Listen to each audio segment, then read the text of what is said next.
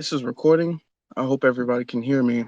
I'm gonna try to screen record this and put this on my YouTube video. So if you guys are watching this recorded after the fact, you guys can subscribe to my YouTube channel at Afro Elite on YouTube. But while we're waiting for people to come in, I'm gonna put some things on a Jumbotron or Jumbo screen, I think it's called.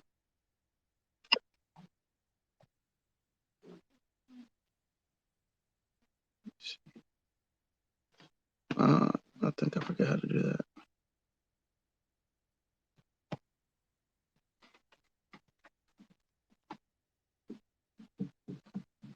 Hold on.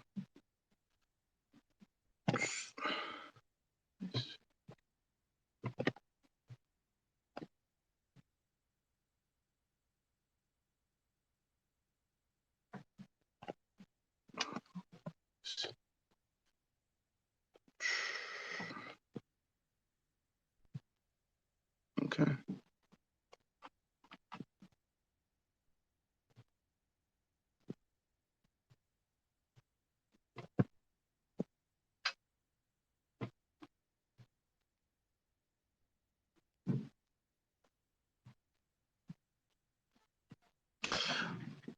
Jeff, how you doing, brother?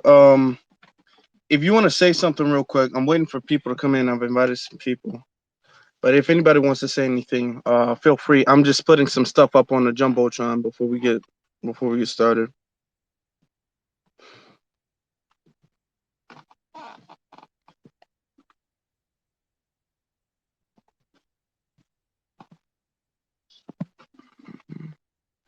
I know I have some other stuff saved.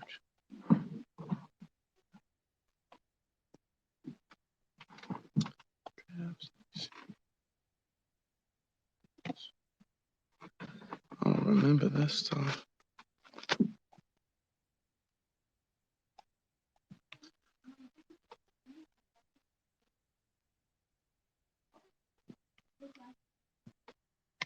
Okay,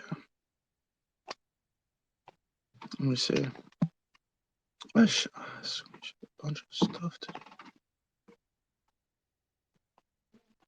Okay, I bookmarked it. I don't know how to see my bookmarks.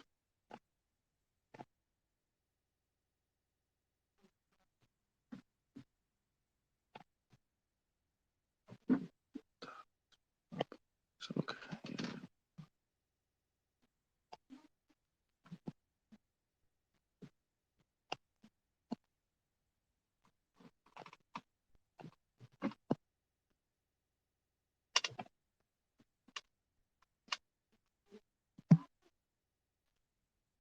Okay. Okay. I appreciate everybody for being here. Hopefully you guys can hear me. Can you guys let me know, because I'm kind of new to hosting spaces, so I'm not sure you guys can hear me, and I'm not on my regular device either. So I hope you guys can. I was just sharing some stuff for the Jumbotron, because I think that this is a topic that needs to be discussed, especially given our recent situation with Judge, what's her name? What is her name? What is her name? Judge Chu. Her name is Regina Chu or Chow or whatever, however it's pronounced. Okay. So the reason I decided to make this space is because I've noticed, especially last year, and I got into it with a few people about this when they were talking about black people are attacking Asians. Black people have some type of hatred for Asians because of I'm just saying, because of the coronavirus, and that we blame the Asian community, and that we were just randomly harming the Asian community, and how bad we were. And then there was a lot of pushback, and I remember I gave a lot of pushback to that. And I was told how we need to unite. There was Asian people who directly messaged me on my Twitter, and they were trying to talk me down, so to speak. They were trying to say how black people and Asian people are both minorities, and we've both been oppressed in some way, even though you all who know me know very well I do not compare the black oppression to any other group. But that's the angle he was coming at it with. So we need to team up and we need to fight together and join together. And I saw a lot of black influencers, and I saw a lot of black celebrities trying to push that same narrative that black people and Asian people need to team up and black people and Asian people need to join together in this coalition of black and yellow. And you know um and now we see, not very long later, we've seen instances of Chinese people beating like in Africa, literally beating their employees with sticks and other weapons. We've seen, um, I guess a book. This was a basketball team who was playing in China, and you had a bunch of Chinese people on the side screaming, yelling racial epithets, calling them the N word, calling them nigger while they were on the bus, and especially when they got off the bus. And now recently, we've seen an Asian judge pretty much give a pardon to Kim Potter for the murder of Dante Wright. She literally cried while she was giving the very light sentence. She gave her 2 years, in which she only has to serve 16 months of those 2 years. Okay, so you all know there are black people in prison for drug charges, non-violent drug charges, where nobody has died, and they're getting sentenced longer than that. So, but this is an example of how there is no black and Asian coalition, because Asian culture, not just in America, but in Asia too. And I brought up some things in Asia. I've shown that bus thing happened in Asia. In Asia too, it is rooted in anti-black hatred. Asians have in their culture, in here and abroad, not just the Chinese or Japanese, the whole Asian race collectively hates black people, has a very bad hatred of black people, and want to be honorary white supremacists, and teams up with them every single chance that they get. There is not a single chance that they get where they side with black people over the dominant white society. So that's the intro to this. If anybody wants to come up, if anybody wants to request to speak, or if there's anybody who disagrees, because I've had some people say that they disagree with me on this topic, and I told them that I was going to be on, so they're more than welcome. Excuse me. They're more than welcome to come up here and voice their disagreement. But as I'm waiting on people to request, and as I'm waiting on people to say what they have to say, I have to say it is very important. Now this goes beyond Asians, but I'm trying to keep us focused right now. It's very, very important that we realize, as black people, we absolutely have no friends whatsoever. We barely even have other black friends. Right now we're going through like a cleaning of the house, so to speak, with the African diaspora right now. Okay. So we don't need, all black people aren't even on the same page. We don't even necessarily have all black friends. So we damn sure don't have any non-black friends at all. These are the same Asian people. If you all remember Peter Liang, who shot and killed Akai Gurley, an innocent black man, and walked off, just completely walked off without calling an ambulance or trying to get him any help, as Akai Gurley laid on the ground bleeding to death. And then the entire Asian community. And if you guys want to know why I say the Asians as a collective, not just one or two, but the entire Asian community, not just the Japanese or the Chinese or the Koreans or the Vietnamese, all of them together protested for the freedom of Peter Liang, because they feel like they're honorary white supremacists. And if white people get to kill black people with impunity, then Asians get to do so as well.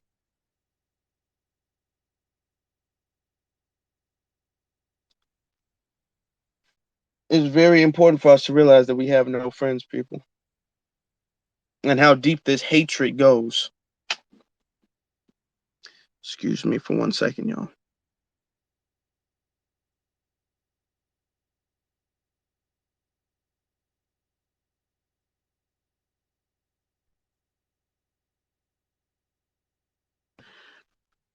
And in the chat, or I don't know if this is a chat. I don't know what you call this, but um as I was talking, I noticed that you put the laughing emoji up. Is there something that you disagree with?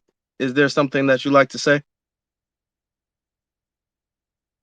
Because if there's something that you would like to say, or if there, and this goes out to everybody who agree or disagree, but if there's something, especially if you disagree, if there's something that you would like to say, you can please feel free to say it, because you're sitting up here laughing. So I assume that you find something funny, and I'm not being funny. Nothing that I'm saying is a joke. Everything that I'm saying is life or death serious. And you're laughing, so I assume if you don't have anything to say, then you're just a troll. And I don't feel like trolls should be in here. So I'm gonna give you some time. I'm not sure what you were doing, but I'm gonna give you some time to request to speak. But I would appreciate you not trolling. If you want to say something, feel free to say it. I'm waiting on some other people who said that they had an opinion and that they wanted to come in.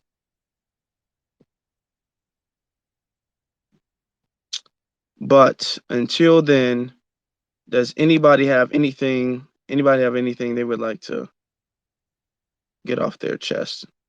If I have anything they'd like to say, you can feel free to request. How do I have the? Hold on. Oh, I got captions on. Okay. Oh, somebody just requested. Okay. Well, they're not there anymore. I didn't get to see who it was. Um. Yeah.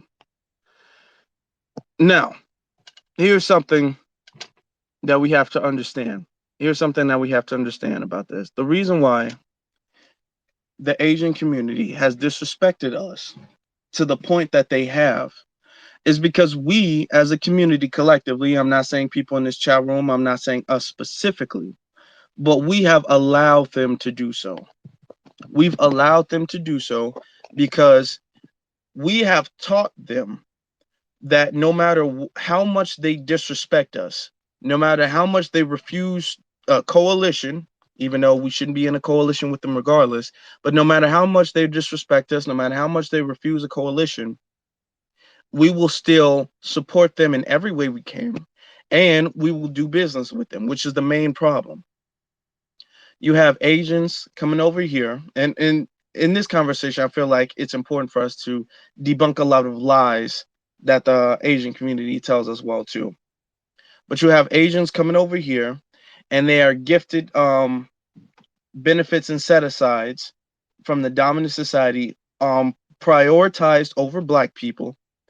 They set up their businesses, such as their restaurants, especially their nail salons and their beauty supply stores, directly in the Black community. Pretty much there's no Black community that you can go to that doesn't have these things. These things are not, even if they're not like smack dab in it, I guarantee you there's not one I've been to. And I've been to many different Black communities across the country. There's not one I've been to where it's very, very far off. If there are Asians even around that area, it's not far off at all. So we go there. First off, I've stopped eating Asian food for a long time. Okay. There was always rumors about them, cooking dogs and eating cats and all that. There was always rumors about that. And I saw some clips. I literally saw some clips of them cooking. They look like some type of wild dog or some type of greyhound. They were cooking that in China, and I was like, is that serious? Are they really cook? They were cooking that. It was skinned, and they were cooking it, chopping his legs off, and putting it in their rice and eating it. And I used to do in Chicago. We have a lot of Asian businesses and stuff, and I used to do DoorDash not very long ago. And I would go. I'm gonna let you come in. Hold on. and I would go to this mm, oh, okay. I'll let you be. I would go to the Asian restaurants, and what they would do is, because they would be closed or they would try to close early, they would let me get the food through the back door. So they would open the back door, and I would be able to see inside the kitchen. Now, the thing is that in too many Asian restaurants, we don't actually get to see the kitchen. They have the kitchen blocked off, so we just don't know what's going on back there. When I would go back behind the Asian kitchen, I would see what a terrible, ugly looking mess they would have. I used to work it with food. I know cross contamination, and I know certain things that would have a health inspector shut the place down. That place was disgusting, and not just one or two. A lot of Asian restaurants, maybe with the exception of like the really pricey, high scale downtown ones, a lot of Asian restaurants are very nasty, disgusting. They don't properly wash their dishes. There's a lot, and I'm talking from personal experience, there's a lot of um, cross contamination. They'll pick something up off the floor and they'll keep on cooking it. And the food, to be honest, if we really want to think, the food is not really that good. You can make better Asian food if you maybe you just like the dish itself. You can make better Asian food yourself. You can buy that specific type of rice or those specific type of noodles, and you can make that yourself. It'll be a lot healthier and it'll be a lot cleaner to eat. As far as the beauty supply store, that's something that we, and I understand black people are very, you know, we spend a lot of money on our hair care products and things like that. No other race understands what we have to go through as far as hair, and I do understand that. I really do get that, trust me. But as far as supporting their beauty supply stores, that's got to stop. And in my opinion, there is no excuse in the world to be going to them to get your nails and toes done. None whatsoever. Now, Neo, you requested to speak, Neo Black, so I'm gonna let you say what you have to say, bro.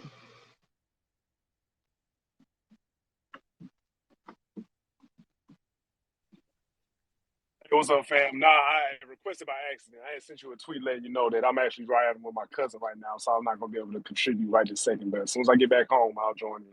Oh, okay, Exit okay, out. okay, okay. Yeah, I didn't see that tweet. Okay, okay, all right then. If there's anybody else, and you laughed a couple times again, like I said, if there's something that you like to say, you can please feel free to say that.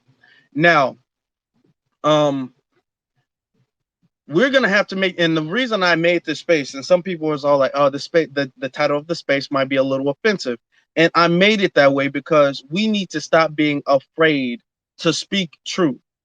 Okay, this is the truth.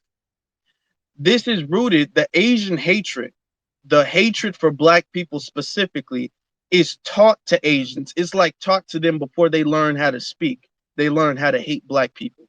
It's taught to them through their media. It's taught to them through their parents and ancestry. It's taught to them through their culture. It's taught in every which way. It's taught to them. Okay, I'm not making any of this up. Literally, if you can go and see a bunch of racist Asian commercials that's played in Japan and China, where they'll put like a black person. There was one where they Chinese woman, Asian woman, put a black man in a washer machine and ran the washer machine, and he came out as an Asian.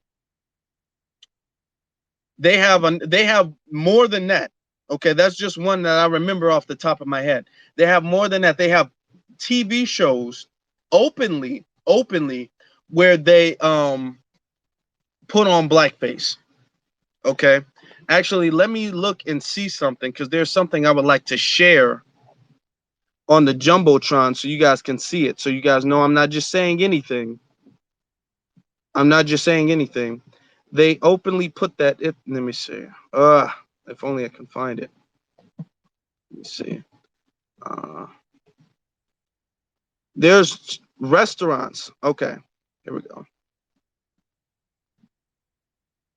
Okay, I just shared it to the I think that's called the Jumbotron, right? There are literal restaurants with the word nigger in it. Like you have Burger King, they'll just say nigger king.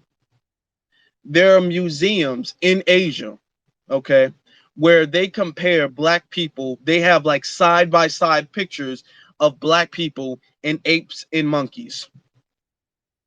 The other two pictures, I just mentioned the fact that they have open blackface in Asia. They protest for the murder of Peter Liang. Now, when they come here and we wanted to team up with them, I wish I had a scan for this, but when they came over here and we were helping them out because we felt sorry for them, during the Black Panther movement, there were Asians that were allowed to be in the Black Panthers. Now, when I bought this up last year, this, to be honest, it was kind of funny because this was around the same time last year. Because this, the Asian hate stuff, that happened kind of around this time, if I'm not mistaken. But around this time last year, when the Asian hate narrative started popping off, you saw a whole bunch of people talking about, well, Asians have a good history with black people, and they brought up the fact that Asians were members of the Black Panther Party. Now, that is one of the Black Panther Party's biggest mistakes, because they let a lot of informants through the Asian community enter the Black Panther Party, and they were sabotaged and ultimately dismantled. One of the most notorious informants was an Asian man named Richard Iokio. So you guys, when you all have a chance, you guys can look up that name. His name is Richard Iokio. I believe that that's how you pronounce his last name, or Iokio, or something like that. He was an Asian informant. So we've never had a coalition, and they will bring this up. We've never had a coalition in the Black Panther Party or any civil rights movements. Everything we've done for their benefit, and they've never reciprocated. As far as their businesses go, we've given them so much business. We are their number one patriots as far as their beauty supply stores and nail salons, especially in their restaurants. They deliberately place their restaurants in our community. They don't do this with Hispanics. They don't do this with um, white people like that. They don't do this with any other race of people. They especially and specifically do this to us. And then when they get in there, I mean, when they put their business in our community, we have to be worried about going in and not being shot to death. Unfortunately, like our sister Latasha Harlins, who went into an Asian store. It was like, it wasn't a beauty supply store. It was like, I guess, an Asian mom and pop shop or something like that. Well, she went to buy some orange juice, and the anti-black racist store clerk, whose name was Sanja Du, she argued with her, accused the black woman of stealing, despite the fact like that Latasha had money in her hand. Despite the fact that Latasha had money in her hand, she accused her of stealing. And then when Latasha decided to walk away from the entire situation, Sanjadu took a revolver out and shot her in the back of the head, killing her. And then you had this you had a judge, Joyce Carlin, Joyce Carlin, let her off because she believed that Sanjadu was not a bad person. She said, quote, "I didn't see a criminal in my eyes." That's what she said. So they were allowed to murder black people. Now, we already talked about Peter Liang, allowed to murder black people. They refused to do any sort of business with black people at all. There's several cases of Asian wholesalers who like have the wholesale products on beauty supply stores, and they don't want to sell to black owned beauty supply stores because they only want to sell to other Asian owned beauty supply stores. You have dozens and several Asian restaurants and other businesses in the black community, but they don't hire anybody except other Asian people. They don't hire black people. When you walk into their stores, they're telling you hurry up and buy. They're following you around. They're accusing you of stealing. If you go into an Asian nail salon, and this has happened in many different cases and many different situations, you walk in, a black woman, and she complains about the way her nails was done, they might just lock the door and then proceed to beat the woman with broomsticks and nunchucks. So the situation is very serious. The situation is very serious. Not even in America, when they go over to Africa and the fact that they're colonizing Africans, they're going to Africa, um becoming chiefs, which is a whole nother conversation. There, I think there was some Asian man who was like a chief in Kenya. So I don't remember the country, so don't quote me on that. He was a chief of some African country, African tribe, or something like that. I know that for a fact. But they come over here, they come over to Africa, they start colonizing, gaining capital, owning businesses, having black employees, and then when the black employees do something that they disapprove of, the Asians get to physically abuse their black employees. They discriminate against their blacks. They literally go to Africa and start segregating different clubs and different businesses and things like that from other African people who are native to that land. On the is this thing called the Jumbotron? I keep wanting to say that. I hope it is. On the Jumbotron, I literally showed a scan of, let me see, did I put it up here? Yeah, okay, yeah, I did. I literally showed a scan of a Chinese manager beating one of his black employees. Okay, they do that all over China. They do that anywhere they go. And when they come over here, just like Aquafina, and I showed another a scan of Aquafina and some other Asian chick with braids on. Um, they come over here, they mock our culture, and the saddest part about this situation is the fact that we've always held their culture to high respect, to high esteem. When the like kung fu movies were a thing, like during the kung fu era, and everybody was such a big fan of Bruce Lee, everybody was getting Bruce Lee movies and um trying to imitate Bruce Lee and fight like Bruce Lee and buying his books and everything like that. Um, they did that with a lot of kung fu movies, not necessarily just Bruce Lee. They did that with a lot of kung fu movies. You have black people who um imitate what they believe to be Asian culture and things of the sort. While you have Asians coming over here mocking our culture, mocking the hip hop culture, mocking different things that take place in black culture. They completely mock it just the same way the dominant society mocks black culture. And then when they realize that it's actually what's really popular, it's actually what's alive, because nobody's really imitating Asian culture like that. Black culture is the only culture that stood the test of time and that will stand the test of time. Everybody else, every other race of people, and this is just a little side note, every other race of people is really abandoning what their culture is, and they're trying to assimilate to black culture, specifically the descendant of slave culture. They're trying to assimilate to our culture. They don't really care for their culture. And now that we're embracing the fact that we've have our own culture, which is something that we haven't done for too long, because we've always been told that um we're lost people and that we don't have a culture. And not many of us have known how deep our culture goes in this country. But now that we're starting to recognize that, you're starting to see a lot of these like $5 FBAs, so to speak. I know that's a term that people are saying now. You're starting to see a lot of people imitate our culture.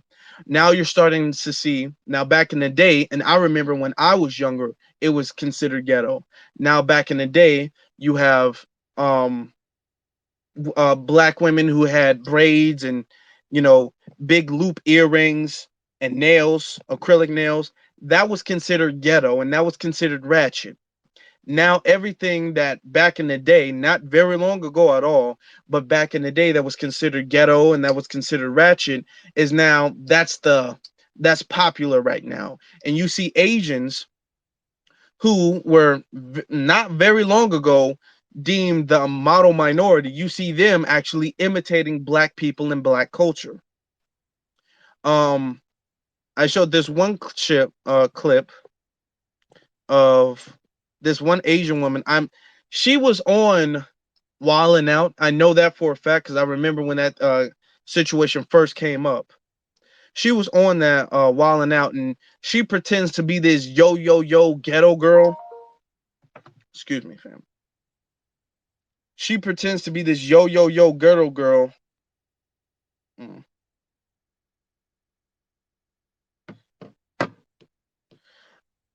Um,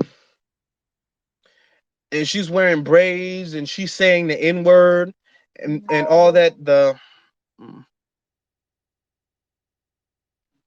She's saying all of that stuff, mocking us and our culture, which brings me back to Aquafina. Aquafina did so, and she pretty much made her whole entire career based off of that. She made her whole career based off of mm, based off of mocking black people, based off of imitating um black accent, like slang, talking like in a slang, which she doesn't have. And a lot of people tried to defend her. I know they said, "Oh, she's from New York, so that's a New York accent." She doesn't have a New York accent. She was imitating a black accent. Okay, you only see it in certain scenes in certain movies she's in. And interviews and other movies, she talks completely fine. She doesn't have that accent. So she only uses that accent when she's trying to get into some type of character. So she uses that accent, and a lot of Asians use that accent and they imitate us. There was Asians on YouTube trying to be all ghetto and what, like kind of like putting on like a blackface attitude or blackface persona where they will wear the dress that we wear.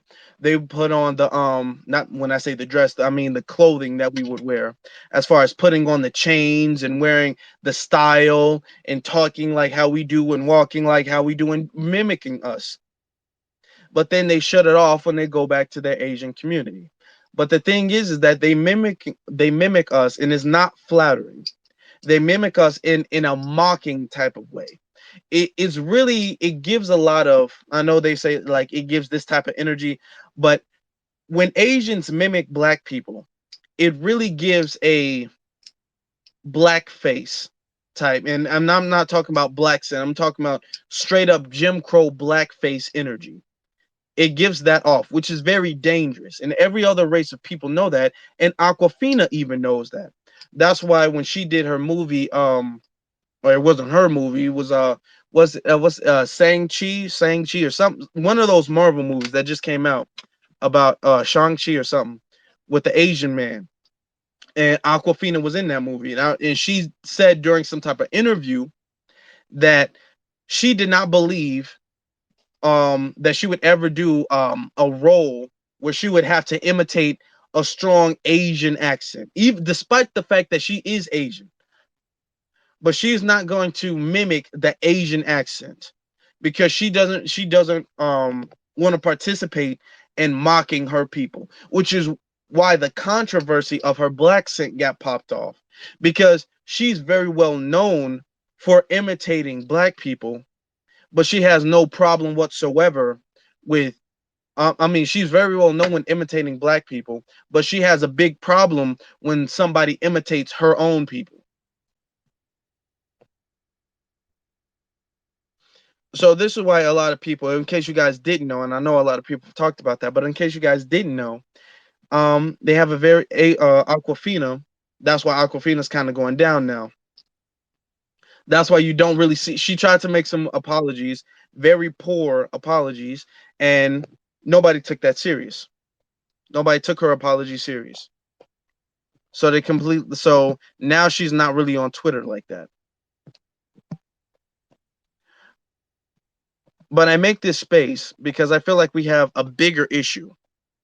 I feel like our bigger issues is necessarily the Asians that run interference for the dominant society. The Asians that run interference for the dominant society are the ones that are more dangerous. Okay.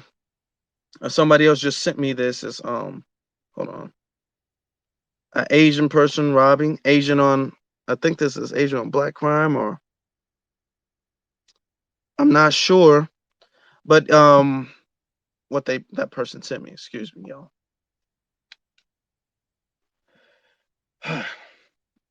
Let me take a little break. I know I've been talking for. If anybody wants to say anything, I know we have some new faces in here. If anybody wants to say anything, feel free. As long as you can keep your comments somewhat respectful and germane to the subject. But you all can feel free. Also, I will be taking this clip and I will be putting this on my YouTube channel at Afro Elite, so you guys can go to my YouTube channel. The link is in my bio and subscribe there as well. I've also had several videos where I broke down the stop Asian hate narrative that was used against black people. Oh, speaking of which, that segues me perfectly to this point where Asian people last year in 2021, Asian people used their platforms and were blaming black people. Okay, and this was on public TV. This was publicized where Asian people were taking very rare, almost staged looking incidents with mentally disturbed black people who randomly attacked anybody. And they were saying that those random attacks were Asian hate. And this is because the black community collectively has some type of evil vendetta against the Asian community. So conveniently, you would have this mentally disturbed black person who would be in front of a camera and they would beat an Asian person, not very badly, because the Asian person would never like be in any critical condition or anything like that, despite the fact that there was one clip of this huge grown man beating up an Asian woman. She left the situation with damn near no injuries at all. I mean, she was in the hospital for a little bit, but she wasn't on like life support or anything.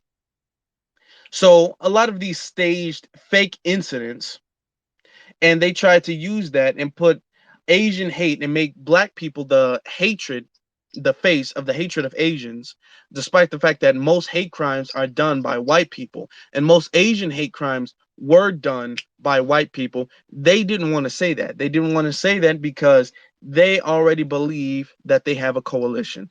Their coalition is with them and other white people. That's the team that they want to be on. And truth be told, that is the team that all other races of people, with the exception of us, and specifically with the exception of the foundational Black Americans, want to be on.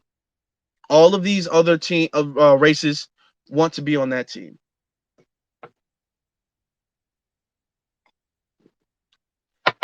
Now, let me respond to some text real quick. I'm gonna mute my mic. If anybody wants to request to speak up, oh, and shout out to everybody here already. Shout out to everybody who's going to be watching this recorded too. Um, don't sleep on my YouTube channel. The link is in the description, of course, and you can follow me here on Twitter as well. Um, I'm gonna mute my mic for a second. If anybody wants to come in and say anything, whether they agree or disagree, you can feel free to request.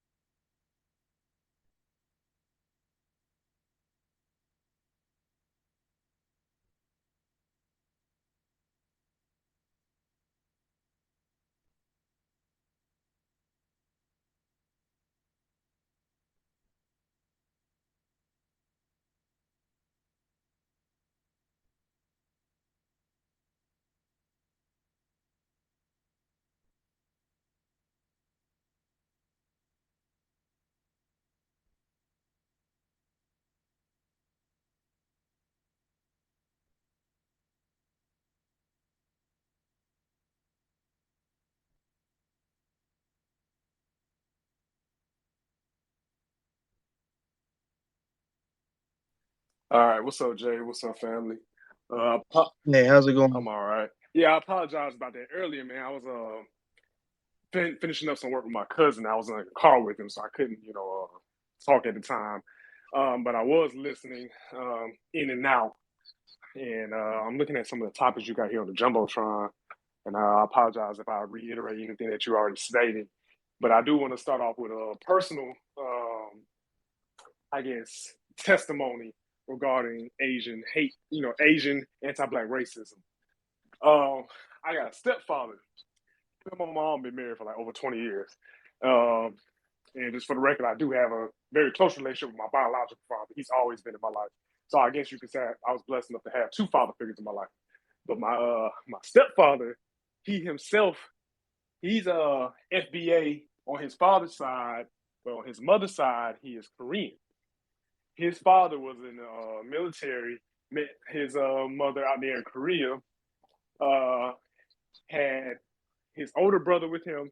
Then they moved back to America, and about a year and a half later, they had my stepfather. Well, after my stepfather was born, uh, the Korean mother just up and one day left.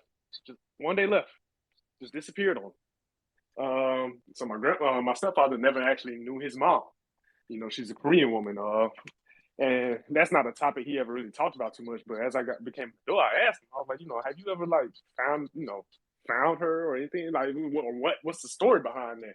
And essentially, he told me years ago he did research on her and found out that she ended up moving out to San Francisco from out here in Georgia and started a whole family out there with other Korean people. So it sounded like to me that she used him and his brother as anchor babies so that she could get citizenship here in the United States. You know, and that in itself is just like I know no parent should ever abandon their child, but I feel like it's even worse when a mother does it. Like, how do you abandon a child that literally came out of you, two of them? Like she just up and left in the middle of the night one day and just never looked back. And then to make it even worse, it wasn't like she up and left and got with another black man. She up and left and went back to her own people. You know, and then so that's just a personal, testimony I have regarding Asians, some Asian anti-black racism. Looking at this jumbotron, uh, I, I Now, you're absolutely right. Asians do come over here making a whole lot of anchor babies, so they can have access to America later on. That was her. It seems to me that that was her whole plan, was to come over so she can start some, lay a little seed, and that way she can come back later. And clearly doesn't care about the kid, but she can come back later and use that fact that she built a family here to come back and forth. To be honest, she might have had a whole family the whole time. Who knows? I abs- mean, her actions are just honestly just despicable. absolutely, and and it's just me just taking my own personal guess at it. I wouldn't be surprised if her family back home probably pushed her to make that happen because like I said, my stepfather he himself he's FBA on his father's side, but for his father to go out there in Korea while he was stationed and go ahead and get a Korean local pregnant and bring her all the way back home, he probably had a hankering. Keep going. He probably had a little hankering for some exotic what they say what Professor Black Truth call it non-black sexual access, you know, and he probably was blind to the finesse being put on him. Mm. But also with the whole Aquafina thing, I saw a funny tweet. I saw a funny ass tweet last night where this girl said this girl said something. She said something. I'm paraphrasing, but she said something along the lines of boy, the accent I would put on if I ever got around Aquafina, and that shit had me rolling. Like, and she followed up the tweet saying it would be a racism off. so so basically, for folks that don't catch the joke, she basically was saying like, I'm finna like to get around black, do her little black accent or whatever. Okay, let's do our best stereotypical Asian accent when we get around her. We'll see who get You more send her offended, running home crying. bruh. And it's so funny because I was looking at the quote tweets and I seen two, I seen three groups of people. I seen the people that pretty much was just laughing at it and co-signing it, which I'm a part of, and that shit was hilarious. And then the next group of people was the bleeding heart Negroes that was saying like, "Man, come on, y'all, you don't fight racism with racism, or when they go low, we go high, and all that other dumb shit that ain't never benefited us." And then the third group of people I saw was, of course, the Asians, or at least people impersonating Asians online, using it as an opportunity to spout off the anti-black racism. Kind of like that tweet that said, "I know it smells funny in there." I don't know if you know about I that saw tweet. that. Yeah, but that tweet had me dying laughing, man. But yeah, man. Excuse my French, but fuck Aquafina, man. Because people talking about like when folks be saying dumb shit, talking about like, oh, what's a black scent? What's a black scent? Bitch, you know exactly what a black scent is. You can talk even when you're talking to an articulate black person. We sound different. We sound different. Like I can talk to a black man or a black woman on the phone, and they don't have to necessarily use slang terms or anything, but it's just a cadence in our voice that I can tell this person got some melanin to it, you know. And what Aquafina was doing was just, of course, some stereotypical, you know, quote unquote black sense, which is funny because black people sound different depending on your region. Black people from Louisiana sound different than black people from Atlanta, who sounds different from black people in Chicago, who sound different from black people in LA, who sound different from black people in, just all over. We all have our own regional accents. But for people to act like they don't know what a black accent is really just pisses me off. It's like the same way there's an Irish accent, the same way there's a British accent. You know what I'm saying? Oh People don't play dumb about that. You know what a British accent is. You know what the Irish accent is. They all speaking the same language. So why is yeah. but when it kind of come down to us though, folks love to play dumb, and we play dumb right along with them. But I'll mute myself now. All right. Absolutely. They're playing dumb. They know Aquafina knew damn well what she was doing. Because the second we start mocking their way of speech, the second we start doing that, we're gonna, oh well, no, I just grew up around a lot of Asians, so this is the way I talk. They're not gonna play that game, so we're not gonna play that game either. Inventor, I know you requested to speak. You can feel free to unmute yourself. Say what's on your mind, please. Oops. Okay, there we go. I had to turn my mic on. Like I was saying, I was just gonna listen and maybe chime in on a few points. But what he's talking about, an accent is actually called a voice inflection. It's the way that because anybody can. Some people say I sound white. Not me in general, but I'm saying some people. If you heard that term before, oh, black people talk about me because I sound white. It's not you sound white. It's your voice inflection and how you carry your words. I just wanted to clear that up. It's not an accent. Um, I lived in Detroit up until the age of about 25. So I grew up around the majority of black people. When I moved out of Detroit, I moved to a fairly white city, which was my first time really dealing with whites, Asians, and Africans. I moved to Seattle.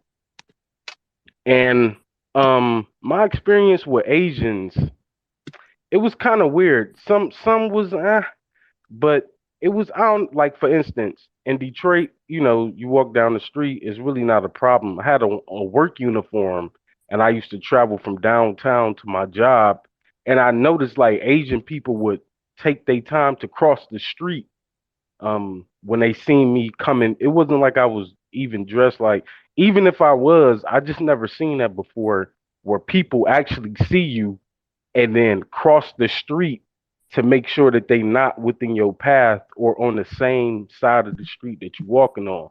So that was the first thing I noticed about Asian people. Another thing was I ended up acquiring a white friend, which I only knew for a short duration, but I have been traveling around Seattle, and like I said, it is a Asian, it's a large Asian population out there. So when I did acquire a white friend, which is very weird to me because most Asian people was like very quiet all the time. If a lot of people use public transportation in Seattle. So when I would hop on the public transport, everybody would be dead quiet for the most part, right? And so this I acquired a friend. He was from Florida, so he wasn't like this spiffy, super spiffy white dude with khakis and in a pin pocket book or whatever you want to call it. He had on like Chuck Taylors or whatever. And as we went along our way or our trail to get to where we was going, I noticed that the outlook of the Asian people around completely changed because this white guy was around. I mean, they was the most talkative I ever seen them. They was like actually, it was just so funny that the first time in my life I had a white friend and around the Asian people that I seen, it was like they just came alive. And Mhm. so I guess that's my experience. I'm glad that you brought that up actually, because you make a great point. Um, because we get told a lot of about the segregation from the Asian community. We get told that that's a cultural thing. We get told like, oh well, you guys don't like. And I remember having this debate a lot last year. A lot of the stuff I'm bringing up, I've had literally last year around the same time, which is funny to me. But we get told, oh well, we just don't do business with you guys because that's just our culture. It's just our culture to do business with other Asian people. It's our culture to do business with other Japanese and other Chinese people. That's just a cultural thing. But you see them, they will completely drop their culture when they're around white people. If it offends white, in order to better assimilate.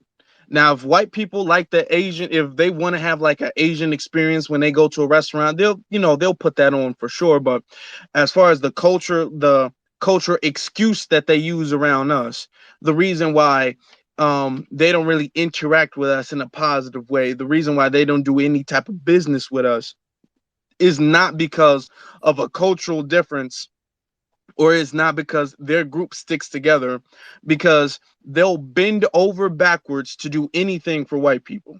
Okay, they'll bend over backwards to do business with them, to be around them, to pretty much try to be like them. They want to be like white people. That's what who they wish to be like. So I'm glad that you brought that up. Something And else. Oh, okay. I'm gonna let y'all say Re- something because I would I'm say gonna have to change a little bit. really quickly. I want to. I ain't gonna lie. This is just a pet peeve of mine, but I hate when Negroes come in and try to be contrary for the sake of being contrarian. I said black scent, and I'm putting that on quotes because that's what folks was referring to Aquafina's tone as her use of language, and also. If you want to do a quick Google search on the difference between accent and voice inflection, I think that would be very helpful.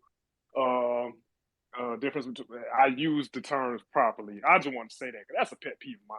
Like, come on, bro. But anyway, on back on the topic of the Asian assimilation, Jay. I actually just peeped that like right before I got home.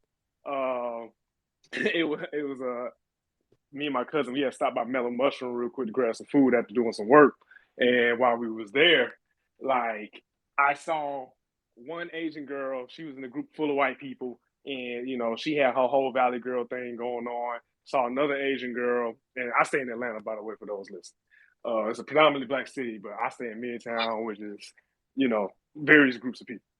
Um, I saw another Asian girl uh, with an Asian boyfriend, and I couldn't, I'm a people watcher. I couldn't help but, I couldn't help but see her. Like every time a white man walked by, she would look at him.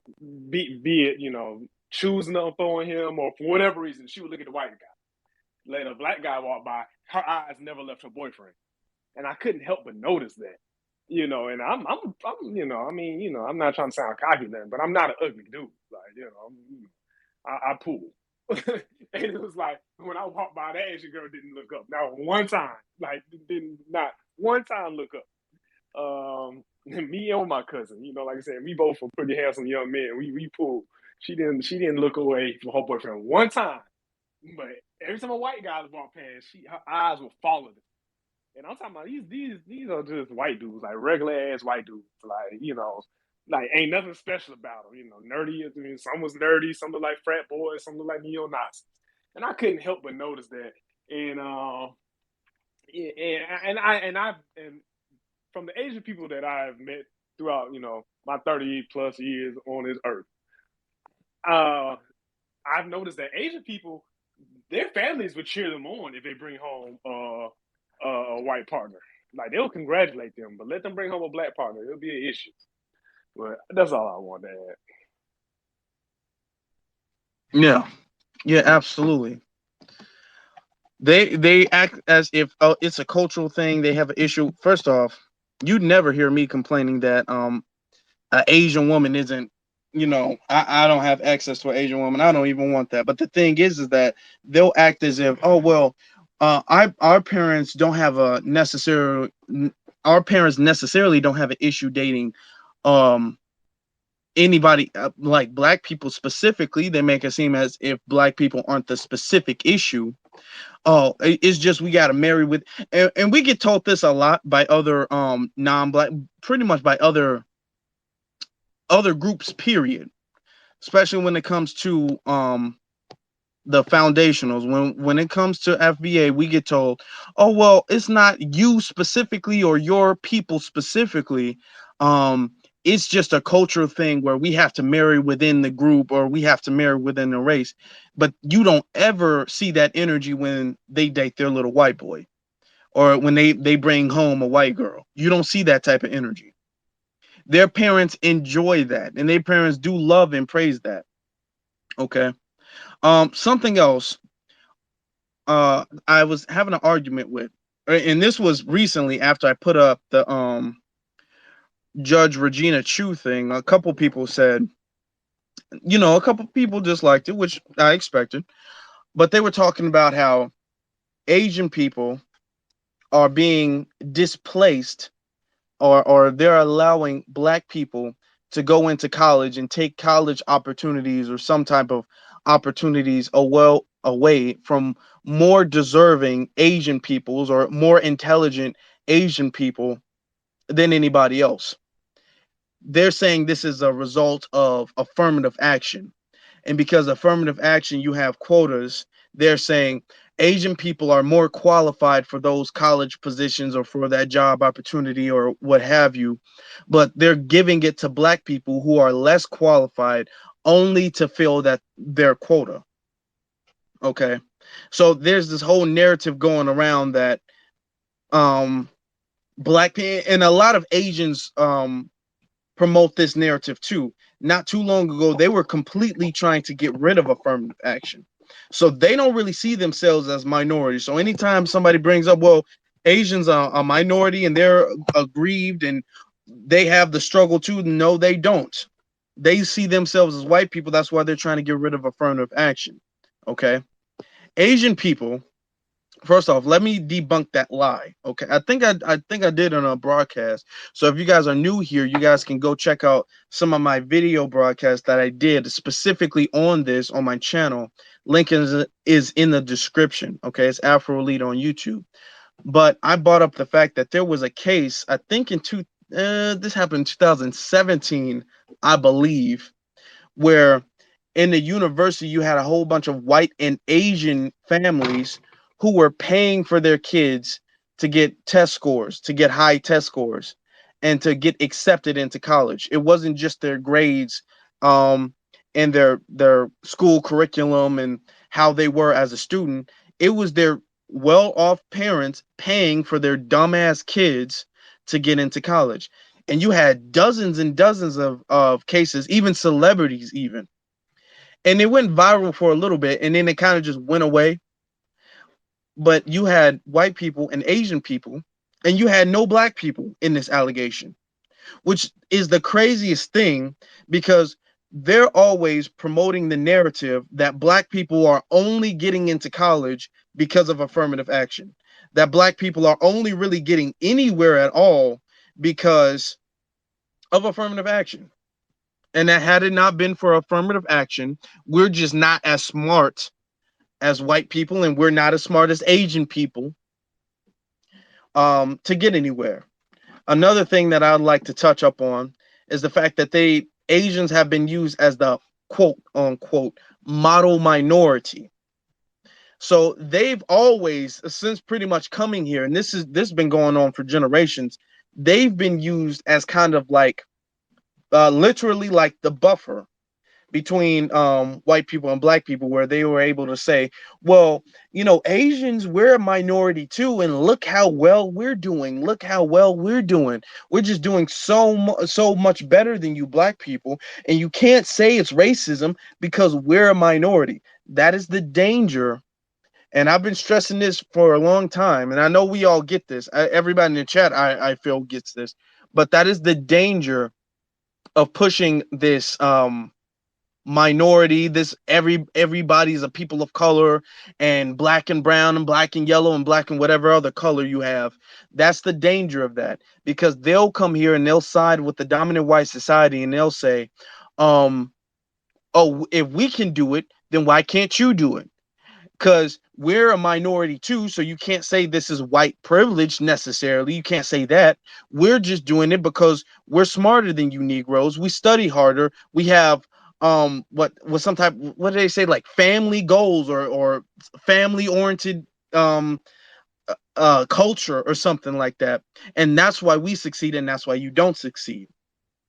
When the truth of the matter is, to be honest, a lot of these Asian people, a lot of them, they get their restaurants, and that's cool. They get their nail salons and whatnot, and that's cool. And that's all they do. And they never go anywhere. They never excel. They never go anywhere past that. That's their peak. A lot of them. That's their peak. And they use their economics, and they promote certain people who get to go to, they fund certain people to get to go to college. Okay. They allow certain, like, they allow their kids to study, full stop. Their kids, like, when it comes to black people, you got to participate in the house. A lot of black people are on fixed income, so you got to be in college, and you have to have a job, and your money is kind of funny, so it's hard for you to get the tutoring that you need. Sometimes you got to pay for that. Sometimes you got to pay for some of the books and advanced courses and things like that that you need, and you can't take that. A lot of times you gotta kind of, you got a lot of black people playing around with what's that thing, student loans. And Asians, the dominant society does not allow Asians to go through the same hardships as far as getting into college and as far as education itself, period. Okay. Even from an elementary level, you see cases after cases of grown white men beating up on black kids, grown white men and women beating up on black kids. You don't see grown white men and women beating up on Asian kids like that. You do not see that in school. You see, when it comes to black people in school, you see straight school to prison pipeline that you see exclusively with black kids, exclusively with black children. You do not see that with Asian children. They get put on this pedestal because of this stigma that they are so intelligent, that they are like genetically intelligent. They get put on this stigma, and they get to ride along with that false stereotype. And black people, because of the stigma of anti-black racism that the country was founded on, black people have to fight against their teachers, the people who are supposed to be teaching and educating them.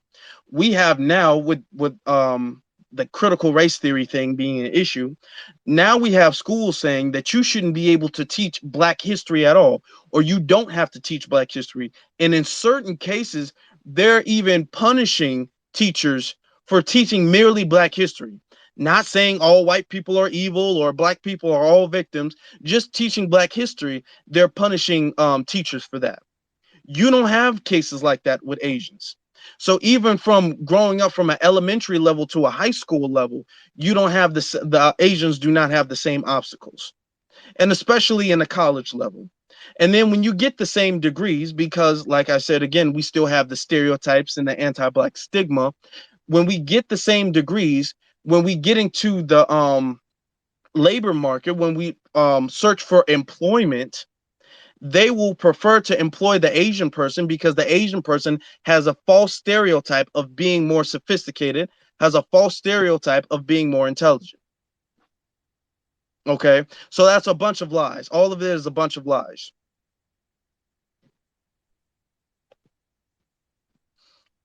Caller wanted to. Okay. Um, MKG, you requested to speak. Is there something you'd like to say? I'll be just speaking in a little bit. Let me hear you guys a little bit so that I can have some, Okay. So this is I do want to. I'm sorry. I just wanted to supplement something that you said, Jay, before you move on about Asians being a model minority, and how they have this stereotype about them being very intelligent and everything else. Mhm. Man, first of all, I have multiple degrees in my name. I have two bachelor degrees in my name. One in criminal justice, one in psychology. It would have just been one in political science, but I didn't want to do the Spanish requirement. So I just broke it into two bachelors between psychology and criminal justice. So I went to school with a healthy amount of Asian people. And one thing I'll say is Asian people are not that smart, especially compared to everyone else. What Asian people are very, uh, what's the word I can say? I don't want to say obedient, but essentially that's all what college measures. College doesn't measure levels of intelligence. Again, this is coming from somebody who has multiple degrees to my name. The smartest people I have ever met in my life were people who didn't have any secondary education outside of high school. I'm talking about some of the most intelligent people in my life have no college education whatsoever. And some of the biggest dumbasses I have ever met are actually currently in doctorate programs, if not already completed, or have already completed the law school education, and just in various different forms. And these are some of the biggest dumbasses that I know. So one thing I would just want to dispel as someone who does hold multiple degrees is the notion that college or secondary education determines intelligence. No, it does not. It's based off of obedience, which is why a lot of, like you stated before, black children don't necessarily do as well in kids. It's not because we're dumber. It's because the education system in place is not it's not based around our strengths. There's an old saying, going about teaching a bird. I mean, teaching a fish how to fly or something like that. That doesn't. I can't remember the exact saying, but basically saying like, you can't compare, a fish to a bird or something like that, and you're trying to teach the fish to fly. Like that's not a strength. So again, just for clarification's sake, school does not. I'm not saying you said this, Jay. I'm just saying this for everyone else listening. School is not a barometer of intelligence. It is a barometer of let's say dedication, um, and when dedication as far as you pursuing your education, and just really is how well can you follow directions. That's all school really based determines. Because one last thing, just on a personal note, in school, I was an A, B, C here and there student. I'll say average. I was never valedictorian or nothing of that nature, but I definitely had the highest SAT score of my class. And I can show you people who was my peers growing up who are now Emmy nominated reporters, journalists. I can show you people who I went to school with who are successful producers in music. I can show you people who have some of my peers who have literally gone to the Olympics and won gold medals. And these are the same people that was in my class. But some of them had straight A's, but I'm the one who had a higher SAT score. So what does school really measure? And that's what I want the note I want to end on. I wanted to mention real quick about the classism within Asians. There is a class system within Asians. Japanese, Chinese, and Koreans are considered as the upper class Asians, while the Filipinos, it's a few more countries that fall under that they consider lesser than them. So if we talking about academics, I think the ones that you see that pursue more academics or who are considered as more intelligent and does not have a job per se doing nails or a Chinese store, they are not considered on the same level as the Chinese, the Japanese, and the Koreans. I just wanted to throw that in there. And when you speak about Asians, are you also talking about Indians as well? Um, to be honest, they are a part. So yeah, I would say that too because they do come over here with the same narrative as well. I was mainly referring to the like the Japanese and the Chinese. Hold on, let me accept this request real quick. But I was mainly referring to them, but that this also does apply heavily to the Indians as well too, because um there's in Asia, just in Asia, period, in Asian culture. This is why I say anti-black racism is Asian culture. They have a caste system based off of the color of people's skin. You literally have Asians in Asia who walk around in the summertime with umbrellas on because they don't want their skin to be darker. Okay. That is not a lie. That is not a myth. That is the actual thing. You can Google this and you can find pictures of this.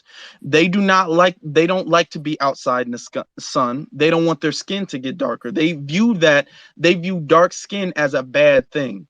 If you go to these countries, you will see the darker skinned people are like the lower class of their society. And that's rooted in anti-blackness. Now, MKG, you requested to speak, and Lewis, you must be cracking up. You must have a lot to say. If you want to request to say something, you can feel free to request. MKG, you can unmute yourself. Yeah, I want to point that out that actually, in fact, I am from Bhutan, and so that's part of Asia. I can tell that the fact that people don't like to be born and they don't like to be seen having their color black, and they use the umbrella. That's fact, and I think that actually came from the British people. Actually, when the British, was ruling most of the Asian country back then, they they put that idea that the black people are, or the people that has the black skin, still people in that part of the world, they say the black people are Negro people. I'm sorry, I don't want to point that out, but that's the fact. I mean, they say that. And when British was ruling India for 205 years or some, they all taught this thing to the people over there, that these people are this and that.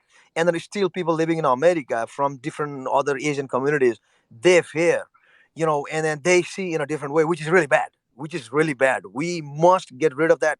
We must come up, way up, look in a better way, in a very positive way, respect everyone equally. Okay. Now, if we're coming here on a way of respect, what we need is we need to get the same energy because it's always been one-sided. It's always been black people supporting and helping and really giving a leg up to the Asian community. The Asian community, especially in America, especially. First off, even because not that long ago, there was a lot of Asian countries in Asia that were considered like third world countries, and they've recently come out of that, and that's because of a lot of business that they've been doing with America. So even off of that alone, because of the fact that foundational black Americans built America, we deserve a thank you for that. But when they come over here and they get the civil rights benefits that we have fought for, they get the college grants and all of the things that we have fought for, they get to participate in that. And then they come here and they set up their business and their nail salons and their beauty supply stores and things of the sort, and we patriotize their business. We're giving them an economic base. We're helping them out economically. And we have never, ever, ever received that from the Asian community. Okay. And this doesn't just go for one ethnic group of the Asian community. This doesn't just go for the Japanese or the Chinese. This goes from all of them. We've never really received collectively.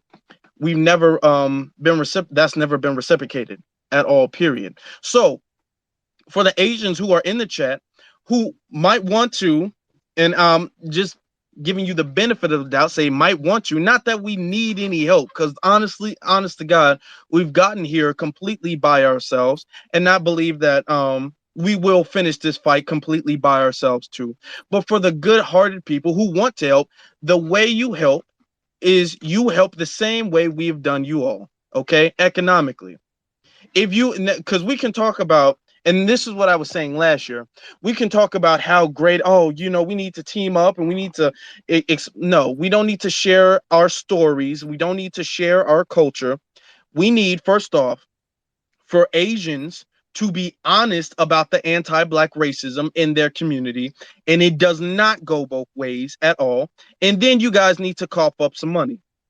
And after you guys have paid the debt that is owed, then we will consider forgiving you, and then we can move past that. I want to speak. I want to say that that would never happen Oh, no, because I know it won't. the friendship that bonds not just the Asians but the so-called Hispanics or Latin people, and any other people who decide to come into America, the glue that bonds them together as one understanding is the hate for black people. There is no other silent contract but the hate for black people. That is their whole thing, and they all act on that silent contract together. And as long as that silent contract is together, they can afford to give their kids a better life. Like I said, I'm originally from Detroit, and I went to a school that's like maybe 2 miles outside, which is the suburbs. And when I went to that school, the amount of Arab kids, or some of us call them Chaldeans, they was going to school in BMWs. I mean, they always stayed together. They never kind of assimilated with us the same way as they have every store on the corner, or they have whatever property that they may have, and we go and we openly shop with them. The treatment would never be reciprocated. Another thing is that they know everything about us. When we talking about just dealing with Asian people, even on the surface level, we don't really know about them, but they know everything about us. They know what we eat. They know our hair, the texture, what type of chemicals we use, what type of our style. They so advanced, and this is just not Asians. This is for every group. They know so much about us, but we know so little about them. Well, my thing is this. The reason why I give this, not because I believe that the Asian community collectively is going to do it or any non-black community is going to do it. The reason why I say what the solution needs to be is not because at all I believe is going to be applied, is because you're going to have some non-black people be all like, you know what, I see where I was wrong, so let me help the black community, which is let me try to get in front of the movement by putting Black Lives Matter in my Twitter bio and start tweeting a whole bunch of stuff from some black celebrities, or let me imitate black, because during 2020 that was the thing where a lot of them were all like, oh, we see where we went wrong, and to quote unquote help us, they started imitating and they started trying to get in the front of our movements, which they only use to pivot to their thing. I'm cutting that out at the source right now. I don't care about a Black Lives Matter or any black thing in any non-black person's bio whatsoever. I know for a fact that you have open white supremacists who used to have that, who used to have Black Lives Matter in their bio, and they completely left that. My thing is this, which I know they won't do because that's going to take away from them. They have a code. There is an unspoken, I'm glad you brought that up. There is an unspoken rule, or it's kind of spoken. They kind of do say it indoors at times, but it's an unspoken rule that you have to be against black people. That is an unspoken rule that you have to be against black people and blackness in general. They don't even, and this is why I say they will never help. None of them ever. They don't even like the dark skinned people of their own race. You go into these Asian societies, these Asian communities, and I dare any single one of you guys to say I'm lying. You go into any of them and you look at the caste system that they have, they always and will forever have the darker skinned people on the bottom of that caste system. Lewis, I know you stopped laughing. I know you stopped laughing, Lewis. Nothing's funny now, huh? because the white looking Asians, or the Asians that are closer to the Anglos, they view themselves as white and they try to assimilate and be white. And the darker skinned ones, they view those as the Negroes of the Asian community. And this goes for really all non-black people. This goes for the Hispanics as well, which is why you will never get them to team up with blackness, because they have a vitriol against blackness and just darkness in general.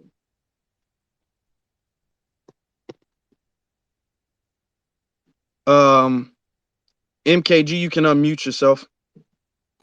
Yeah, I was trying to point out a couple things here, but I think I forgot. I should have the pen and paper so that I could point out the thing that you mentioned again about the racial. I mean, the caste system in the Asian community. I think that's not in every community in Asia. I think it's mostly in India and Nepal, and that came from the Hindu religion. So that is still a big super big Okay. problem over there. Okay. And Okay. Hold on. I'm gonna have to disagree with that. Literally, in and now I know in India they do have that, the caste system. In China, there are literal, and I have this on. I think this is called the Jumbotron. In China, literally, they have restaurants with the N word on it. They wear blackface. Okay, they have museums where they compare black people to monkeys. All of this stuff is Googleable, and I put this in the Jumbotron so anybody can look that up. So let's not try to minimize the issue. This is in Asian culture in general, all over that continent. You can literally Google this, where you have pictures of the white looking Asians, or the light skinned, the Japanese, Chinese looking Asians, wearing umbrellas outside in the summertime so their skin won't get darker. We know for a fact that this is a big thing in India. We do know that for a fact. They've always had a very strong, strict caste system. But we know for a fact that this is all over Asia as well. This is not just in one specific segment. This is all over the country as well. They treat black people like shit all over the place, and they do so here as well, because they want to be white in Asia, so they damn sure want to be white in America. um Neo, you wanted to say something? Yeah, I just wanted to point out how you are correct. That the anti-blackness, it is prevalent all throughout Asia, because you can Google right now Chinese skin whitening. You will see various articles about Chinese people's skin whitening their skin. I think the best way to disprove that or refute that argument that we are stating that anti-blackness exists all throughout Asia is to name an Asian nation that does not have anti-blackness, a documented history of anti-blackness, and then we can go from there. Because we're saying all Asian nations have a documented history of anti-blackness, be it against people classified as black or the darker complected people of their own nation. So if anyone can come up here and tell us a specific Asian nation that is not, that does not have a history of anti-blackness, we can go from there, because we got Google. We can easily Google it if we're not already privy to it existing. And also another thing I want to say is, not only is skin whitening a thing over there in many Asian nations, so is facial reconstructive surgery. That's a good point you brought up.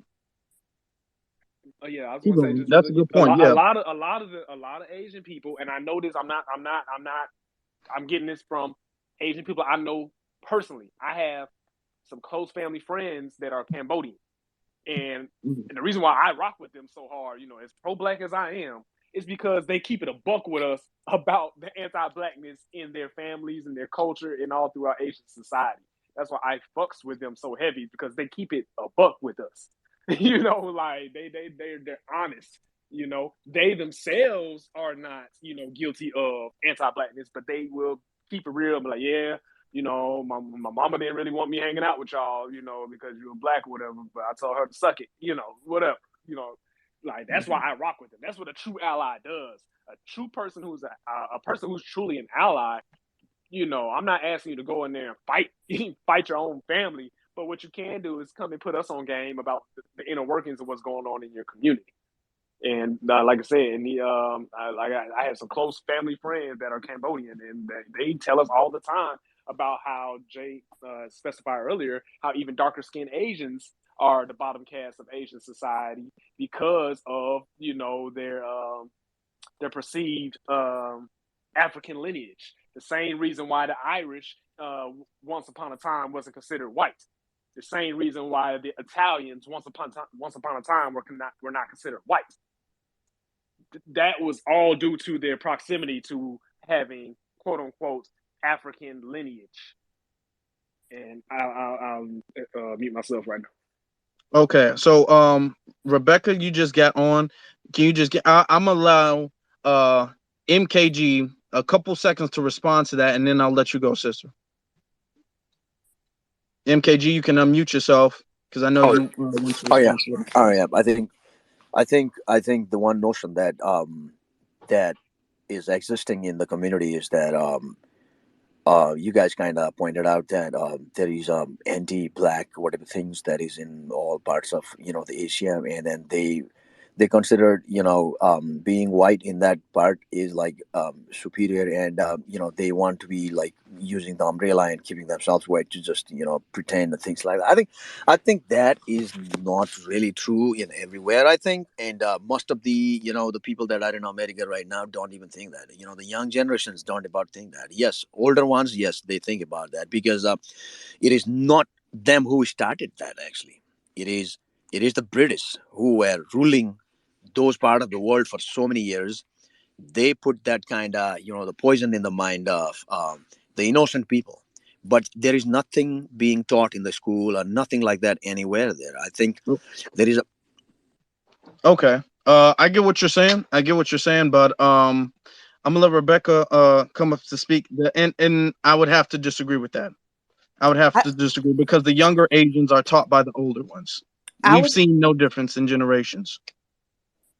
I was gonna say, like, as a young person, I am Gen Z from America, and I don't know. I feel like the young, just by you saying, "Oh, young kids are not taught that," I feel like that's like a lot of bullshit. We're taught by our parents. They're like, histories and attitudes about certain things are passed down. Even though you could say we're a little bit more better, that anti-blackness is not erased. And I think, to go back to your other point about the British, or like the European folks bringing the anti-blackness sentiment to these Asian countries, that is true. I would say part of that is true, because just like, the Americans were colonized, so were these Asian countries. Um, at a time in our history. However, as a Tanzanian person, if you don't know where Tanzania is, it's in East Africa. I've read about the history of Africa and stuff, and just as there was the transatlantic slave trade with the British and the Portuguese and the Spanish, there was also an Indian Ocean slave trade, where Middle Eastern folks like from Oman, or I don't know, wherever you would consider like, I've, what, I don't know what empire was called, but it's the Middle East, and I The don't know. Arabic Empire. No, not the Arab. Well, It yeah, was it was called the Arab slave trade. yeah, the Arab slave trade, yes, and that wasn't white folks influencing that. I mean, it was going on around the same time as these other slave trades were going, but in that case, you can't say that the British brought that over here. That was something, um, Asian people, because would you consider Middle Eastern people Asian as well? Um, I'm not sure how they would identify themselves, but that was something brought on to Black people by Asian peoples, independent, uh, deep independent of the British folks or Europeans. And the same thing is happening with Black people immigrating to Japan, India, all these Southeast Asian countries. I It's an easy scapegoat to say that, oh, just because we were also colonized, or we also had negative experiences with these European countries, that's why we're anti-black, which can be true because a lot of like um, Asian countries, like for instance Japan, kind of had a lot of their anti-blackness brought over by Americans, and their sentiments about Black people. But there are histories where Asian people were in connections with Black people of the continent, dark skinned Black people, and had negative experiences independent of these European folks. So I wouldn't say it's all because the white man came over here and told us how to be like that. Even though I would say like anti-Blackness is largely influenced by that, but it's not everything. That's Okay. That's a good point, sister. Now, NT, I know you requested. Then, Lucy, you can go after him. Well, I know for a fact that like a lot of Asian people are racist, but not just towards Black people, but towards white people as well. And the main thing that I get from Asians is the fact is because their societies are so homogenous. Like like 99% of Japan's population is Japanese. 99%. It's all this. They're afraid. They don't like change. They're afraid of foreigners. There's a lot of pushback now as well, for like white people, like especially in China and stuff like that, and in Japan, they don't want even white people coming. This whole That's not thing is true. Could That's you not answer true. that? Like, That's not could true. you explain why these Asian folks, though, are doing like reconstructive surgeries to like yeah, widen their eyes and look yeah. more like white people, So if the whole thing, that's the yeah, case? no, that's true. And that's true, right? And even then, yeah, that's a true point, and that's because of Western beauty standards coming over. But now there's a huge pushback against that, and now you see things, but those things actually aren't even white necessarily. If you go, for example, like especially in places like Korea and northern China, like a high nose and all that stuff is actually natural. That's a natural thing. For, like Asians in the north, especially northern Asia, high noses are quite like a common thing to have, and that's just always seen as like, oh, it's beautiful, whatever like that. Yeah, I suppose you could say that is also Western beauty standards do play a part, Okay. So but let me ask especially, you, because you yeah, you you made a statement. So let me ask you. You saying because mhm, you just admitted the anti-black racism in Asian culture. So you're yeah. saying they have the same level of disdain for white people, the same Um, level of disdain for white people. Not the same. Uh, And the reason is somebody was saying like something about the reason why Asians don't like black people is because the connection to like the African continent. The whole thing about why Asians don't like dark skin is because back in the day, if you were a farmer, it showed that you were a worker. You were like a peasant. You were in the field. You were working, and you're out in the sun. Well, the emperors and stuff like that were in their own palaces. They were shaded from the sun, that sort of thing. It's like a class thing. It's not really based on it's like, oh, dark skins. It's correlated to being like from Africa. Nah, it's not that. But I agree sir, that that's not true. no, That's no, not no, no. true. It literally is. Like that's why the whole thing about Japanese people wearing, like umbrellas and stuff like that. Like it's really common for you see in Asian, like even like old ancient history and like China and stuff like that. People going about umbrellas, shading themselves from the Okay, sun. okay. So if that's the case, if Uh, that's the case, yes. why do Asians wear blackface on their media? That's because blackface doesn't have the same historic significance towards in No, America it like has. it does in America. You know what I No, mean? sir. No. For So example, they have I'm blackface not. with literally in the picture in the jumbotron. Yes, There is yes, an Asian man with a fake afro and blackface. yes. Yeah, Can you exactly. explain that? Because they don't see it the same way as it is viewed in America, and that's How do facts. they And see it? How I do don't they agree. see it? No, listen, I'm not agreeing with it. Like I don't agree with it. I'm from the West. I know better. But they're not. You think Chinese people in the fucking 40s were watching minstrels, the minstrel show, and stuff like that, and they They don't know are. any. They don't know. No, because it was shut off for ages. That whole time period was China wasn't involved with the West at all. They were not with them at all. China was going through their own communist revolution at that time. They weren't exposed to Western Okay. media. They didn't Okay. Let know me any ask better. you. In Asia, and this on the jumbotron too, Yeah, there is a bus full of black basketball players getting yeah, and off they to say play the N word. basketball Yeah, in China. 100%. That's what I'm telling you. Yeah, and So that's so from so yeah, can we explain the anti-black racism yeah. in that sense? So there's two things I've kind of noticed myself. So there's the whole thing about just xenophobia in general towards people that do not look like you in Asia, right? Especially in Asia, right? If you don't look like me, we're not going to get along because we're different culturally. We look different. We're not going to be able to discuss the same topics, talk about the same things. However, there's the next racism which we're talking about, which is Western American influence, and then you hear the N word. The N word was Chinese people would have never knew what the N-word was in like the 90s or whatever like that. This is a whole recent thing, and that's what I'm talking about. Somebody brought up the fact that That's not Western true media was again. coming over. That's not Western, true again. You have black soldiers who went to Vietnam and were called the N-word. There's well, there you literal go. Yeah, exactly. So documentation of that. who was okay? Fair enough. Okay, there you go. Who was that brought over by? It doesn't matter. No, there you That's not go. really the No, point. there you go. It comes from that, and then do you know what I mean? It comes from that. And how many Because the thing is, African you're Americans trying to called play it off as if Vietnamese they soldiers don't gooks? know they're But anti-black racism. You're trying to no, play but it off like they don't know what they're doing. no, they do. No. I said originally they didn't. I'm telling you, originally with the whole blackface thing, they don't know what they're doing. But obviously with the N-word and stuff like that, they know what they're doing. They're So trolling. They're trying to you troll. feel like the same country that will call black people the N-word, they will openly call black people the N-word. They have Yeah, museum. They that's a literally new have thing. museums where they compare black people. They don't do this to white people. You said they have the same disdain for any non-Asian person, but they don't Yeah, have white people compared to snow monsters or any shit like that. But they have black people compared to literal monkeys. yes. Those same No, people, they don't actually, understand the concept of blackface. yeah, they don't. That's the point. Again, I'm going to bring this up again. So, for example, this comes from. I actually agree. There's like kind of this is racism basically. So basically, in the island of Taiwan, the indigenous people of Taiwan are actually Polynesian type. You know, they're dark skin, curly hair, right? Mm. And obviously, the Chinese people went over and colonized Taiwan, right? And then displaced a lot of the natives, and then mixed with a lot of natives. And because the natives were seen as like, you know, not as advanced, it's the same. It's basically the same thing as how white people viewed black people, right? These people were definitely had their own complex tribes, language, culture, but obviously they were just viewed as savages, and that's the sort of thing. So yeah, it's complicated. It's not just like I don't know. It's not always. It's hard to explain, but I agree. Like I'm not agreeing with racism. I've clearly stated that there is anti-blackness in the Asian community, 100%. Okay. But there's just Okay. there's so many reasons why this is a thing.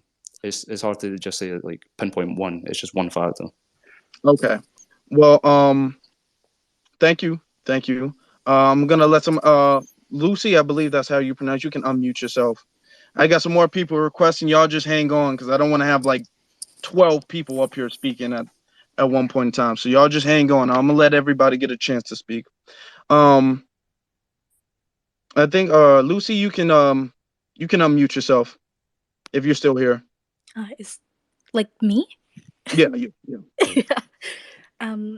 Yeah, so I was just gonna say this conversation about anti-blackness in the Asian community, I feel like it's lacking a lot of context and a lot of nuance because a lot of people are bringing up like India and Japan, but it's important to keep in mind that Japan within Asia occupies the like a similar niche as like the British, right? Japan was a very infamously brutal colonial imperialist empire, right? Japan did horrible things to the people of Asia, right?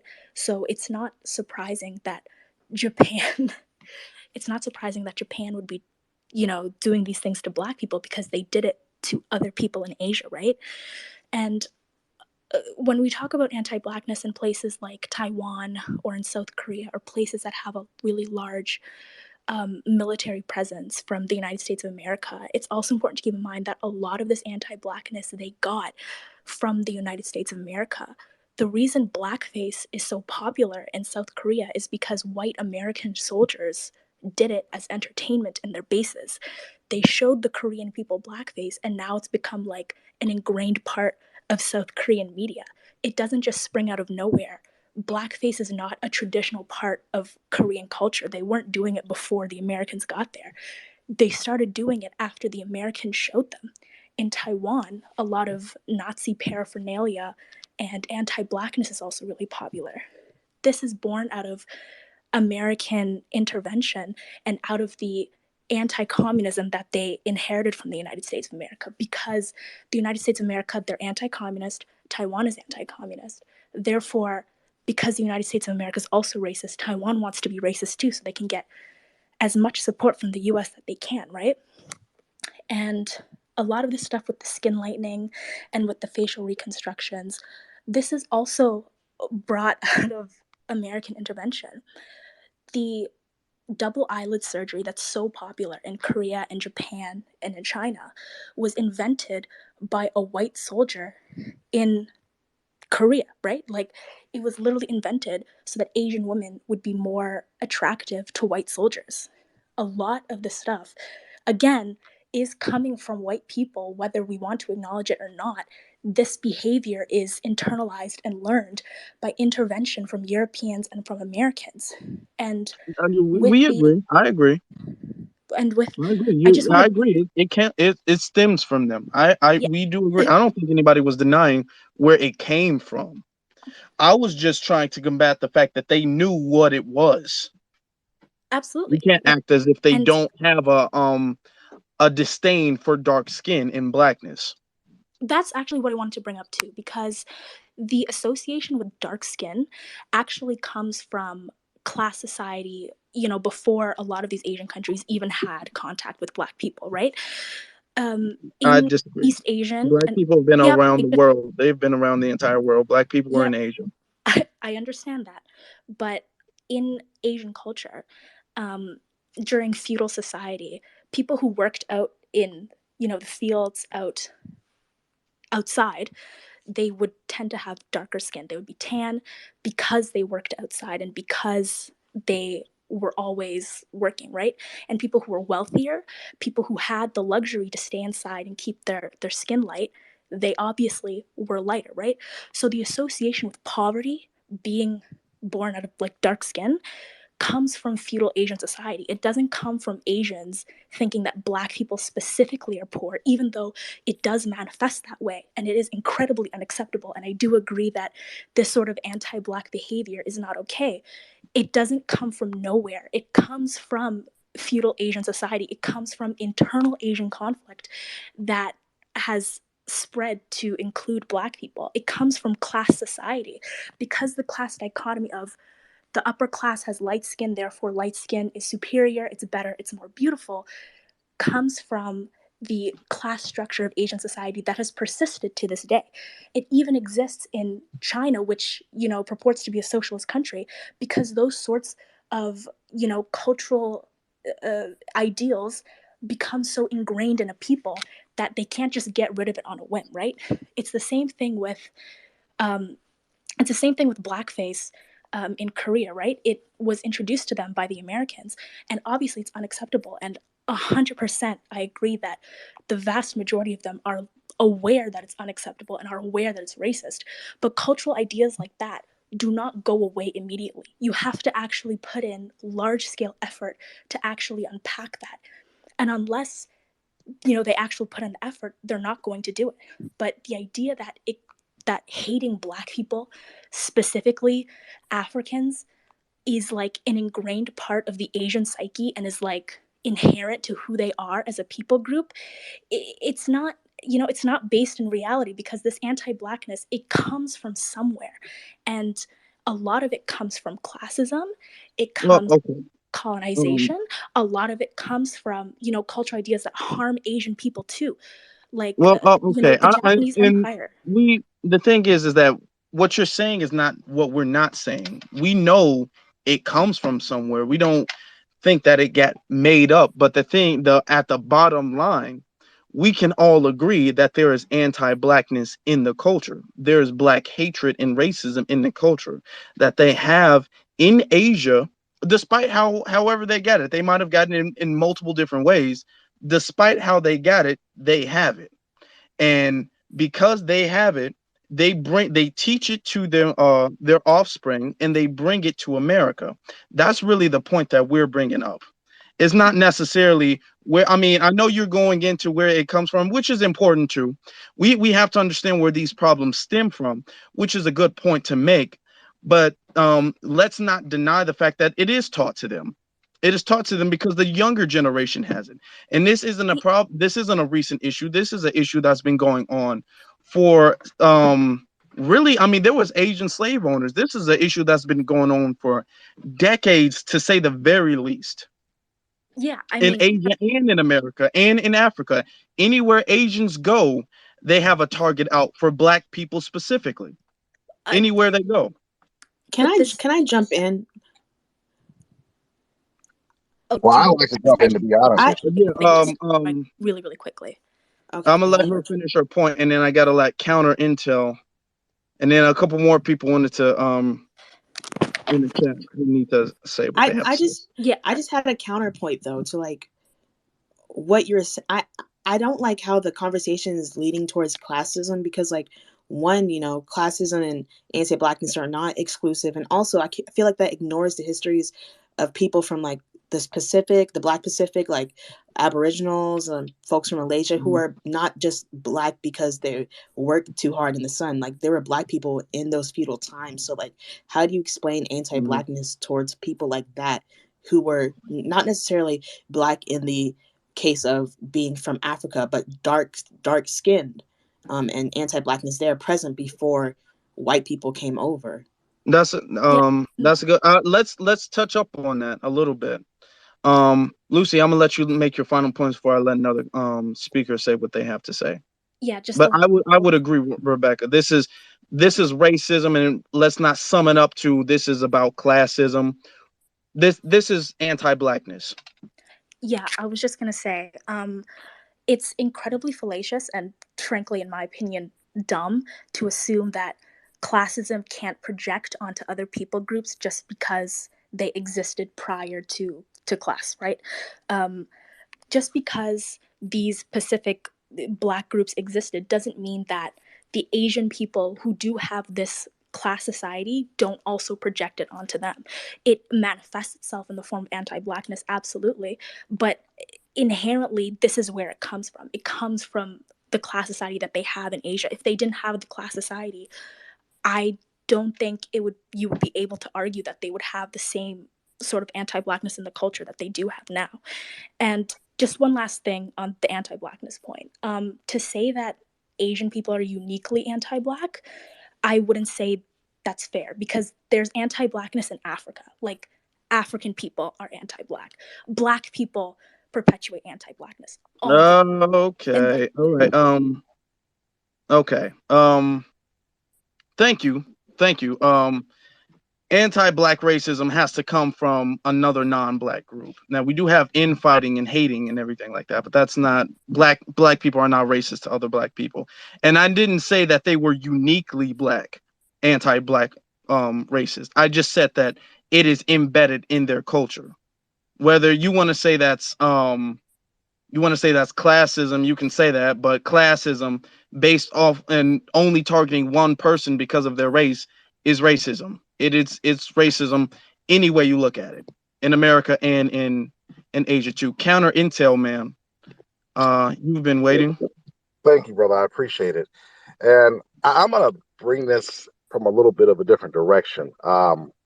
Lewis, or Louis, whatever she'd like to call herself, I'm not trying to disrespect her.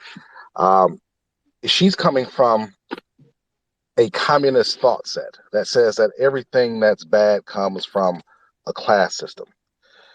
And the reality is, if you look at it from that point of view, the question then would be, because she's got that nice hammer and sickle right there, why is it that some of the most racist people that you meet in the world come out of the communist areas? The Russians, Ukraine, etc. These people are blatantly racist. There is no imagining it. There's no, they didn't get the party memo. They're just racist. As to China, we can dip all the way back down to the third dynasty, where their hatred starts at, and it boils down to an issue of fear. See, a lot of people are not aware that there was fighting between the African nations and between the Chinese. No different than there was between us and the Arabs. We seem to forget sometimes that a lot of this comes out of a point of them fearing us. The perfect example of that is you can look at one of the famous Japanese generals from World War One, or from that era time frame, I should say, and he was Afro-Japanese. He's extremely dark. Clearly, classism didn't affect him per se. He was still despised because he was of African descent. The difference was when the Japanese brought him in, they brought him in because they said that he was a great warrior, and he came from a great warrior lineage, not of Japanese or Chinese descent, but of African descent. And that has been a fear. And I don't care if you look at the Caucasian, I don't care if you look at the European in any way, shape, or form, it's a fear factor. So they do everything in their power to marginalize people of our skin tone, to turn us against ourselves, to believe that, to make us feel as though we are not of equal stock in any way, shape, or form of them. But the reality is, if you study just a tiny bit of history, Africans come from a place of literally dominance and rulership that predates any other culture. The Chinese like to call themselves the Middle Kingdom, and I was having this discussion just recently on another space, and I was reminding people that the Chinese is considered the Middle Kingdom. They are very proud of that. But part of that Middle Kingdom, and if you go back to their history to learn about it, you will learn that the one group of people, they have always tried to maintain a dominance over, or protect, to protect themselves from, has been us. It has not been the Caucasian, who's only been over that way for 120 some odd years. These people have a natural tendency. They were able to get along just fine with the Caucasian and their dislike of Africans because they had these beliefs prior. Now, Miss Lewis, Miss Communist, whatever you like to call yourself, I would challenge you any day of the week to show me differently, because I can easily point it out to you in Caucasian history books, their history books, and military history. These are things that has never had an issue. They're very easy to track down. And it's not all about class. Don't get me wrong. You had Caucasians that went over there and took over China, and they brought their little dislikes in. At the same time, you can't bring something in if the people don't want to accept it. And these are just facts. They readily accepted it because this is what they believed in anyway. Thank you, sir, for your time. Well, thank you. What's your name? Big Malik or Malark? Yeah, I don't know. Big Malark. Okay, Big Malark. If everybody from and not to make you, I want you to be able to express yourself, but if everybody could get their thoughts together, because there's a few people who haven't spoken yet. A bunch of people text me saying that they want to reply, and then some few people who request. Now I do have time tonight, so I will be able to let everybody speak. But if everybody can get their thoughts together before I unmute you. But Big Malark, you can go. All right, thank you. I'm gonna keep this very, very short. I think that the other panelists have done a good job kind of flushing out what I'm gonna highlight right now. One thing I would say is, if you want to know the truth, you look at the money and you look at sex. And for Asian people, they will do business with anyone, especially if they're taking your money. But when it comes to patronizing, they'll only patronize certain groups of people. And unfortunately, that's not really African Americans. And then similar with the sex, especially with marriage, they just do not accept Black spouses. And you guys can go into why that is. I just know that is the case. I grew up in California. I know a lot of Asian people, and that's just the way they roll. And somebody else said this, but I wanted to highlight this point.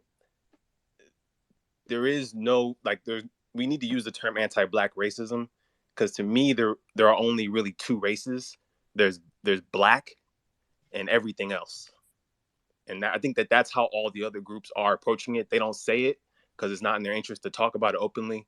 But whether you're talking about white people, Hispanics, especially Asians, everyone else who doesn't fall into Black, when it comes down to it, And you see it in our prison system, the California prison system, for the people who know how that works. When it really gets down to it, when shit really starts getting real, they line up that way. And they roll that way. They all roll together at the end of the day. And as long as you're not black, it's okay. And I think that a lot of groups who immigrate here, especially after the 1900s, the newer immigrants that we have, one of the foundational rules for being accepted into American society is you look down on and you mistreat black people. And one of the American dream is, one of the promises of this country is, if you come here, you will not be at the bottom. We have a permanent bottom class. You don't have to worry about that. You're going to be under white people, yes, but you won't be at the bottom.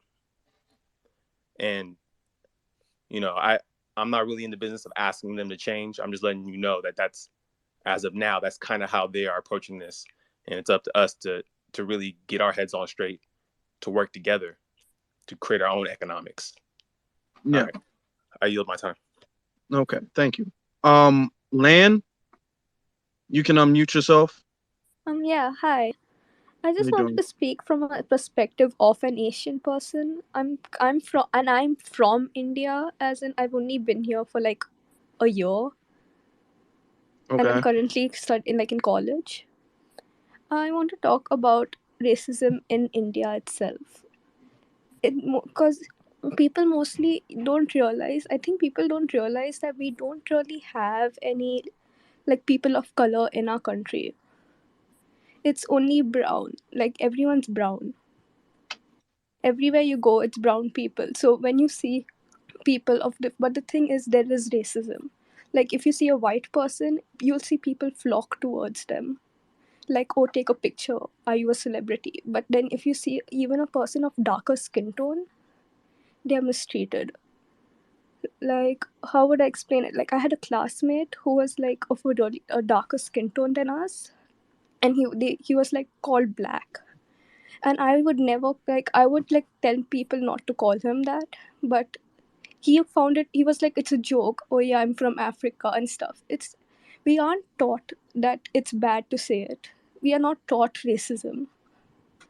We are taught diversity not based on color. We are taught diversity based on religion. Okay. So you're not okay, so you live in India now? No, I'm currently here for education university. Okay. Okay. So you're saying that there is, and I'm just want to clarify what you're saying.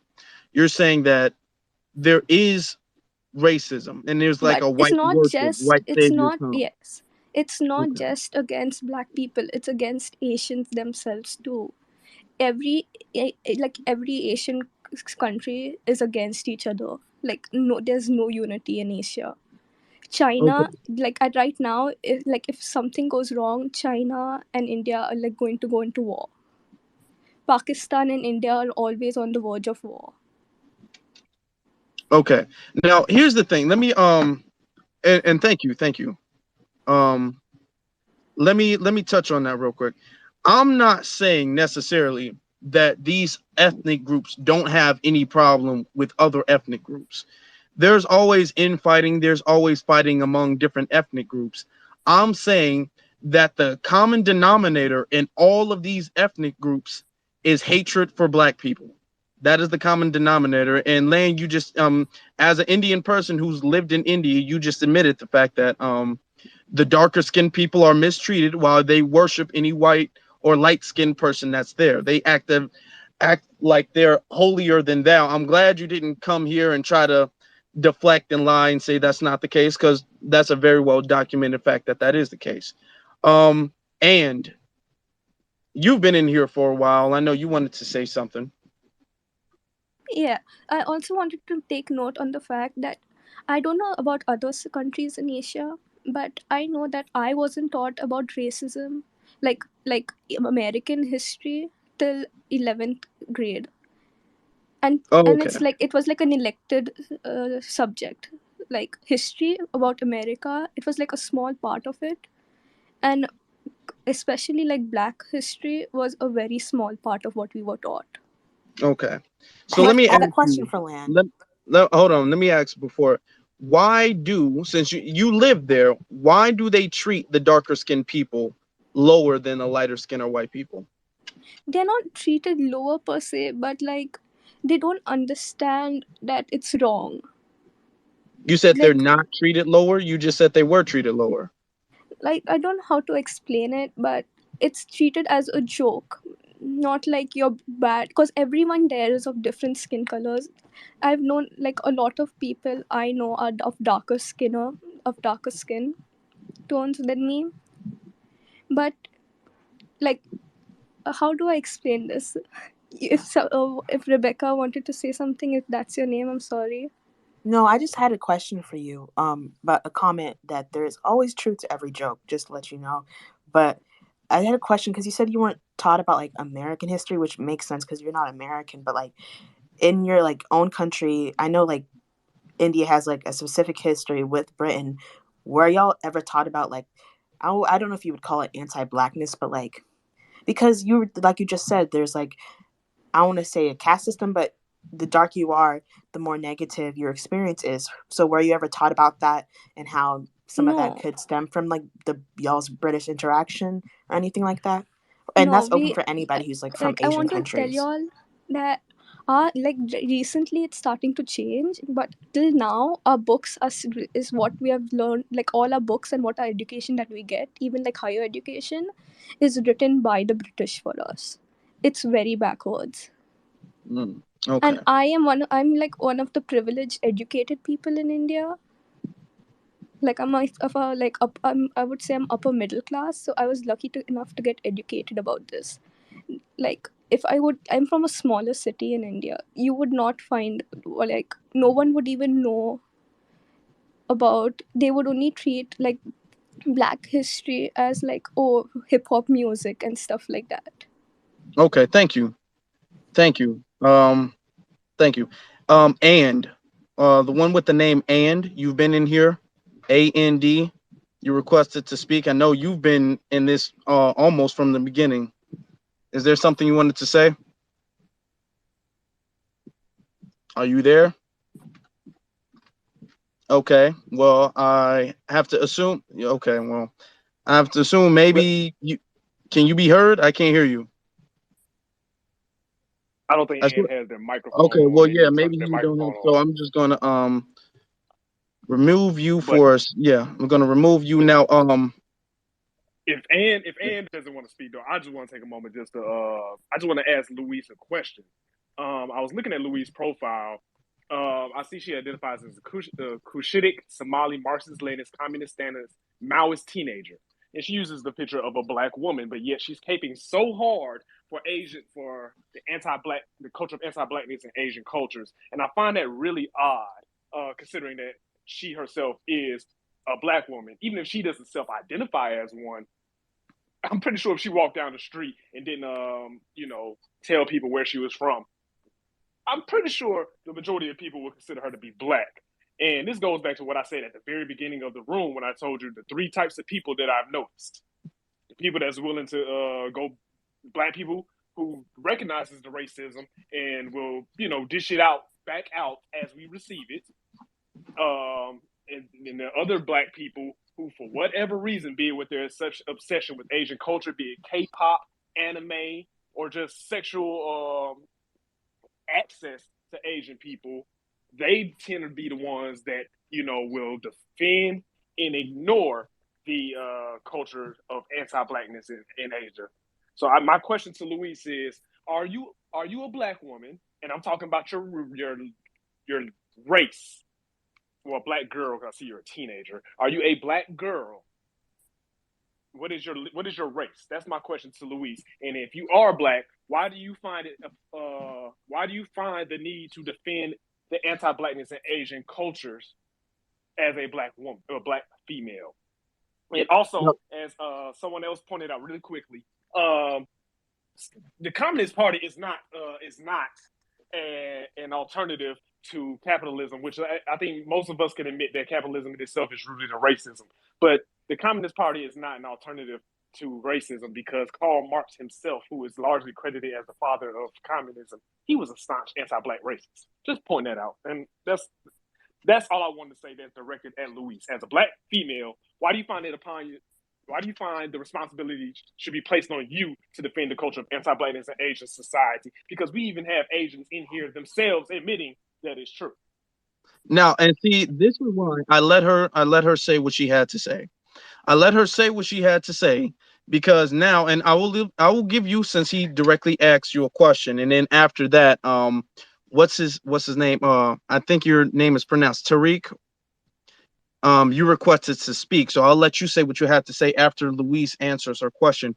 But my thing is this: you pretty much went around the world and you defended them like a lawyer, damn near, saying that it's not necessarily embedded racism, it's some sort of classism, and then you kind of deflected as to where it stems from. So we shouldn't be able to really blame them for that.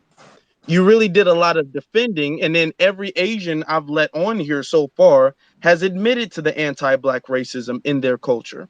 They haven't. None of the Asian people who've spoken in this space have deflected and said this is about, well, to some extent they've admitted it. Some of them have tried to make it about class, but none of them have deflected the way you have, and you're a black person. And it's such a sad thing to see because you're the same black person who they would beat up in a nail salon if you said you didn't like the color of your nails. I'm not, so I'm gonna give you a chance to say what you got to say if you're still here. Yeah, I'm still here. Thank you very much for your question. I really love getting questions. I would just like to say for your first question, yes, I am a black person. It's very clear that I'm Somali, I'm African, I'm black. Um, I don't recall when I said that A, anti blackness was acceptable, or B, that it doesn't exist in the Asian community. I just wanted to say that the anti blackness in the Asian community doesn't come from nowhere. And it comes from very specific places that we, as black people, but also as human beings, have to understand. Um, to say that it doesn't exist would be incorrect. It's also something that I never said. Um, but just to answer your question, I don't want to come on here and have you guys think that I'm defending anti blackness. I really don't think I ever said anything along those lines. And I feel like some of you may have interpreted my comments a bit unfairly, but in the spirit of good debate, I will engage with what you said. Man, we don't need all the Anti-blackness. qualifiers. Just answer the question. Hold Why on, is hold on, it hold that on. you, Let her. as a black We're person, gonna let her defending it speak. We're gonna let her harder speak. than Asian? We Because she's we taking gotta wow. let. No, we gotta let her speak. When I said that a lot of the anti-blackness in the Asian community is born out of classism, that is because associations with lower class people being dark skinned came out of feudal Asian society, as in class based Asian society. They project it onto people who are not lower class, who tend to have darker skin anyways. Like you Okay. said, black Okay. people in, the Pacific Islands, but it's ultimately born out of that class society. That's Okay. where. You answered the question. Thank you. Thank you. You answered the question. Um, because I'm gonna be honest, you're kind of saying the same thing you said before. And we have other people to speak. And then there's a lot that I want to say. I'm not trying to really say that much right now. I'm trying to get everybody's opinion before I go off. Before I really go in, like how I really want to, I want to get everybody's opinion so people can't say I'm not being fair. So there's this guy in the corner, Tariq J. You can unmute yourself. Hello. I didn't want to say much, but I just thought that this was an interesting conversation, and I've had conversations with friends in the past who are Asian, and they've also kind of defended the stance of this really doesn't exist in our community. It's kind of just like a cultural difference, and I don't like to be a person who kind of generalizes a category of people based off my personal experience and interaction with said group. But from what I've witnessed, there seems to be like a lot of denial that it exists, and I feel like we wouldn't be having this conversation, and other people wouldn't Okay, be so having this can I conversation. ask you a question? What's that? Because you brought up some. So, are you saying that there is a cultural difference, or this is a racial thing? No. I'm saying some of the people I've talked to who are Asian have defended that stance of this isn't really a racial issue. It's more of a cultural difference. We have language barriers sometimes, and I can see that point. But overall, I don't feel like that's a valid excuse. I mean, there's a variety of cultures on a global scale, and just so happens black people on a global scale get treated differently no matter where they are. And I mean, we can sit here and name cases of regions about how black people have been screwed over, but the list just goes on and on. So and I've debated with them that it's not so much a cultural difference, that this is rooted in history. Whenever people have been throughout the history of the U.S., black people are really the only group of people who have been treated as a lower class citizen, like the lowest of the lowest. And I feel like even when it comes to immigration, black people have also been denied that right, even though we were taken over here as slaves, and not only taken as slaves, built You this said country we? too. Are I'm you a sorry. black? Yeah, Your profile, is that you in your profile? yeah, And you're black from where? yeah. My grandmother came from Kingston, Jamaica, and then my grandfather's African American. Okay. All right. Big up mute. So okay. He Well, thank identifies you as for black. making. I see it. Oh, okay. Oh, okay. All right then. I'm just asking. Um. Well, thank you for making your point. Thank you for making your point. Request the people who requested to speak. I can only let a few speakers on at a time, so you guys are gonna have to just hold on. Now, this person right here, UWPCGMR. Yep, hi. Yeah. So I had a Tariq, I'm little gonna to say. cycle you out just so I can allow other people to speak for a second. Pardon? Yeah, keep going. Okay. So, as an Asian person who's grown up in London, and second generation, my family's from Punjab, Pakistan. Punjab, obviously, half of it's in India, half is Pakistan, so I get a good idea of both specific, distinguishable cultural assets, right? Um, And I have to admit, my friend was speaking just before me, and he said that there's a lot of denial. I have to agree with that.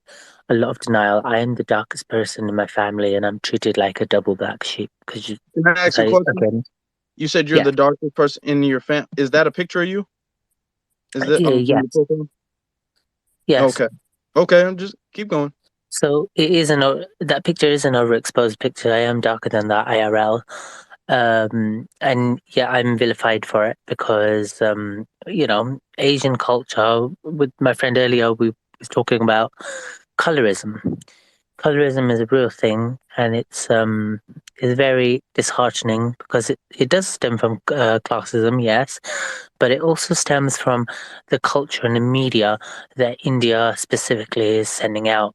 In Pakistan, their Pakistani dramas have more darker skinned people in nicer roles and etc. etc. In Indian movies, I've seen like the thugs, the gangsters, they always have dark skin. The main characters always pale skin. So unfortunately, they're they're literally feeding into that same bullshit, and the people just eat it up. And at the end of the day, I think it's more of a how they should be educating their population, yet it's not done at all in any way, shape, or form. Me coming from let's say, mum used to be rich back in Pakistan. However, shit happened. We grew up poor as fuck. So sorry for the language. I should say that. Sorry for the language.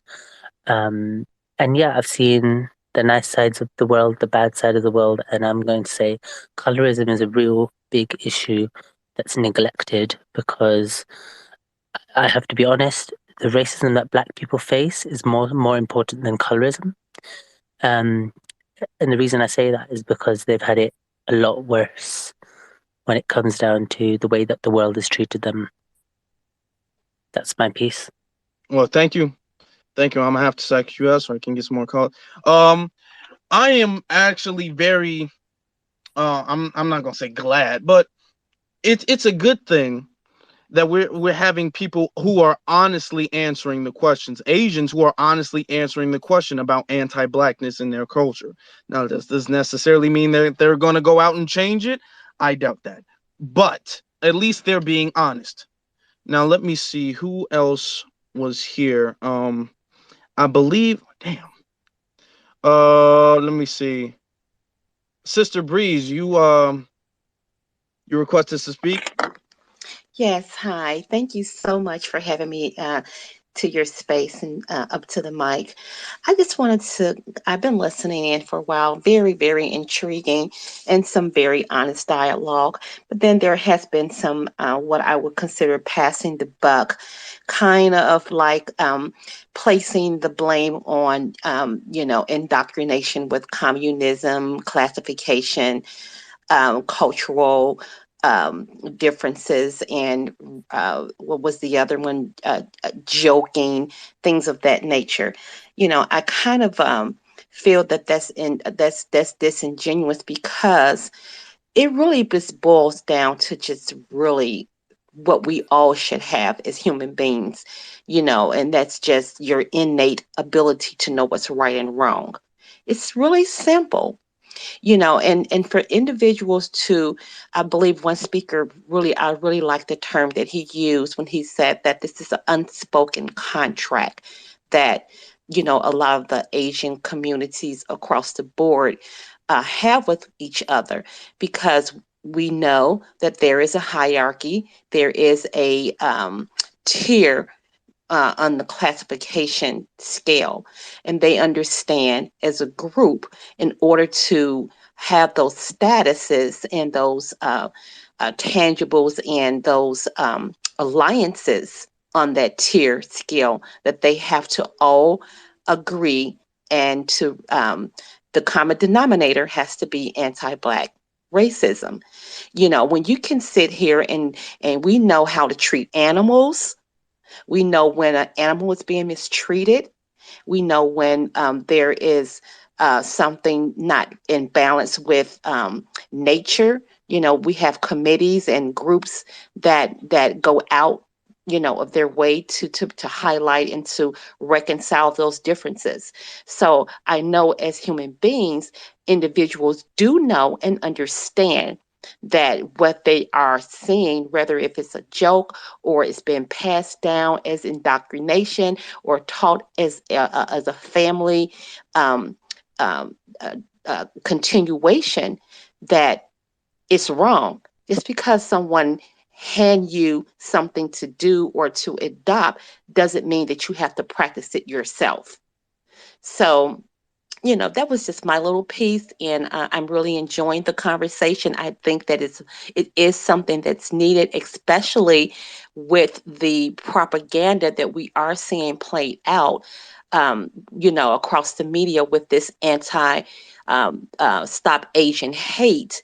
But then when you stack up actual um, the actual data of who's been for decades now mistreated by Asians and the Black community, the numbers are going to be very different. So I'm very glad that you host this space and brought this conversation to the forefront. And I'm will go back and listen. And thank you for your time. Okay, thank you, sister. Now, Jay, you had your thing up. Now I'm trying to get to it because I'm about to eventually let people start talking in the chat. Instead, I'm trying right now to cycle through so everybody can get their word out, and Hmm. then I'm gonna have to start addressing certain things and certain people. So, Jay, can you go ahead and Yeah, take mine? yeah. Basically, I just been absorbing everything everyone has said, but I think yeah, the general consensus is that like anti-black racism in Asian culture is just like really normalized to the point where like people were saying earlier, denial happens, and I mean it's kind of apparent anywhere that's been colonized by the Europeans is going to have anti-black racism. You have anti-black racism in Africa, in black countries. When you talk about even colorism within our own community, that's a form of anti-black racism.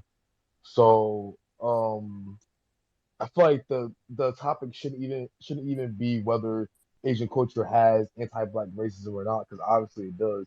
It should be more about like what do we do to like fix this? Like how do we stop this? How do we like and yeah, that's pretty much all I wanted to say. Okay, thanks. Haiti. I believe that's Haiti, if that's how you pronounce your name. Are you talking to me? Yeah. Okay, okay. Um, yeah, so I've been listening for a little while. A lot has been said, so I don't really know where I want to go from here, but I'll jump on to what Jay was saying. I think, Jay, you make a really good point in terms of like, where do we go from here? Because I just feel like this conversation, at least the way it's been going, is that I feel like the sentiment is, okay, Asian people are racist, close the book, that's it, let's move on. And there hasn't been like much of a solution sort of basis of conversation that's been happening. And like I feel like what Louise was saying, for whatever reason, was just like manipulated. I don't think that they were saying anything about just like justifying the racism that is in Asian communities, but trying to establish why why the certain aspects are happening like in their cultures. There was somebody here at one point that came up on this stage that was talking about how they were from India and like they came from like a middle class family, and they are not like they were never taught racism. They don't really know anything about that. Let me tell you something right now. Anybody who is from like an upper middle class family, I would not use them as a resource as to whether or not racism is happening. They're probably not even in proximity to it. India right now is based on a caste system. There's a specific caste called I don't know what the Indian term is. Untouchables. Yeah, exactly. That's the English word, untouchables. And if you Google what those people look like, they look like they have extremely like dark skin. Like they're dark skinned Indian people, and they're treated like absolute garbage in their nation. So I think I don't think it was I don't know why they came up here trying to make it seem as though like, oh, it's just brown people. Discrimination, Islamophobia, yeah, religious based discrimination is a rampant thing that happens in India, so they have their own version of it. Yeah, so maybe I would probably want to ask you, Afro, as to why you think people who are black cannot be anti-black. Yeah, I think that would probably sort of try to help me understand like where this conversation is going, because I'm just quite confused. Okay. Well, to answer your question now, I'm gonna let somebody else speak. To answer your question, people who are black can have self-hatred and hatred for other black people. But black people, by the definition of racism, cannot practice racism. And black people especially cannot practice it to other black people. So when you say black people can be racist to other black people, that's actually false. That's what I said. Now, Iki or Ike or something, you can Right. go ahead and Really quickly, could you just define racism for me? Like what your Ra- version of racism is? okay, racism by the definition, and you can search with scholars and everything, is a hierarchy of power. It is a system of power. A schism, ISM, is a system of power and authority. Racism is a racial system of power and authority. So, because the world is governed by white supremacy, black people are the targets of white supremacy. Black people cannot be racist to other black people because we do not have the capability to participate in racism. Now, Iki, you can unmute yourself and speak. Good evening, everyone. My name is Ike. Just to make a Ike. quick summarize of my thoughts, I am from Jamaica. I'm a black man from Jamaica. And what you find in Jamaica is that it's more of a Jamaica really doesn't have racism at a high scale. What you have is a more class structure, more of a socioeconomic, the have and the have nots. When I moved to America was when I really experienced racism. Asians back in Jamaica, you really don't find that anti-blackness against them, because what it is if you really follow the family line, it's dating back from the time of slavery where they were brought to the Caribbean Hold on, as let me ask you, you're saying Asians aren't racist against black no. I'm just saying in Jamaica. You're saying so in Jamaica, In Asians who Jamaica, live in Jamaica aren't racist against black Jamaicans. yes. Okay, so they're racist everywhere else in the world. Why is Jamaica an exception? I'm making reference to the ones who grew up there, because many of the Asians that you find in Jamaica grew up in Jamaica.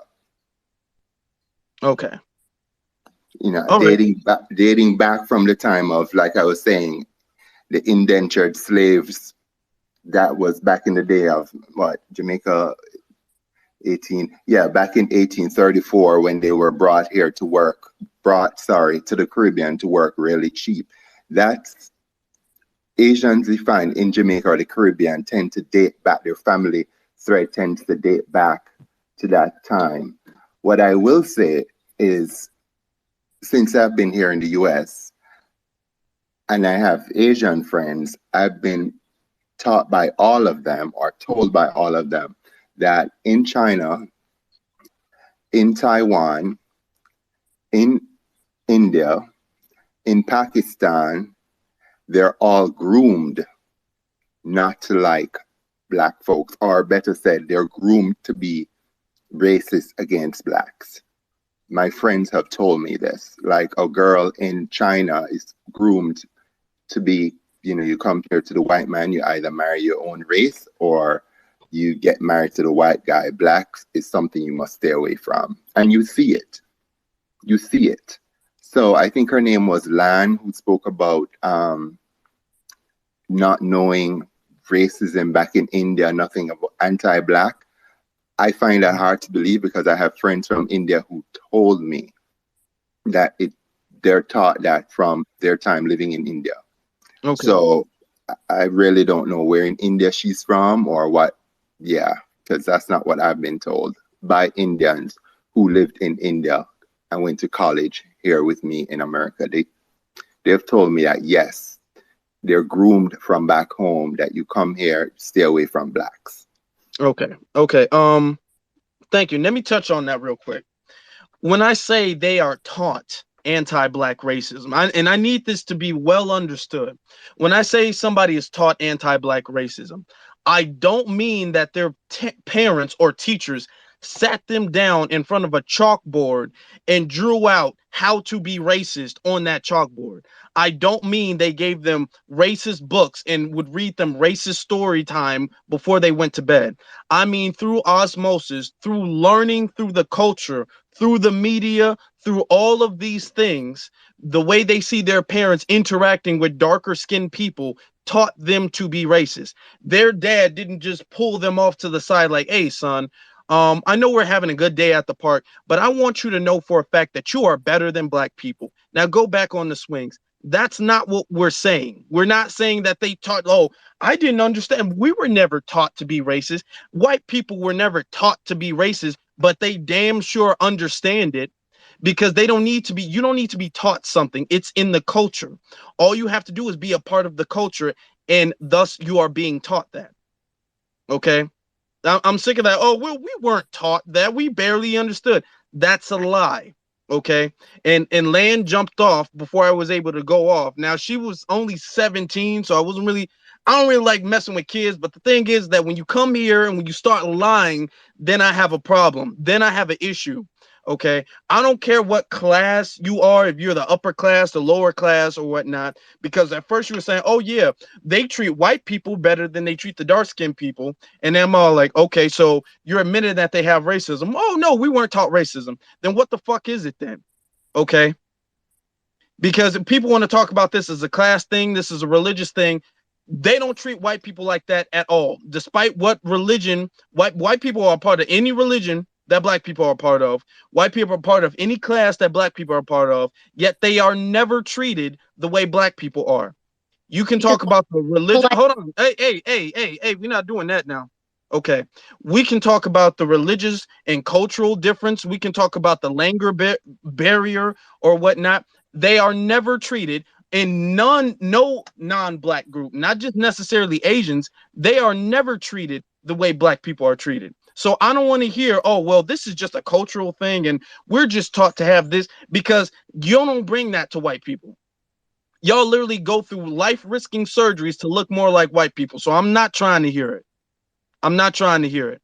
Now, Sister Nafisa, I believe. Now I hope I'm not butchering your Yes, name. yes, yes. Officer. Can I say something real quick? Can I just have a quick input? Okay, you can go ahead.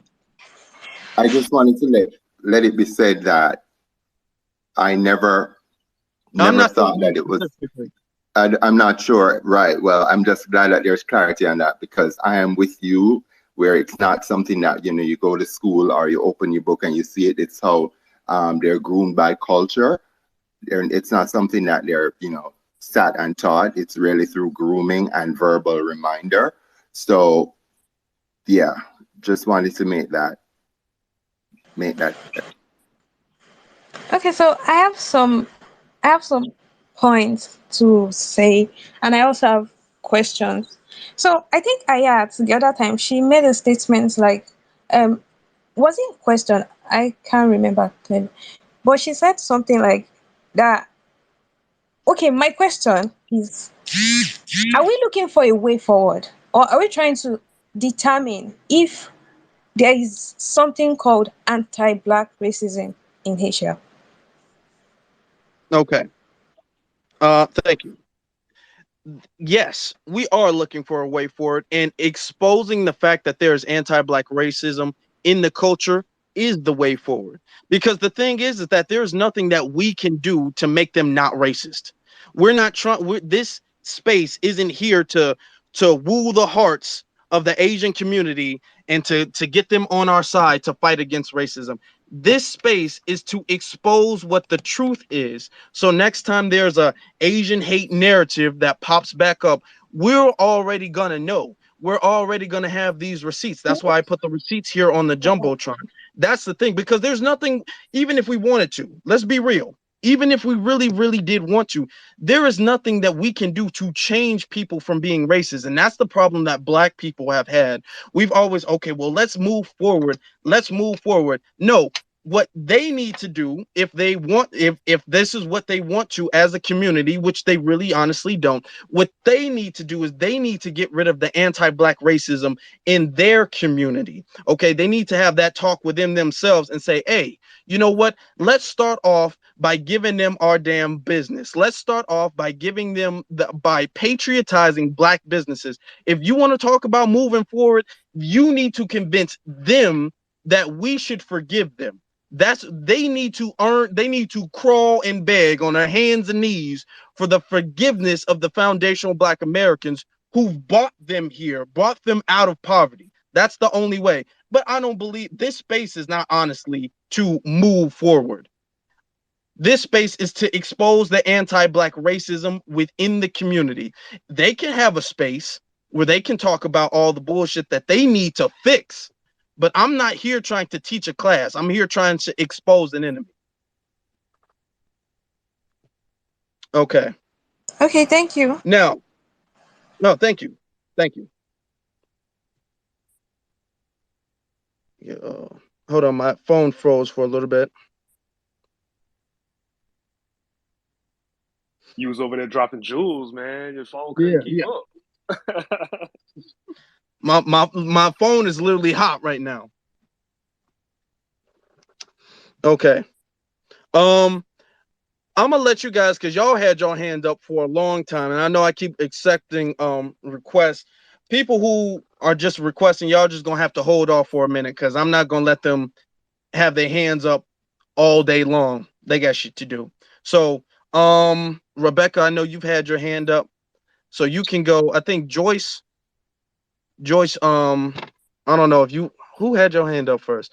Rebecca, you can go. Okay, hey, I'm back, y'all. I had a comment on something you said like at the very beginning of the live. But I'm gonna get to that at the end of my point. I just want to get to. I just want to say like when you said basically that black people need to like get the idea out of their head of that, trying to move forward, quote unquote. I kind of disagree with that, just because like I know that's not the purpose of this space, but like overall I don't think that's a good way to look at it, because from a Black perspective, not from the perspective of Asians or whatever, I don't feel like it's beneficial to our community to kind of stay in a perpetual state of like fear or like uh harm from this quote unquote anti-blackness, anti-black racism. It's not good for us, not just like mentally, but like this type of stress and like stuff we endure can like lead to like long-term health effects. I mean, it does. So I feel like there is a point to quote unquote moving forward or looking to mend our relationships with these uh, non-white, non-black communities, if that makes sense. Also, you made a point like earlier about reparations, and I'm kind of confused about that. Well, I don't necessarily agree with reparations to begin with, just because like I come from like a communist perspective where like I feel like that wouldn't really fix what needs to be fixed. But in the You terms of wouldn't people, qualify anyway. huh? Yeah, I was just about to say that. You I thought really I was don't get muted. an My bad. opinion on reparations. I'm not. I know I wasn't asking about rep. I'm just. Actually, I feel like I would because like, No, no, actually, you wouldn't. are you talking about You, reparations in America? Or are you talking about yes, reparations to yes. Black people all over the world? Reparations. No, reparations in America. Okay, And great. Because Mexican that wasn't government. specified. You just said reparations to Black people. You said anti-Black um, racism, and Black people live all over continents. We've received racism, slavery, etc. Not just in the states. Okay, Okay, slavery well was now on. we just specified. We just Yeah, I specified. just, So I just, yeah. I just wanted to Okay. correct your energy that came from me because you didn't specify that first. So that's why I was saying that. Um. Anyway, as far as the opinion, I don't think like I said, my opinion is I feel like reparations wouldn't fix everything, but I'm not saying that people don't have the right to feel like they want reparations. I was asking like how would that look like Okay. as, and also like why wouldn't I receive reparations? Okay. Do you, Well, let me touch on I that. didn't Let me I didn't touch on that. explain my racial like background or like my Okay. Let me connection to ask the you a states. question. You Let me did at the ask you a beginning. question. You did at the Hold on. Let beginning. me ask I you. said You my did. Hold parents. on. Hold on. Hold on. Let me ask you a question. Mhm. On your mother or your father's side, do they go back to chattel slavery? Were either are your mother or your father a descendant of chattel slavery in America?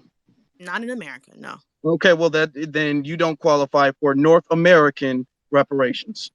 Okay. Okay. However, what would reparations to Asian folks look like? I'm not to Asian folks, I to mean, Black people.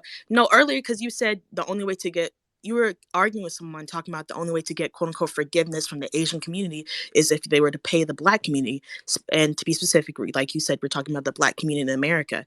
So what would reparations to the Black community in America look like from Asian people in America? Why is that them necessary? Money, Wouldn't like you? everybody else it's got. very simple. It's I mean, very I know, simple. I know it's Hold on. money, but I'm talking about like, why is that? Like, wouldn't you want it from white? Why do you Hold need on. I'm reparations? not okay. Here's the thing. When everybody when anytime we bring up the money, everybody acts like it's such a confusing topic. No, I Everybody know, acts like, like it's so okay, money. I'm not talking about like, okay, I know reparations is going to look like money, but why are you asking for reparations from Asian people in America? Is the I'm question. not asking. I'm not and You that's said the, for you, you I'm said for not them. asking. That You I'm said just for saying you to if have the forgiveness, they have to pay you. That yes, sounds yes. like reparations. I'm not I'm so sorry to because speak out of yes, turn, yes. The but thing is that but hold on.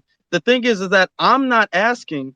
I didn't make this space to give them a platform for them to ask for forgiveness. I know they don't want forgiveness. I said if they wanted forgiveness, they would patriotize black businesses with the same energy and more so, to be honest, than that black people have for Asian businesses. That's what Oh, I said. so I that's didn't what you say meant I'm by not looking for reparations. their forgiveness. I'm not looking for a coalition. That's the thing. Okay, I was just confused because earlier when you said you want them to pay you, I was wondering if that looked like, you know, straight bills to every Black person or African descendant of slavery in America, or okay, so you mean like them patronizing our businesses? all Yeah. tax-paying United States citizens would contribute to the reparations going to foundational Black Americans. If you are not a foundational Black American, please do not speak on our justice claim that dates back to chattel slavery here in the United States. I've noticed all the Black people who have been caping for agents so far have been of non-foundational Black American descent. I wasn't Now, in the whole somebody tell me conversation. if I I'm never lying or caped not. for To Asians. be I Speak honest, for never okay, yourself. caped for Asians in the That's I'm not whole. a gonna very long because she title hasn't for she that's hasn't to be. caped for that. It was I only when have we not brought caped up at all. I was just reparations. asking about what the reparations would look like. I was really interested in that because, like, when we talk about reparations conversations, we all know like why Black people want reparations from from white people in this country because of chattel slavery, but because Asian folks didn't enact chattel slavery in the States specifically, that's why I was asking what it would look like. I did not cape for Asian people, or let me rephrase that. I did not cape for Asian anti-black sentiment in this group chat or at all. No, Why you did my didn't. family have All to right. contribute to the reparations paid to Japanese Hold citizens on, when hold on, Neil. my Oh, people did not put them in camps? hold on. I'm saying this. Now you was on code in the beginning. You were, and then we brought up. Now you saying that we need to move forward. There I'm not is saying no we need move. to. I'm saying like because you said Black people need to get over the idea of moving forward, and I'm saying it would be benefit. When I say moving forward, I'm not saying moving forward and forget. I'm talking about moving forward in a way that we can dismantle these racist systems. I'm not talking about moving forward and just forget. Oh, okay, whatever. That's not what I mean. Because Okay, let as me long ask as you these one systems question aren't just to placed, it's going specify. to negatively affect Black people. And why would we Moving want that for forward, us? moving forward with who? Moving forward, as in finding a way to dismantle these systems, No, and no. because Okay, so we agree on that. I'm not yeah, saying we should stay here in a stagnant position. When yeah, I'm told moving forward, that means a kumbaya coalition I do holding not hands. mean that. I do not Okay. mean that. You Well, don't see, have to be okay, well that's kumbaya to yeah, move forward. That yeah, not at all. yes. That when I say we're not moving forward, I mean as far as a coalition is concerned. So I guess that's where the mix up was happening. Yeah, As like if far as reparations, let me touch on that. If you cannot trace your lineage to chattel slavery in America, there was slavery all over the world. I know that. But if you cannot trace it back to chattel slavery in America, then the American government does not owe you any reparations. wait, what about the Hold Americans on. that Therefore, when we talk on reparations, you can nod your head and agree, or you cannot say anything. but No one else gets an opinion. the American government did do chattel slavery here, but they also participated in slavery and um what is it? What's the word? Colonialism in other countries. So Okay. wouldn't other countries have the right to be like, hey, America, y'all owe us money too? Other citizens of this country, just like in West Africa, the Americas brought over West Africans to the States, but they also affected their own country by taking their people from them. So wouldn't they Okay. West also have a African right to? slave owners are Okay. still benefiting from generational wealth to this Yes, day. West So African slave owners, but there's when we also talk West about African people who reparations, they weren't on slave the list owners. too as well. And then for you talking about, oh, I'm not from here, but maybe I should get reparations too, ma'am. You came here voluntarily. You're having the opportunity to come to this country that we Voluntarily? built. Yeah, ma'am, were you taken here involuntarily? I didn't come here voluntarily. I was born in the States. What are you talking about? Okay, so with that being said, did your family come here involuntarily? Yes or no? They came here Were they taken? voluntarily. Were they brought here against their will? Yes or no? They weren't brought here against their will. Okay, so that's a no. So with that being said, you do not qualify for reparations because you came to this nation that was already built up our I'm blood, not sweat, talking and about tears, reparations just to ma'am. Black people. I'm saying that the United States is responsible for not only chattel slavery in the States, but chattel slavery, colonialism in other countries as well. So those people and those So countries y'all have a get right on to. that then. Okay. They need to get on that. Here's Don't the shoehorn thing. that in into Hold up. our. I want to finish. I want to hear what Nina was saying. Sorry, Afro. Can Do you not finish what you're saying? shoehorn those other unrelated things into our justice claim because that No, comes off as listen, real. I wasn't Okay. trying to You shoehorn wanted it. you I was wanted my just. answer. You wanted my answer, ma'am. So let me give you my answer, and I will go back on mute Mhm, because I've been doing a good job biting my tongue this entire time. But now I'm getting to the point. With that being mhm. said, you are not a foundational Black American. Your family came here Obviously, for a better. Ma'am, I'm gonna give you an obviously. opportunity to speak. I'll give you an opportunity to speak. Let me answer your question. You did not come here involuntarily. You are an anchor baby. Your parents came here by choice to a nation that was already built up our blood, sweat, and tears. Mm. That was for a quote unquote better life than what they was getting at home. Now, was there you and not just you specifically, but just to a lot of immigrants in general, were a lot of Hmm. immigrants, home nations thrown off due to influence of America and colonialism? Absolutely. Absolutely. But Hmm. my question to you is, why would you think running here and helping the American economy would be a good way to get back at them?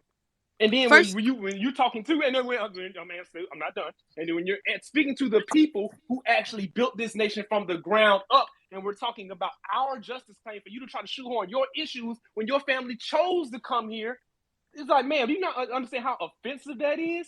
And then in regards to what you were asking Jay about moving forward, what he was saying, and I think you already understood this, but for everybody else listening, if the point of this room is to expose racism for the Asian community, right? We're not asking Asians for forgiveness. We're not looking for a solution from them. Say, hey, how can we work together? No, that is something that Asians will have to take care of in their own communities. That is not something that requires us as Black people to come in here and teach or coach them on how to be better human beings. That's something that they're going to have to do on their own time. And I agree we with as you, Black Nino. people, and what we can do is identify our enemy and move accordingly. Now, And, I apologize, agree and with I you. want The to only apologize reason to you before I let you respond. I want to apologize to you before I let you respond. I apologize apologize for for what? raising my voice because I am very passionate about this topic. I'm passionate about my people, and unfortunately, I have noticed that a lot of people who run interference for not just Asian people, but just for people that have anti-Black, specifically anti-Black American sentiments, typically are non-foundational people. That's what I've noticed. So when I noticed that in this room, that people that was caping the hardest for the Asians came from a non-FBA background, and that kind of triggered me a little bit because it's like, God damn, why are y'all always the ones running interference? And you have been on code on this topic this entire time, and I want to point that out to you that I recognize that. But when you said that comment about reparations, I was like, God damn, not her too. No, But now that that's I, all under, cleared up, I just I want to understand what you're apologize like. for raising my voice at you. I understand what you were saying. I'm not like offended at all. I was just the reason I brought up like.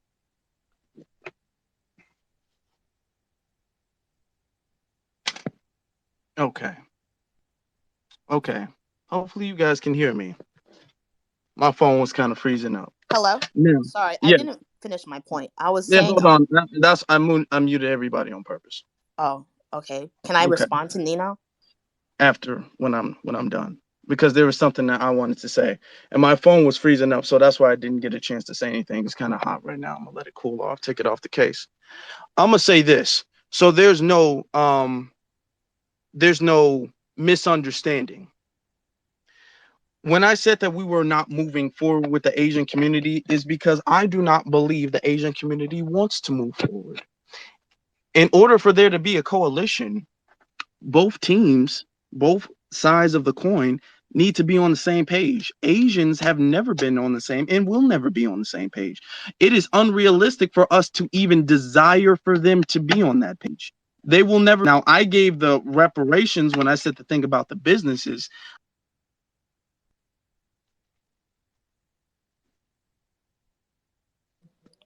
I think you cut off again. Yeah, we can't hear you.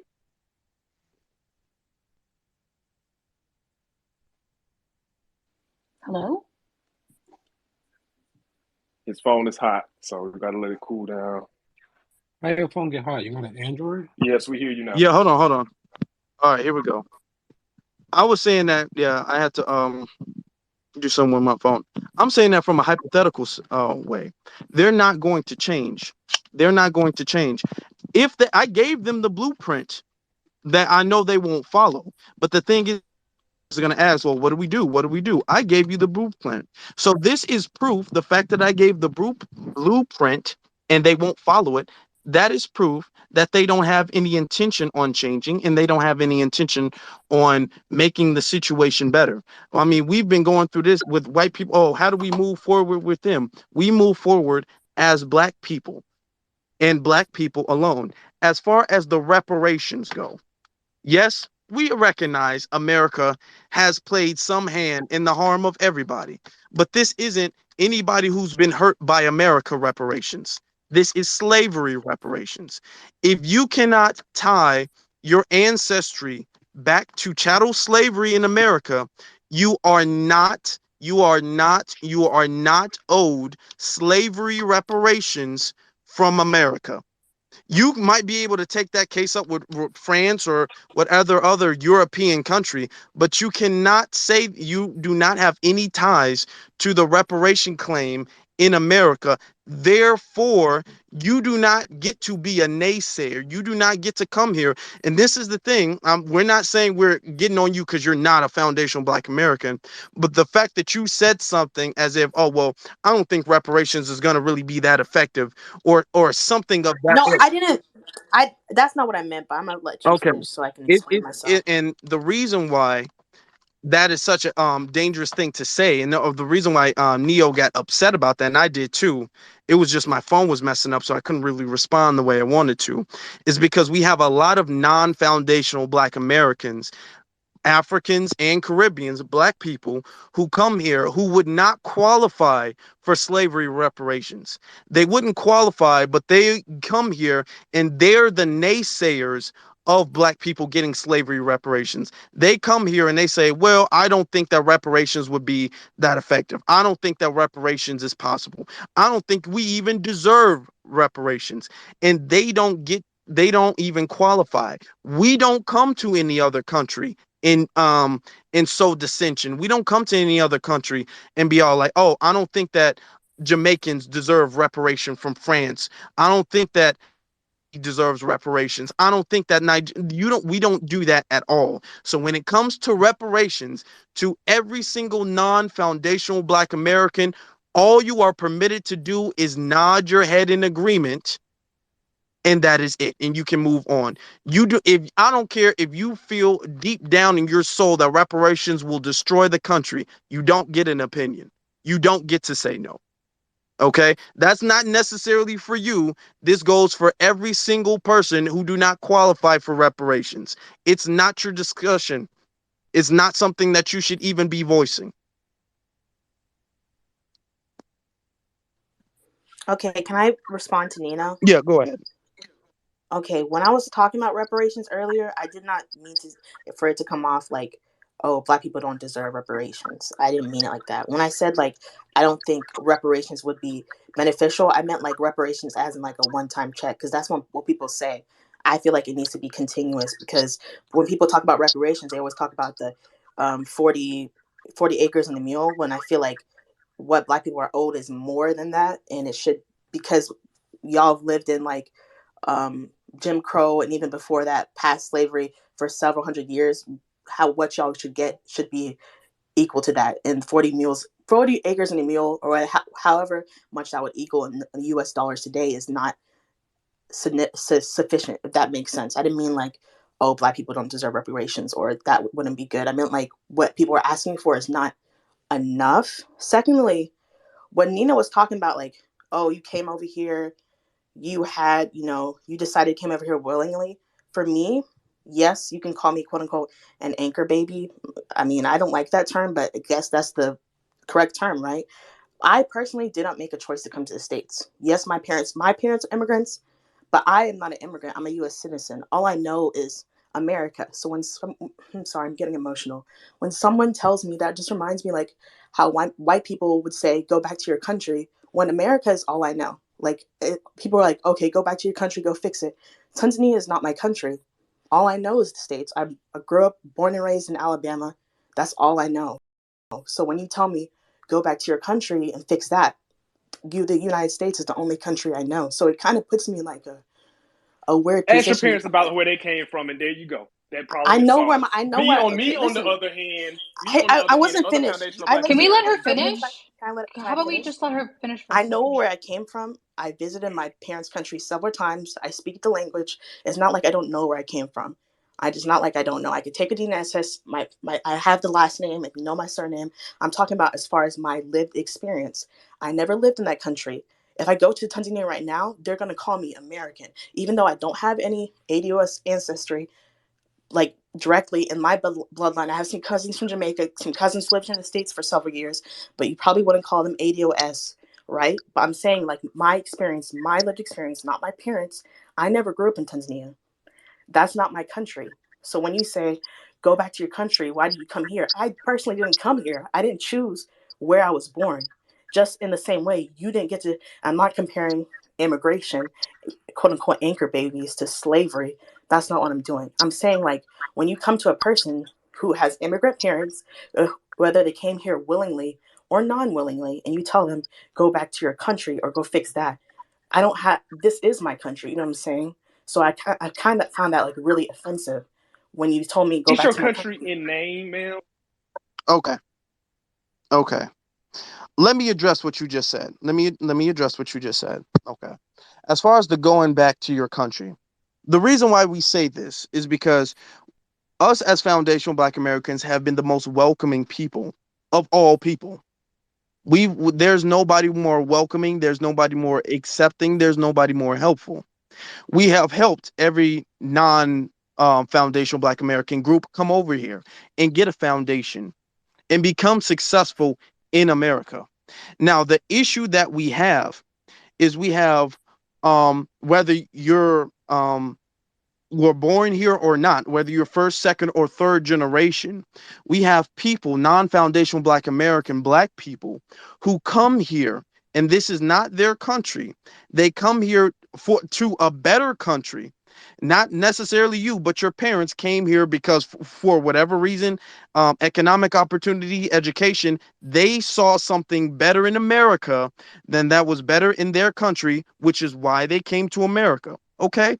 So they come over here and then they start telling the people, the Black natives who are us, the foundationals, what we should be doing and our flaws and how we should be fixing the situation. So that is why the response is, okay, well, why don't you go back to your country? Because what we have as foundational Black Americans, and that's why you see us having this energy towards it, is for our entire lives, for generations and generations, we've constantly had the finger wagged at us as to, oh, well, if you guys would just pull yourselves up by your bootstraps, not if you guys would just study harder, if you had more family values, if you guys would stop doing this, if you guys would start doing this, or I don't think this is the right way to go about it. You have a whole bunch of people coming over here with their thoughts and opinions, and then when we say something about, okay, well, why don't you take that same thoughts and opinion energy? Why don't you take that back to your homeland, since you feel like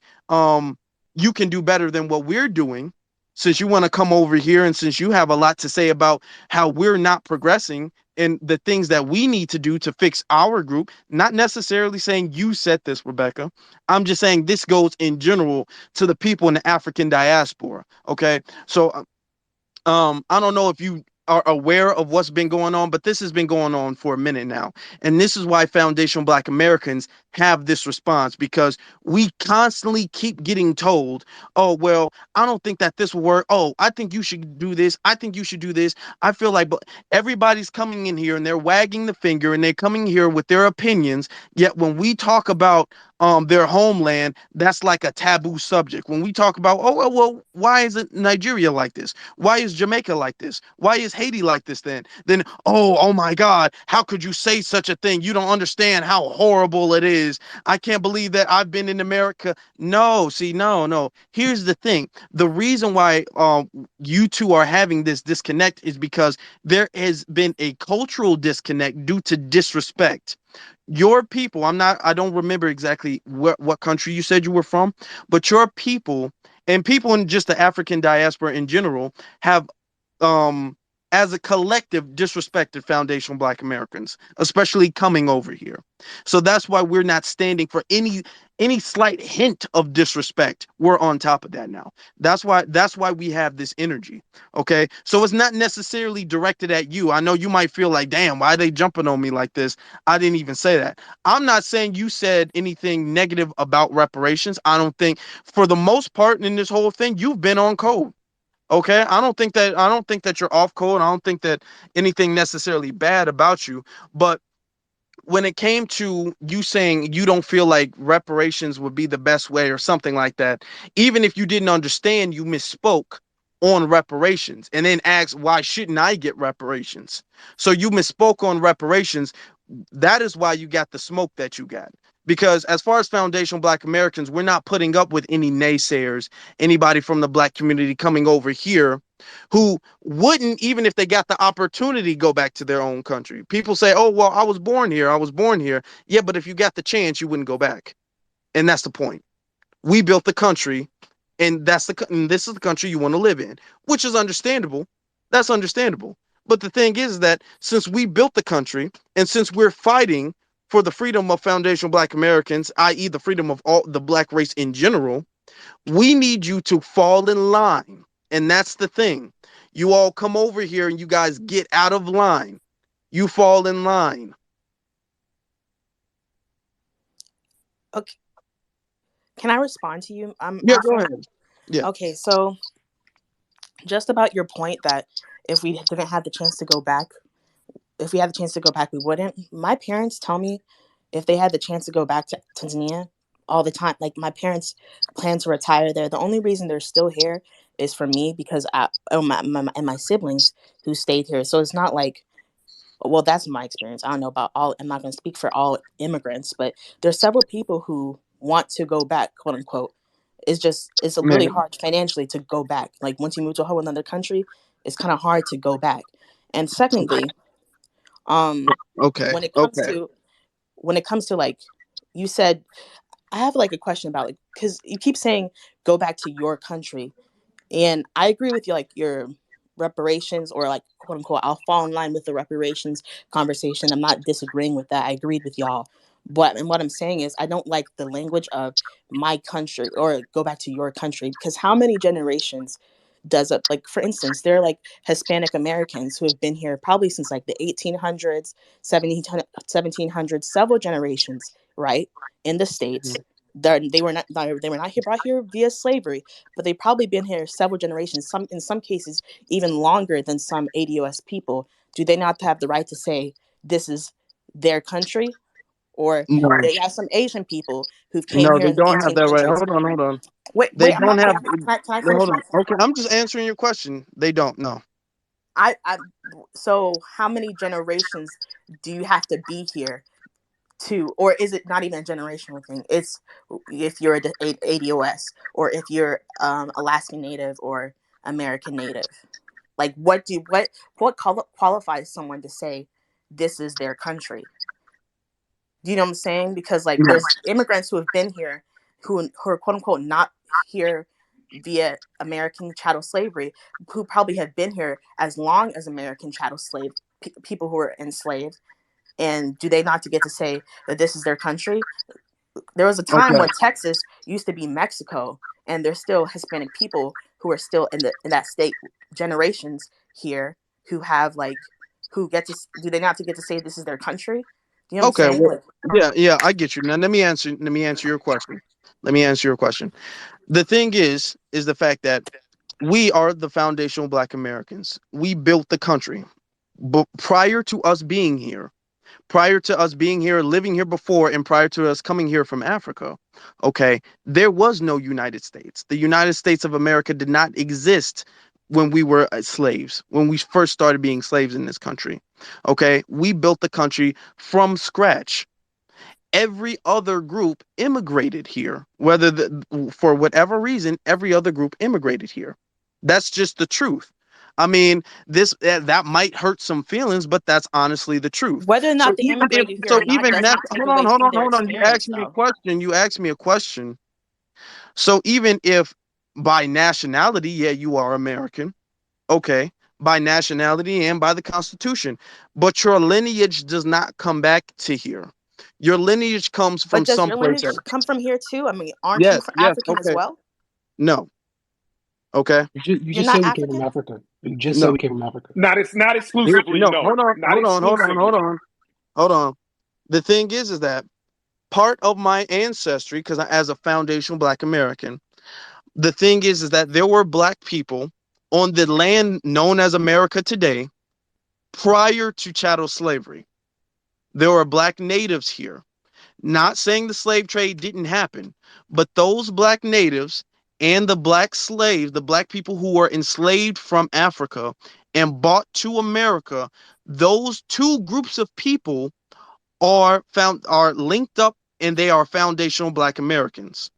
So when we say, oh, we're not necessarily from Africa, and that's the disingenuous thing, because no, we haven't been, our people, as far as foundational Black Americans, have not been to Africa in centuries.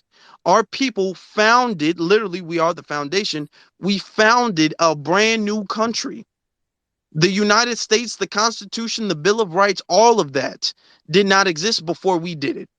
So So what we you're saying founded is a like, new country. So we are the foundation of this country. If you right. want to So say, if you want to say we're African, okay, we do have African lineage to a degree, but so do Jamaicans, so do Haitians, so do Trinidadians, so your so do argument is basically because you haven't been to the, like, you don't have any connection to the continent of Africa. So America is your home, it's your country, right?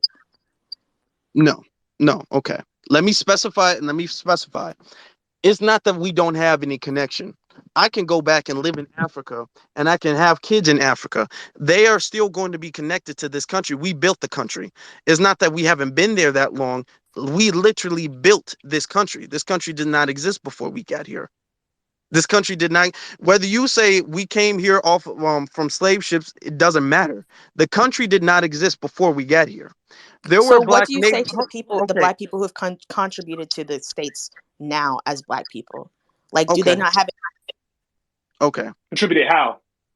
Hold on. my working is contributing to this country. I put Okay, in labor to this country. That's contribution to the United States. I pay taxes. I go to work. What? okay. Now the thing is that we're getting off subject. And actually I do think, sister, I'm not upset with you. Maybe we should have a separate space, because I'm just realizing I'm getting caught up in this conversation, and this is not what we were here to discuss. We were not here to discuss foundational Black Americans, and we were not here to discuss reparations claim. That's not what the topic is here. So we are going to have to get back on topic. We can talk, you can DM me and we can have a conversation about when we can have our own um another space about this. But I want to get back to the anti-Black racism in the culture. That's what I want to get back into, because that was the topic for tonight. So does anybody have anything? Dino, I don't think you've gotten a chance to speak yet. Neither you or I don't know how you pronounce your name. Uh Taleo. Do you have anything to say about the germane to the subject of anti-Black racism in China or in Asian community? I do not. I was here for the other topic that we just moved off of. Okay.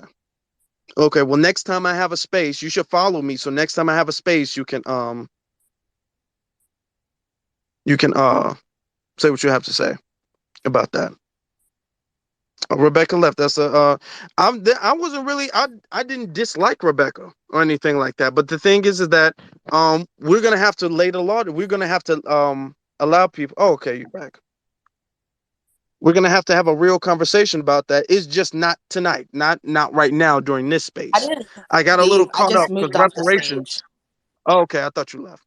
Um, reparations kind of gets me like energetic or whatever. I really get into the subject. So we got a little bit off Passionate. page. Does anybody have anything to say about the anti-Black racism in Asian culture?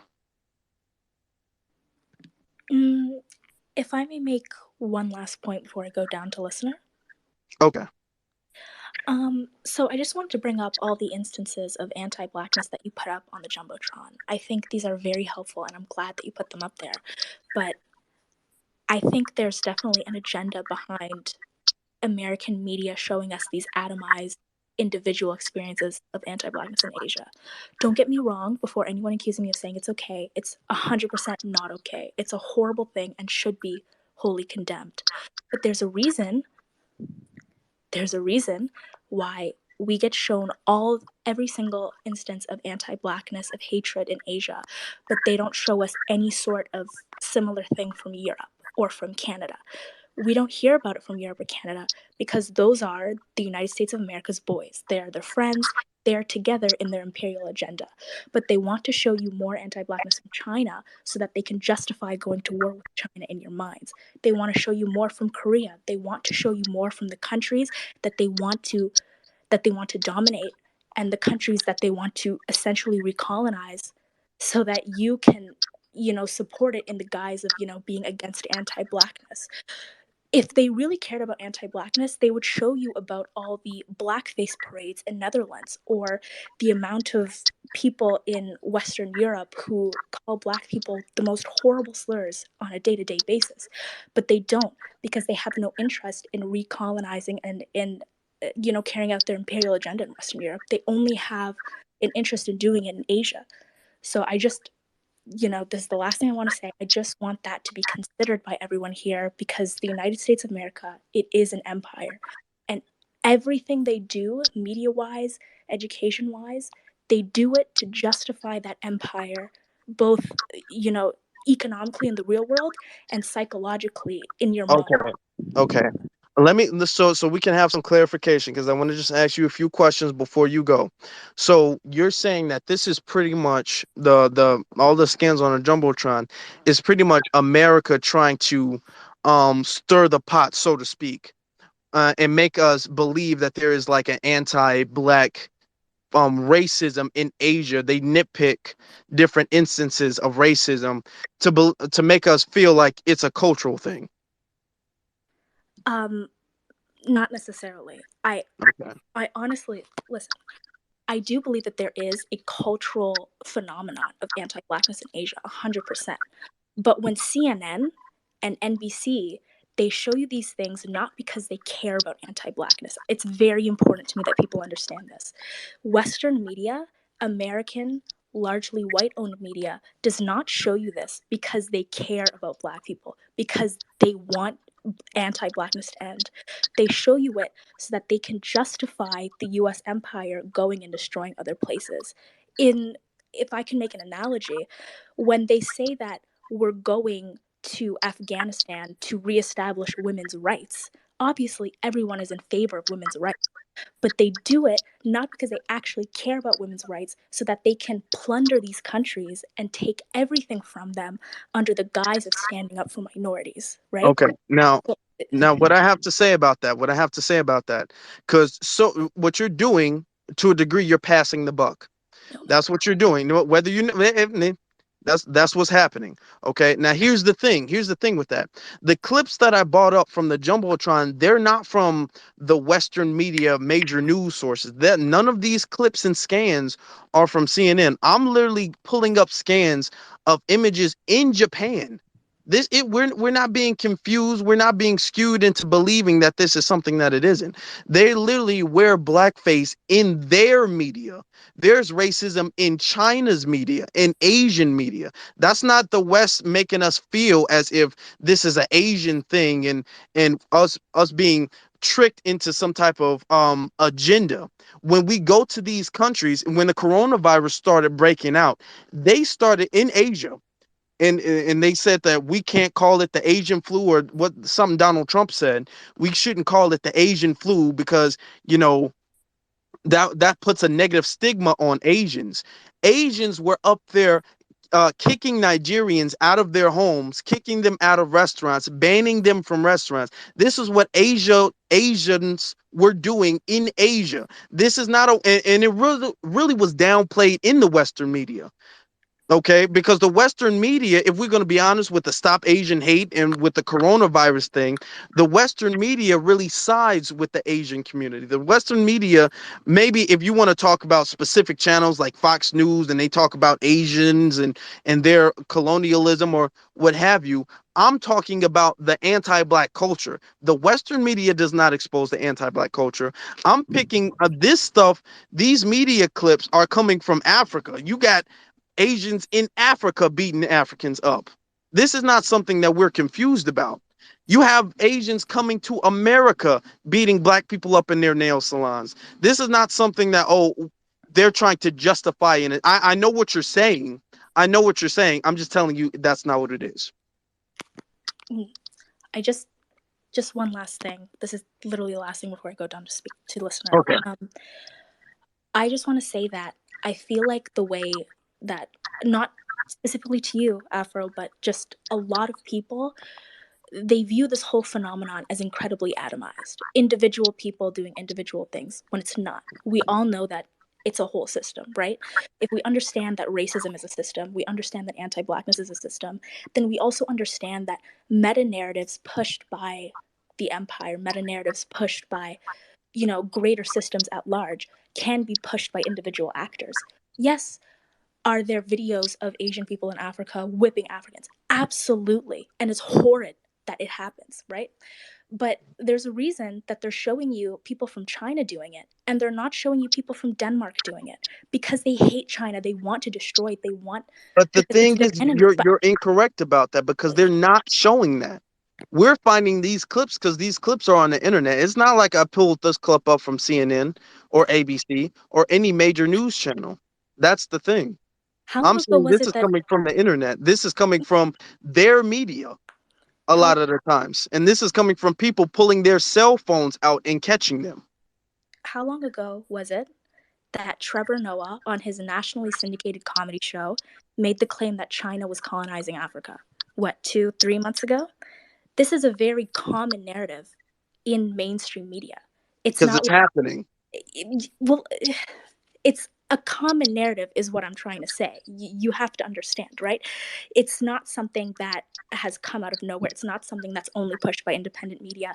It's something that has been pushed by incredibly large, powerful organizations. Okay. Again, So are you all I saying want it's true or to say, because it is listen, being pushed, but is it true or false? Are you saying it's false? am I saying that China colonizing Africa is false? Yeah. Are you saying that they're not coming there with the agenda of colonization of Africa? Are you saying No, that's false? that is what I'm saying. Yes, thank you. Okay. Well, thank you. Um, it's absolutely true. That's the thing. It is 100% true. They're making business deals and everything, and you're out here making it seem like America is making Asians look bad. No, Asians do that for themselves. They don't need any help making them look racist. They do that all by themselves. Okay? They're not showing clips of Asians beating up black people. We're finding these from different media sources. You can't blame this on the West. You can't blame this on CNN and Fox News. We're finding this all over the place. We are experiencing this when we go into their stores and they say hurry up and buy, when we go into their stores and they accuse you of stealing and they shoot you in the back of the head like Latasha Harlings. We are experiencing the anti-black racism. It is not something that we are confused about. It's not something that we don't know about. It's not something that the Western media is pushing. Now, if the Western media, if the dominant white society has a problem with Asians, like I said before, other ethnic groups have a problem with each other. I know that. I agree with that. I know for a fact that that's going on, but that doesn't have to do with the fact that anti-black racism is always the common denominator, which is the subject of this discussion. This isn't a plot or nobody's confused. This is, and all of the Asians are saying that. That's the thing that's blowing my mind. Every Asian that I brought up here has confessed that. And you're trying to sway the conversation and make it seem like no, it's not that. We're just being manipulated by the fact that they're beating us up to make us think that no. Every Asian here has admitted that. People who've lived in Asia literally say, "Oh yeah, they treat the dark-skinned people like shit." Does anybody else have anything they want to say? I know I got. Let me get a couple of these new speakers on here. Is it okay if I can speak now? I've been waiting for a while. Who just said that? Me, Haiti. Okay, yeah, you did. Okay, yeah, you were waiting. Yeah, okay. Yeah, so there's a lot of points here. I want to first speak to like because this was brought up a few times, the Stop Asian Hate movement, and as to why that there was so much like I guess support and like rallying around it. So let's compare the two. Like let's compare to like the beginning of Black Lives Matter, not the what it turned into in the end, but in the beginning. So Black Lives Matter for the most part in the beginning was an anti-capitalist like resistance movement that was advocating for So your mic. no, Hold I think on. Okay. someone's unmuted. Okay. Yeah, so it was an anti-capitalist movement that was actively, basically advocating for the dismantling of the police state that we understand as the United States, right? And most Black resistant movements in the United States have always been like this. The Black Panthers have always been like this. That's why there's always been such like resistance against them, because their resistance has always been a contradiction to the United States' existence. Okay, the Stop Asian Hate movement was an anti-bullying campaign that pretty much was like, stop being to Asian people. Let's figure out a way on to protecting the Asian community.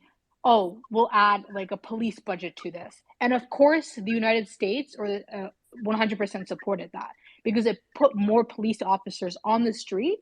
And not only did it help specifically like Asian people who are of a specific class, and I'll call them like petty bourgeois, it also screwed their own community over, because if you look at the Asian community, people who are disproportionately arrested in those communities are people who are from Cambodia, who are Vietnamese, who are from Laos, right? So these are countries that are poor. These are countries that have been historically been oppressed by nations like Japan, et cetera, et cetera. So there's that reason as to why. It has nothing to do with like, oh, the United States just like preferring Asian people. It has everything to do with the fact that there's a specific class in the United States that's made up of petty bourgeois Asian people that are willing to align themselves with the United Okay, States. That's the reason. that's a good point. Let me ask you a question now. Let me ask you a Okay. question. Why did the Asian hate narrative, the narrative that Asians are being targeted because of the coronavirus, why was that put at the feet of Black people? Why was that blamed on Black Because it was people? convenient. It's convenient to come up with just Why an did explanation. Asians go along with it? Well, no, Asians didn't go along with it. They There did. were a lot. They No, did. no, no. A large amount of them did. So who There are was they? not.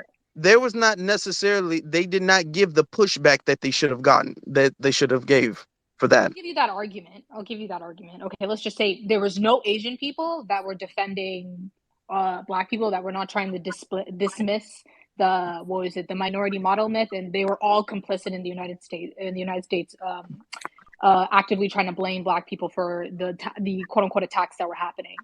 Again, it goes back to the fact that you have to look at class, right? Again, the Stop Asian Hate movement was being perpetuated by Asian people who had money, right? Take a look at one of the people who were the leaders of that bill is the wife of, who's that guy? What's his name? The Republican. Mitch McConnell. Yeah, Mitch McConnell. His wife is Asian. Okay.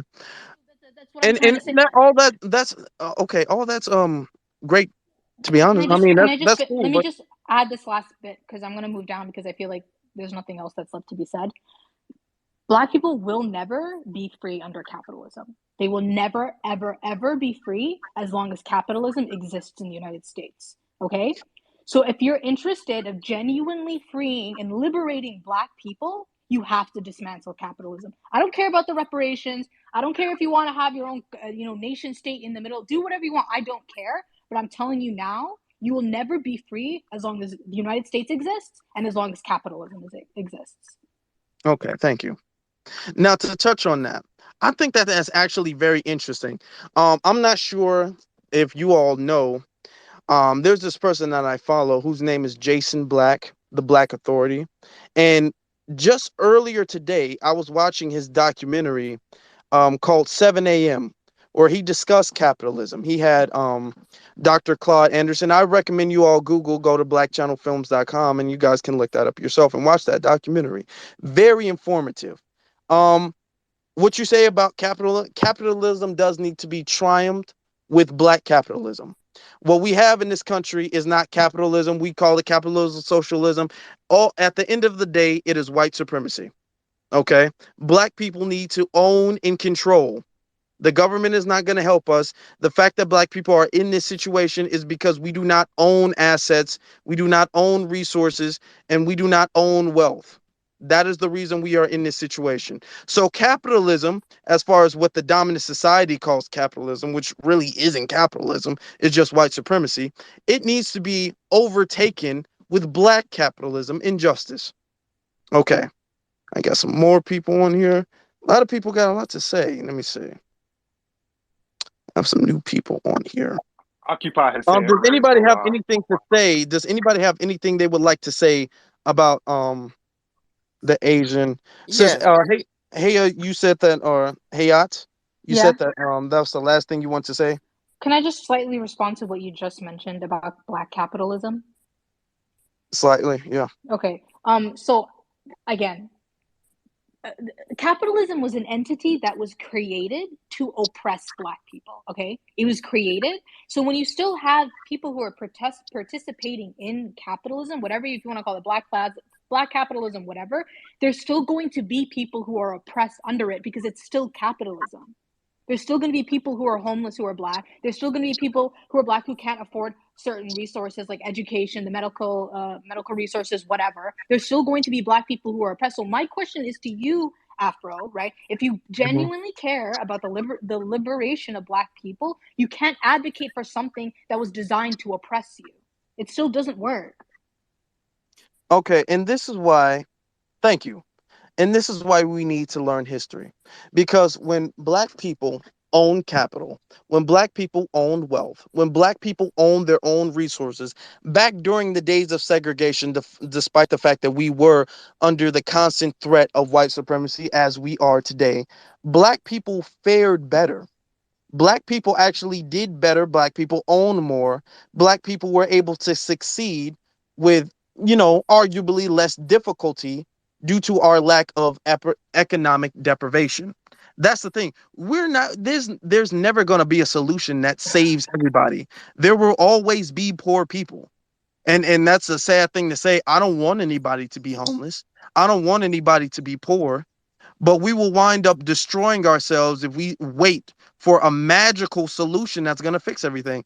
The American society was built off of capitalism. America is never going to be a socialist country. Capitalism is not going anywhere. The only way to combat this is with justice. The reason why capitalism is so, you're saying we were oppressed under capitalism, that's not necessarily because of capitalism itself. That's because of white supremacy. They didn't even get the capital through capitalism.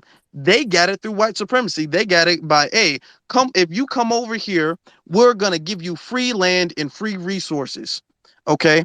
We're gonna hand these things to you. It's really socialism that you can say harmed the black community.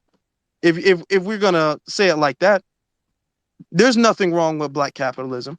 I recommend you watch the documentary 7 a.m. because you have experts who speak on that, who touch on that subject way better than I could. Are they billionaires? They have money, yes. Oh, okay, nice. Could I just add one thing to Hayat's Does point? that have to do with the Asian culture thing? Just one last thing. Just on what Hayat said. There's a very salient and real reason that pretty much every single black activist and activist has also been anti-capitalism, because you can't liberate all black people if under capitalism. Okay, and where has socialism ever worked? Where has Cuba. capitalism Where? worked though for black people though? Crickets. No, Cuba. no, That's no, the Crickets. no, no, question. no. Because I can point to I where just said capitalism Cuba. works. I can point to where capitalism works. Black Cubans are lower caste. I was just about to say, please don't bring up Cuba, because black people ain't balling out of control in Cuba. But we're not talking about capitalism tonight. We can have another space for that. Okay, we can have it. If you guys knew about history, and you guys knew about when black people in this country, which was about 100 years ago, when we owned and controlled things, when we were able to govern ourselves, had our own hospitals, had our own um, schools, had our own everything. When we were able to own and control things, things were better off. Now we're saying actually nobody should own something, which is never going to happen. Okay, does anybody have anything to say about the Asians topic that we're on tonight? I do. I do. Okay. Okay, go, Cap. I would love to touch I've on the been other. holding up my hand and waiting, and this guy just Oh jumped yeah, in. you did. I'm sorry. Yeah, My yeah. bad. Okay, My yeah, I bad. did have My that hand. bad. It's Yeah. my I'm turn. not. I have a Okay, name. youngins, Jesus. shut up. It's my turn. And I say this as You're right. somebody that's You're 53 right. years God old. bless. Excuse me, as somebody that's 53 years old that's been living under capitalism here in the United States for 53 years, can I talk? And this is about Asians. Uh, for one thing, we didn't create the animus that a lot of Asian people have against African Americans. They got Darky toothpaste over in China. Okay, and I knew a girl whose daughter was an heiress to Darky toothpaste. And they do that because black people, the contrast between our skin and our teeth make our teeth look brighter and blah blah blah. And that's straight up from China. Asian people have their own little pecking order. I learned this 2 years ago. I worked for an entire year in Hawaii, and I learned a lot about Asian culture and pecking order while I was there. One of them is that they consider Chinese people to be like the top. Then it became the Japanese people under them. Then came sometimes the Filipino people because they had been enslaved by the Chinese people and the white people, and that's how they came. The Filipinos came to Hawaii. So Filipino sister just hit me to all of that. Then come the Vietnamese people.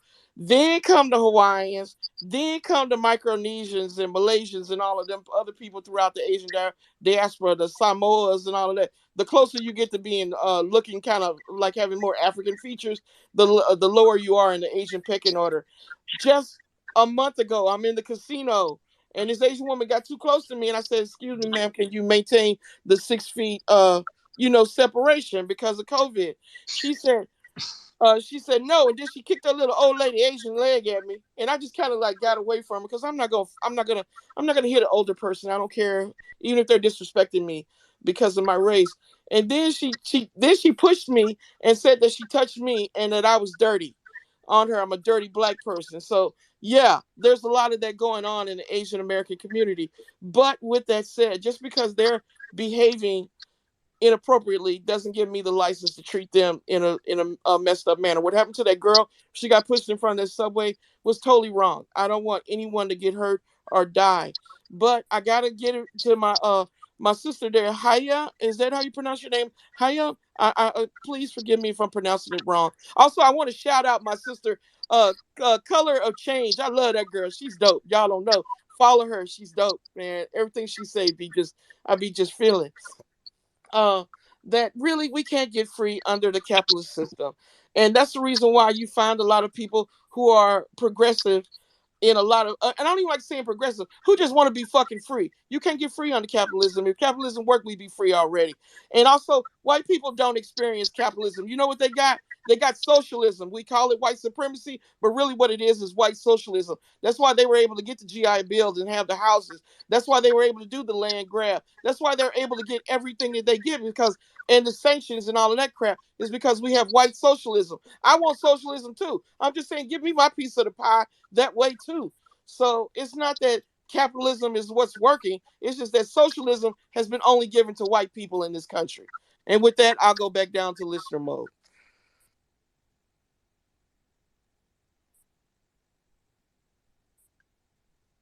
Okay, okay, okay. Thank you. Tonight's discussion is not about capitalism. It is not about socialism. Okay. We can have another conversation about those things. Tonight's discussion is about anti black racism in Asian culture. Anyone who does not want to speak, anyone who wants to speak on another subject, anyone who wants to have another space, you can message me and then we can see if we can arrange another space. But we're not going to get off subject again. If anyone who's on here as a speaker right now would like to talk about something other than the topic at hand, I'm going to ask you to remove yourself. And if I hear you sway the conversation to something that doesn't have to do with the anti black racism in the Asian culture, I will remove you. Okay? So, does anybody have anything to say specifically? Oh, well, no, Captain. I allowed you to say, Captain. You said you had something specifically to say about the anti-black racism in the Asian community. You can unmute yourself. Okay. Yeah, so I definitely would like to talk about the other stuff too. That's what I wanted to say before. So, but yeah, we'll hash that out, I suppose. Um, I think I would agree. I don't know. I don't think I would go as far as saying it's their culture. I like to think that culture is, and maybe it's just my magical view of culture. Like when I see culture, I think it's something that brings people together. I would say this is a bigotry, and I don't think that bigotry is culture. Bigotry is bigotry, and there is an anti-blackness in Asia, many different parts. I was once an avid fan of anime, and there's a lot of anti-blackness in anime. As much as we laugh, it's cartoons, it's funny, but it's like the way they depict a lot of black characters, even if it's not a appearance wise, it is characteristics that is very much like somebody who's never actually sat next to a black person. I actually, it's seldom do they have a good depiction of a like what a black like actual like if you could see that this person actually spent some time with a black person, right? Mhm. So that it does exist. I want to just say this, and this is not to get off the subject. We don't even have to go into it, but I will say that I feel like anti-blackness is global. You know, anti-black racism is global. Of course, it's going to be in Asian culture. It's even in our own ranks amongst black people. You know, and we participate in it because it's an ideology that we partake in as well. That I feel like we definitely need to work on too. But like as far as this goes, I would say that I don't think it's a culture, so to speak. I think it's just bigotry. That and it does exist in Asian media. It does exist. Um, and I would just say one question for you is like, what is the whole sole purpose? Is it just to talk and espouse and to expose it? What is the purpose of this? Okay. The purpose of this is to teach. This is the education thing. This is to teach you, right, and to expose. This conversation is in everything on the Jumbotron. And if you guys want to have any further information, I have more clips on YouTube. The link is in my bio. Okay, so you guys can see my other clips about the Asian hate narrative on my YouTube channel. The link is in the bio. Okay, at Afro Elite on YouTube. But the thing is, the point is we get told that we need, especially last year, around the same time last year, we were told that we need a Black and Asian coalition, that we need to team up with Black people and Asians, and we need to fight against racism because they have it hard too. And a lot of Black people mistakenly fell for that, foolishly fell for that. So we're putting this out now so that we can make sure that it's embedded in the culture, that we know that Asian people are never on our side, and we are never to team up with them in against our best interest, because we did that last year. So I'm having this space this year so we can expose the racism and expose the hypocrisy and lies, that there is a coalition, and that it's a one-off thing, and that this isn't a cultural thing, and that this is about capitalism or classism or some type of religious language debate. This is about anti-Black racism, and we have to be honest about that. And the more we start being honest about that, the more the solution is going to come up. The So more Black people are not going to fall for the tricks that we did last year. So pretty much you're saying for us not to be, ignorant of the divisions that exist within their community against us. Yeah. Okay. Yeah, I mean, and I can. That's a solid. That's true. I want to say I feel like we can. There are those in those communities that we can unite with, but I agree with this. What you're saying, that we should definitely stay aware and stay alert. That is true because it does exist, and it does, and it's there. I would not deny that. I've seen it. I've witnessed it. I've watched the commercials. I've watched the shows, and I've experienced it from Asian Americans. I mean, that's been my experience of anybody that's Asian. That would be Asian American. Where they do follow you around in stores and things like that. So, but I would never boil it down to that's just how they are or everybody is. And I don't think that's what you're saying. I doubt that's what you're saying. But I do agree on the point that we do need to remain aware of the blackness that exists. Like we just can't deny it. It's all over. It's global. Okay, thank you. Thank you. Um does anybody else, hold on, let me get for the next two, let me get Soviet, what's your name? Corn, Soviet Corn and Taleo. Would you guys please like to, and I'm going to be cycling people through as well. If you guys can get straight to the point, please. And I'm not trying to necessarily rush you all like that, but can we not be long-winded? Okay. I would like to say thank you for having me on your space today. Um, I'm an African from Namibia, currently in China. So I wanted to add a bit on what exactly, or first-hand information about racism, Asian racism that's happening in Asian countries. I would say, in Well, terms of media, quick question before you go. But quick question. yes, sure. Do you live in Africa right now? No, I'm currently in China. Okay, keep going. Yes, yes. So I wanted to add on the media issue that the media covers the racism in China because it's beneficial to them and that they don't care about black people and stuff. But the honest truth is what the media covers is only 2% of what exactly is happening. Because what happens in these Asian countries is some sort of racism is normalized to a point where they don't see it as anything wrong.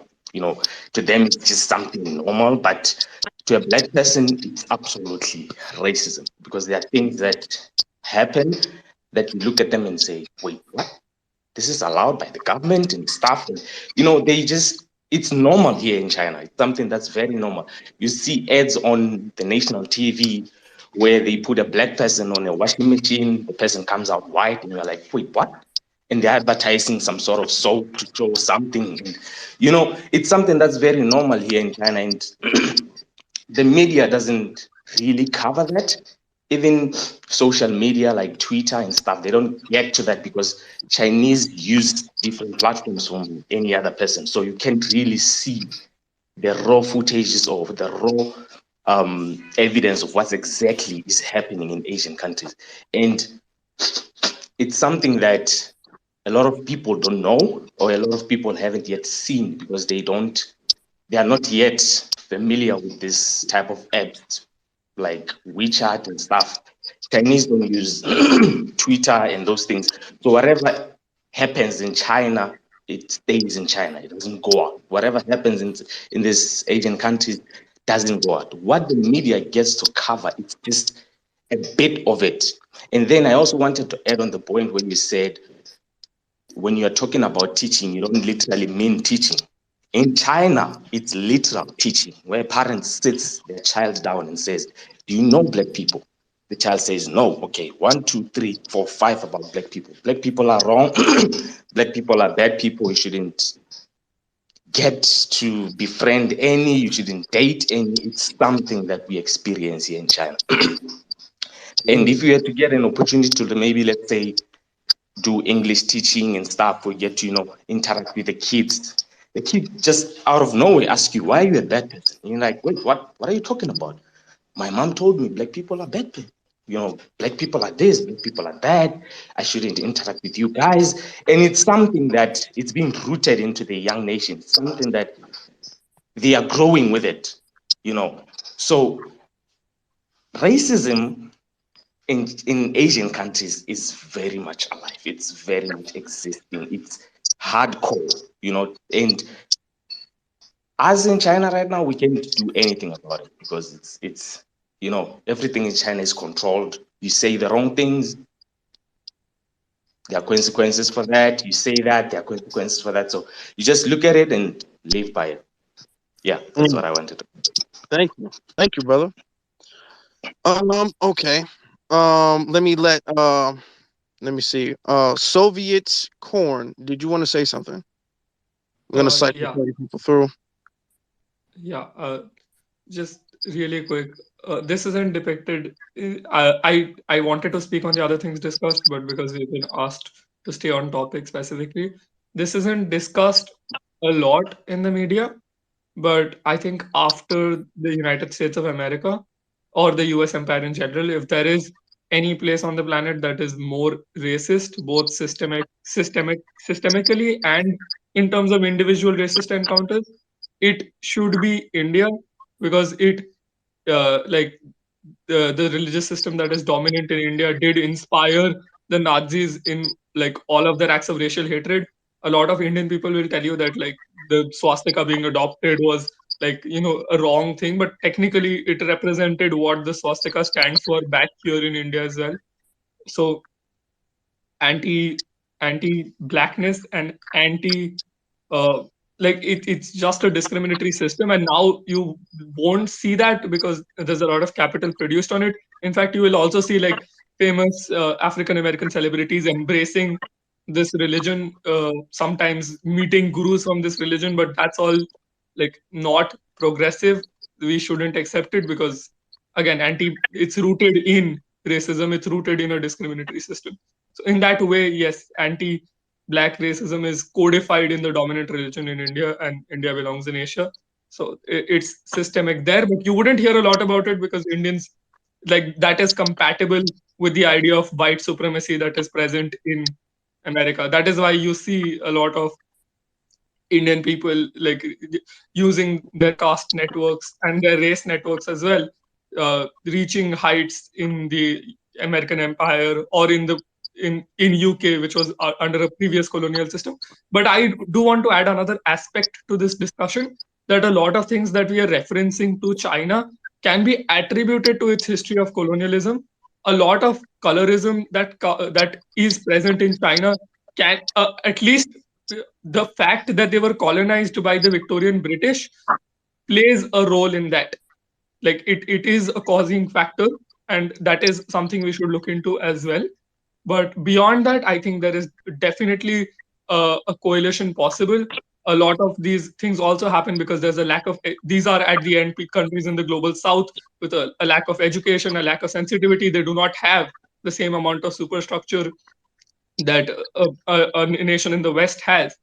But with increasing education, such instances are bound to be reduced because, uh, again, that is what happens when people are more aware. So, there is definitely scope for coalition. There is nothing inherent about, this difference.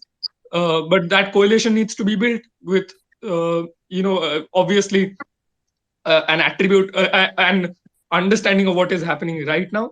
But yes, on the offhand, China is racist in the sense that there are individual instances of racism present in the culture, or a sort of colorism present in the culture, but it is not racist in the sense that systemically racist as the United States, which where the entire economy, the entire society depends on racism to survive, and that. Thank you. Thank you. Um. Okay. All right then. Let me see. Uh. Thank you for that. Now and here's the thing. Now I want everybody to recognize this. Here's the thing that happens. They start talking real good in the beginning. They start talking really good in the beginning. They admit everything. They do that all the time. They admit, yo, yeah, it's racist here, it's racist there, it's racist everywhere. And then they pivot. Oh, yeah, yeah. And see, the real problem isn't really white supremacy. The real problem is capitalism. Yeah, always watch the pivot. Yeah, thank you. Uh who else? Let me see. How do I don't want to mispronounce your name. Uh Kaba can be? Is Can I? that me? Is that Yeah, me, that's Anna? you. Yeah. Okay, San. Good evening, and thank you for this space. I was going to bed, and I just came across your space, and I said, let me say a couple of things because this topic is absolutely attracts me because I'm an older woman, and I have been here in this world for a while, and I know, have seen, having lived in 3 continents. Um, Unfortunately, unfortunately, human being and majority of human being is racist, and especially racist to black skin. I don't understand. I do understand. I lived in Arabia, and they are racist. Let's not sugarcoat it. I'm African American. In other words, originally from Africa, and here in America, naturalized many years. And Hold on, before you go, before you I just want you to what you said is absolutely correct. This is why we have dropped the term African American. This is why we do not refer to ourselves as African American. We refer to ourselves as foundational Black Americans. Because with your argument, kind of anybody can be African American, which is why we refer to ourselves by a distinct group. We are foundational. You are correct with that. I just want to mention that. You can unmute yourself and finish your point. Okay, thank you. No, so I understand some people they refer themselves African American. I do particularly mean Black African, but now naturalized American. So, regardless how we refer ourselves, the fact of the matter is we are from the continent, at least myself, from the continent of Africa, and now naturalized in the United States. But let me go back to my point because your topic is about racism and how different cultures and the young man before me, he's from India because I know the accent. At least I think he's from India because the accent that I worked with Yeah, he is. Indian, and he said that a lot of the Indians are racist towards blacks, and he's right. But also one thing, a lot the Indians are more black than the black Africans, and still they are racist towards the black Africans or the foundational blacks. And I don't understand, but it's something innately in the human being. Come back to the Asian. Asians are racist because I know students in China, like the one who was talking, that have been African students or black students from the continent of Africa, has been very badly treated. And you know, here in America, one thing I will leave you with, unless the black foundation, black were originally from the continent of Africa, get themselves together and be strong. And here in the United States, once they are strong here, guess what? Nobody can put them down and nobody can discriminate them because who's the world power? The world power is America. And because they see how they're treated here in America, then they take advantage of that. But when you guys are on the top of the society and you are in the government and you make those policy like our the Yeah, minister I of know. I know. I the get where you're going. yeah When we DOD, take like over, you when we you take have over to things. show them. Yeah. I'm gonna finish. When the black American is the president like Obama, then they dare don't speak about racism because then they know who's Okay. the world Let leader. me correct you. Let me correct you real quick. Obama was not a foundational Black American. Well, at least on Obama the was skin. he was a black Yeah, man yeah. allegedly, but he was not a foundational Black American. I agree. He didn't do much for Black American, but Anyway, at least he was in his skin, his color, and then when he is the leader of the superpower, guess what? Nobody, at least they will think twice. But at the fact okay, of the ma'am. matter is, you said it earlier. Thank you. I appreciate what you had to say. I want to finish with this. Okay. You said racism is capitalism. Well, yes, you're right.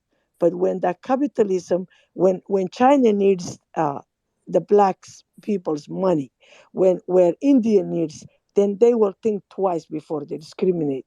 Come back to USA when the Asians are mistreated. It's a tragedy when they are mistreated and they are discriminated against, then yes, all the minority should work together and they should learn a lesson that don't put anybody down because you can be also treated equally badly. And I'll stop. Okay. Okay. Thank you. All right. Um, Black people face some of the worst racism under the Obama administration. Okay. Nobody, no racist person was at all scared of Obama. Black people lived through a damn nightmare under the Obama administration. Obama did not do anything to help black people. In fact, Obama harmed black people very much so. Ramon, do you want to say something? Back on the topic of the. Do y'all hear me? Yeah. Oh, Yeah, back. and once again, she did kind of, and I was trying. Y'all saw I tried to be nice. I literally was on her profile, and I was about to click her off until she hung up. If we get off topic again, I won't even warn you. I'm just gonna drop you, and you're gonna have to figure out what you did. But yeah, keep going, Ramon.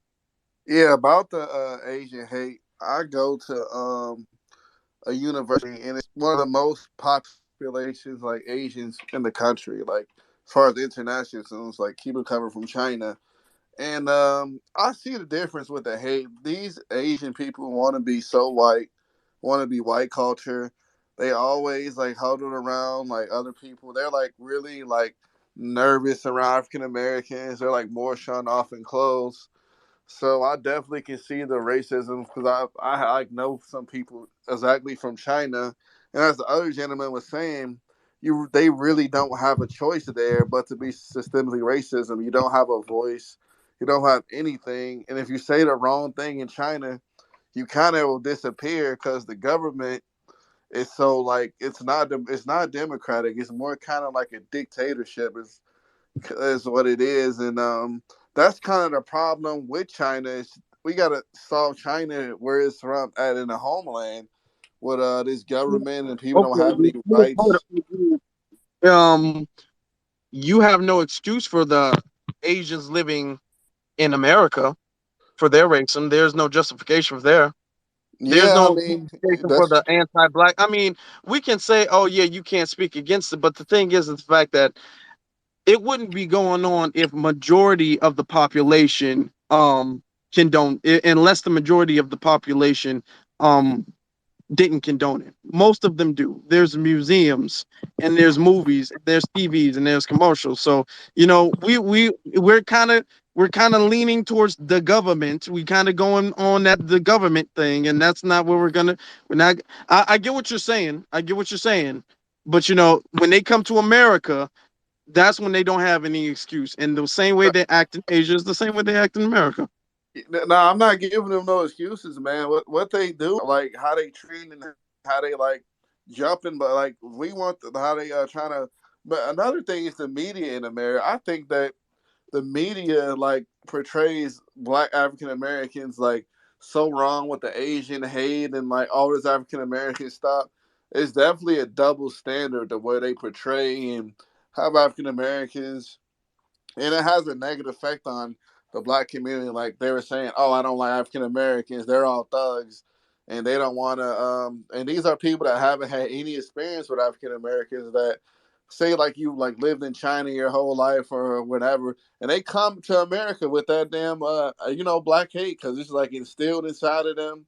And I'm a history major, and it's just like throughout history, but you've been disrespected and stuff. We shouldn't have to respect them. We're more superior, they're uncivilized, and it gotta stop. I mean, like it's like something's gonna happen even more worse than like George Floyd. I mean, like what would it take for people to wake up? But thanks a lot for letting me be on here, Afro, and that's all I had to say. But, Thank you. Now,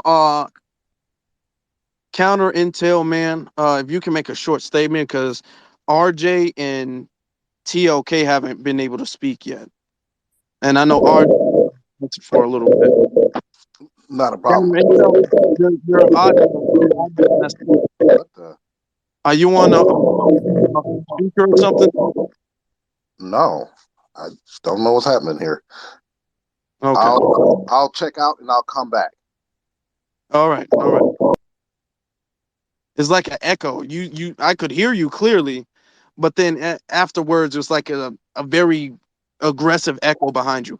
Now, RJ, what do you have to say? Y'all can hear me? Can y'all hear me? Yeah, go ahead. Oh, so I used to live in Los Angeles at one point, and then around 2000, I moved to Queens, New York. So there was a situation where now I'm not around many black people. Is Indian people are considered Asian, right? Yeah. So these people are they're from Caribbean, but they're of Guyanese Indian or Trinidadian Indian descent. So it was a situation when a kid told another kid that I wanted to steal his bike, which wasn't true because I had a whole bunch of bikes that my mother paid for. And once he told him that this is the first time anybody I've been living around Dominicans and Puerto Rican never heard no slurs ever in my life until I moved to Queens. Call me blackie, a nigger, and darky, and he was darker than me. Mm. And when people tell me, oh, how everybody's a certain way, I look at them a certain way because of situations I've been in. Okay. And there was another situation where my sister was at the laundromat. Something must have happened, and there was a whole crowd of Guyanese Indians, and she was calling, help, help, help, help, help, help, help, call my name. So I ran there, and this was when back in the day I'm not gonna lie, I used to be a Pookie Ray Ray kind of guy until I clean up my act, and I ran there. And I see a whole bunch of them saying nigga, nigga, nigga, nigga, nigga, nigga, nigga, nigga, just saying. I'm like, yo, I'm a brother. What you trying to do? I smacked one person across the face, and I threw the other person across the car. So I was like, you see how sometimes we see videos of black women get racially discriminated on, and they might get assaulted, and they have nobody to defend them. But things change when people find out, oh, they have a brother, or a brother used to be a former, gang kind of guy. Things change and people act a certain way. So after, people start seeing, oh, that's her brother, people look the other way and won't even look her direction. You make a great point. I'm glad you make that point, RJ, because we see a lot of times with the Asian, even black women, they don't even fight black women on a one-on-one basis. It's either some grown Asian man fighting a black woman, or it's a bunch of Asian females fighting one black female. You don't ever see them really square up with black people mano a mano like that. The whole beating black women up in the Asian nail salons and the beauty supply stores and all that, they don't pull that mess when brothers are there. They don't pull that mess. They not about that life for real. They'll either gang up on a single black person, shoot the black person, or they'll have their grown men fighting a damn black woman. One woman fighting a whole grown man, sometimes even multiple. So you're absolutely right. They're not about that life. They're not about that action. Yeah, and there was another situation. Can I talk about it? Yeah, if you can yeah. Yeah. Just kind of So this around give a 2015, brief. this was when I was around 24. I started working at a job. If anybody lives in New York, they know of a restaurant called Just Salad. So I started working there. I come 20 minutes early, always on time, do everything I'm supposed to do. So the boss is Asian of Chinese and what was the other? I think it was Chinese and Malaysian descent.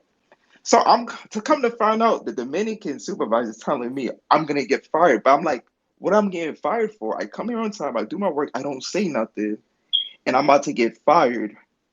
And what the rumors going is I'm not working hard enough and I'm being lazy. And I'm looking like, bruh, the morning shift is not cleaning up after themselves. They leave a whole ton of mess, and I'm doing their work, and then I have to do my work for night, busting and hustling for nothing just to get fired. And I was like, bro, I'm not gonna why I'm getting fired and I ain't doing it. See, this is the thing when I was like, bro, this is the kind of shit that make people want to sell drugs.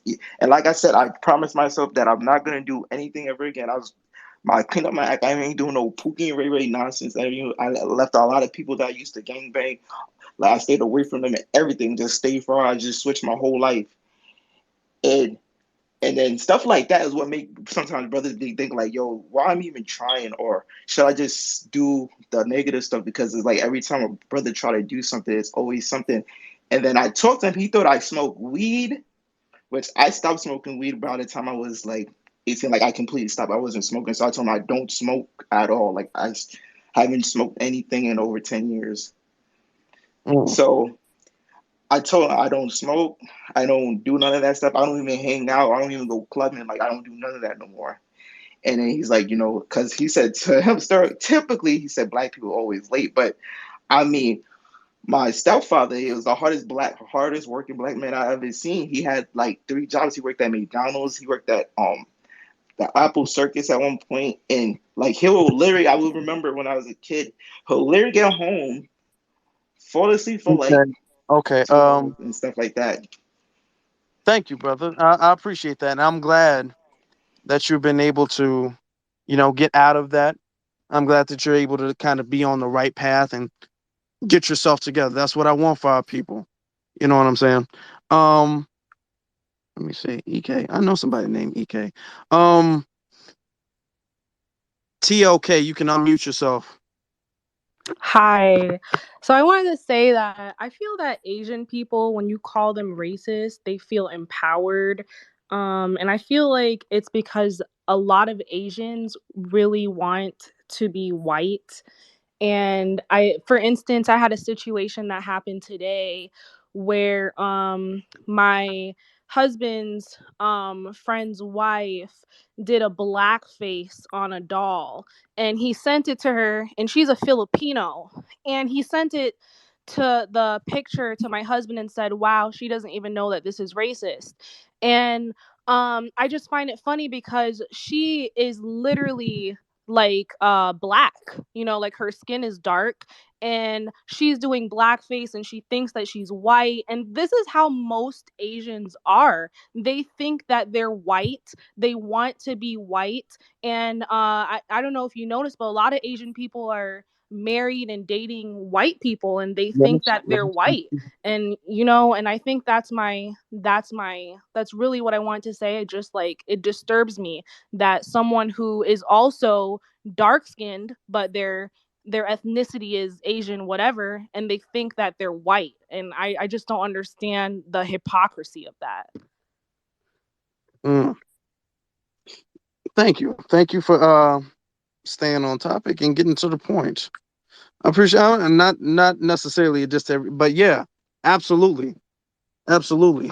And Mm-hmm. they talked about a cultural thing, but then, like you said, when they date out, and they date out a lot, they're the Mm-hmm. number one people as far as dating out is concerned.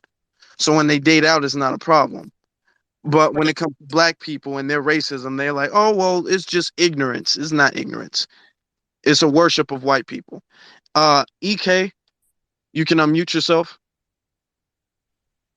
Hello, everyone. Hello, Hello. how are you? Yes, Yeah, we can I'm hear you. good. Yes. From my own aspect of like Asian racism, I don't know whether Indians are allowed to say the N word, brown or light skin.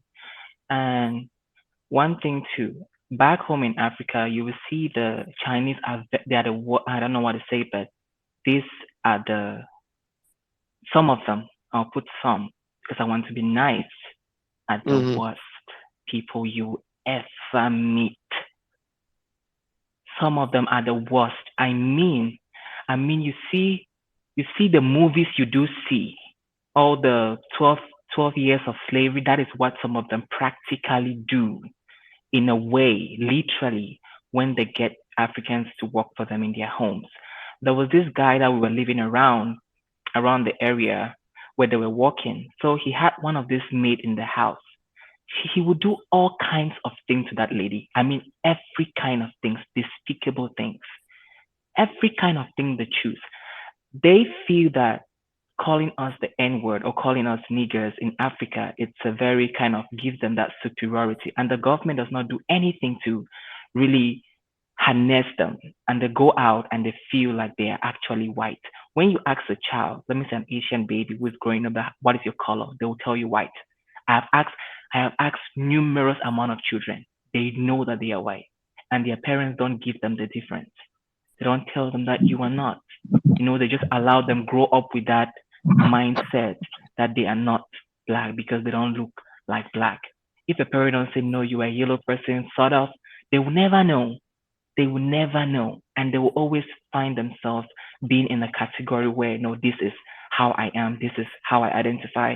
And it becomes a very kind of like an open space where they can do to the other person what cannot be done to them. So like I think home training is the first Mm. thing. Yeah, they don't get it because they're not told. They are not told.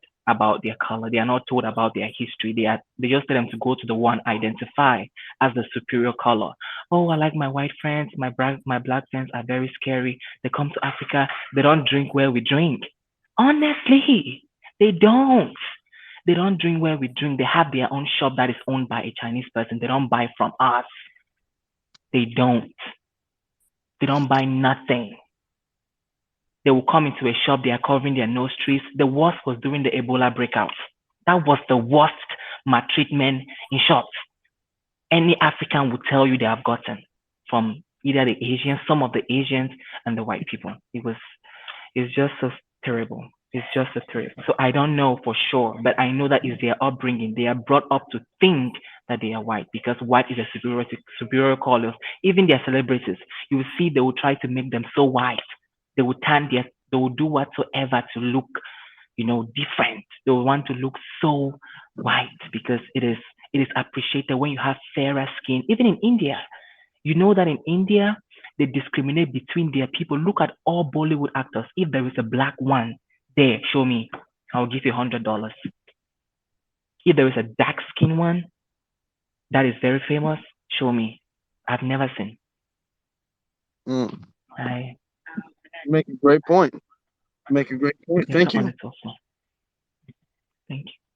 Thank you. See, that's a good point. That's a good point. And I'm glad that we're kind of getting the riffraff out. And there are some naysayers, but no matter how you want to dice it, no matter what type of explanation or what type of reason, and to be honest, none of that stuff really matters. None of that stuff really It doesn't really matter how it got there. This space is to acknowledge the fact that it is there. It is anti-black racism. It doesn't matter, oh, it came from the British, it came from tribalism, it came from colonialism, it came from classism. It doesn't matter necessarily how it got there. We can argue how it got there all day, but we only do that in a way to pass the buck, okay, so to speak. I'm not going to be on that much longer. So if anybody would, before I give my final thoughts, and you guys can check me out too, you can follow the host, and you can subscribe to my YouTube channel at Afro Elite on YouTube. But does anybody else have anything to say specifically about this topic? Yeah, Mr. Yeah, you had your hand up. yeah. I wanted to bring up an experience. I am a foundational black. My aunt, however, married in, is of South Korean descent. They got married. My uncle and her got married during the Korean War. Her parents are still alive. And I bring that up to this point that a couple years ago, they finally forgave her for marrying a black man, in their opinion. That's how they said it. They wanted her to come visit because they're very old now. So she went to visit, and she wanted to bring the husband, my uncle. And they were like, we forgave you, but we don't have blacks in our home. Ooh, wow. Now, so when people talk about this, we hear this about we need to be this way and that way with these particular groups of people, that we need to go ahead and form allegiance with them. I've always been skeptical, because I'm gonna be honest with you and everyone here. I have never seen any Oriental come out to help me or any of my people. I've never seen no homosexuals come out to help me and my people, unless those homosexuals happen to actually look like me. But for some odd reason, they want us to constantly join every other organization when something don't go right with them. And it bothers me, because it makes me wonder whether or not we're not paying attention to what's happening around us. These are the same people who have no problem not letting you go in their stores to buy, or they follow you around, thinking you're stealing something, even though you're coming in there and you're spending money. I personally don't want to go in any place and spend my money that you don't, you got to follow me around. Yeah, you won't get my dollar. It's just that simple. And I won't support anything that happens to you. If something happens to you, more likely you had it coming. So when people say, well, we don't need to see anybody do this, the kumbaya stuff, I would ask you to start looking inside yourself and ask yourself what's wrong with you. Thank you. Thank you. Thank you very much. I know both of you. Let me see. Breathe. If you can say something, Yeah. request a favor. Yes, hi. Just in closing, again, I wanted to just bring out a point that we have to remember that can you hear me, guys? Okay. Yeah, we can hear you. We have to remember that even the FBI back in 2017 had made an annual report and said um, that they did a tally of hate crimes here in the U.S. and they found that African Americans are the most frequent targeted victims of hate crimes. But they quickly turned around after that report, and we, rapidly started seeing these. I want to say staged. I'm not saying each and every one was staged, but the majority of these looks like staged incidents of hate crimes towards of Asians. Like if you, for example, even just yelled or just raised your voice at an Asian, it was deemed a hate crime, opposed to someone just running up into a black person's home and killing them in their sleep it's considered justified murder. So we have to understand how the propaganda work, and the Asians specifically are being used, and they understand their position. I believe the speaker brought it out earlier. I really love again how he put that. It's a unspoken contract. Understand that how this hierarchy and this tier runs, and in this country use the whole Asian community, you know, as a way to spew this anti-black hatred. They're willing participants because again, they have a choice. Just because they're introduced with some anti-black rhetoric from their family or capitalism of whomever, they don't have to participate, but they choose to participate because they know the benefits from it. This country wants to send a clear and present message that we don't belong and they don't want us. And this is who they're using among other groups and other means. But let's not make any mistake. The Asian community is very complicit and very participant in anti-black hatred. Okay, and I appreciate you bringing this topic because this is a topic that most people don't want to talk about because they shy away from having this almost like anti-Semitic sentiment thrown on them if they bring up something of this nature. But it is real. It is not an imaginary topic or imaginary hate that we feel that we're experiencing here in American as black Americans. It's real. We see it when we go into their establishments. We see it when we are at schools with them. My granddaughter plays the violin. She's very, very good. And she was coming up against a Asian girl in the program. Do you know that they found some type of way to because her parents pay into, she's in a private school, they pay into these boards of directors and things like that, and it ended up where my granddaughter had to be demoted, on some technicality from performing. See, these are the things that we have to understand, that they use their anti-black hatred in many ways. It's just not always in a physical formality. It's across the board, in business. So we have, this space has been very helpful and very enlightening to bring this to the table and not hide it and not care who feelings are hurt by it. It's real and it needs to be addressed. Thank you so much for your time and I appreciate your space. Okay, thank you. Thank you. Let me see. How do you pronounce your name again? Occupy space. Yeah, it's just occupy space. I'm just taking up room here. I did this before Twitter Spaces came on board. I'm glad Twitter done caught up to my name, which is cool. I just want to first say again, thank you, Afro Elite for creating this space. I think this is really a necessary conversation for us to have.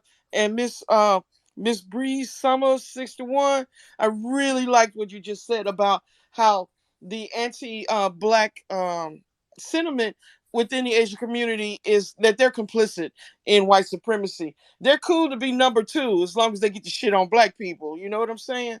And I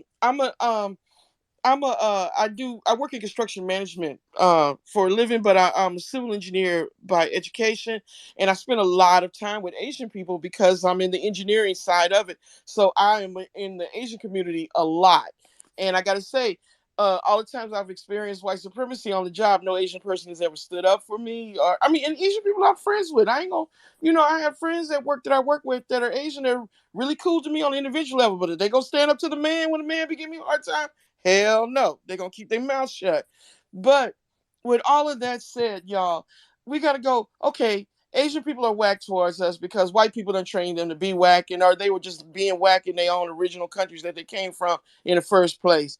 What are we gonna do now? And one of the things that I've personally done is I worked for a while doing energy efficiency upgrades for low income families in Houston, and they in particular put me with the Vietnamese community. I just got immersed in Vietnamese culture. I was working with this group. It's called VN Teamwork, and they kind of help Vietnamese people who when they first come to the United States, they help them get a place to live and job training and childcare and all of that good stuff. And I remember thinking, wow, we need to align with these people and replicate their program because it was very successful at integrating new immigrants into the United States. And the guy I worked with, Terry Trong, he went out of his way to teach me Vietnamese culture. I learned how to say hello and stuff like "Come on, bo, come on, G," and just you would be amazed just saying a little word like that you're trying to learn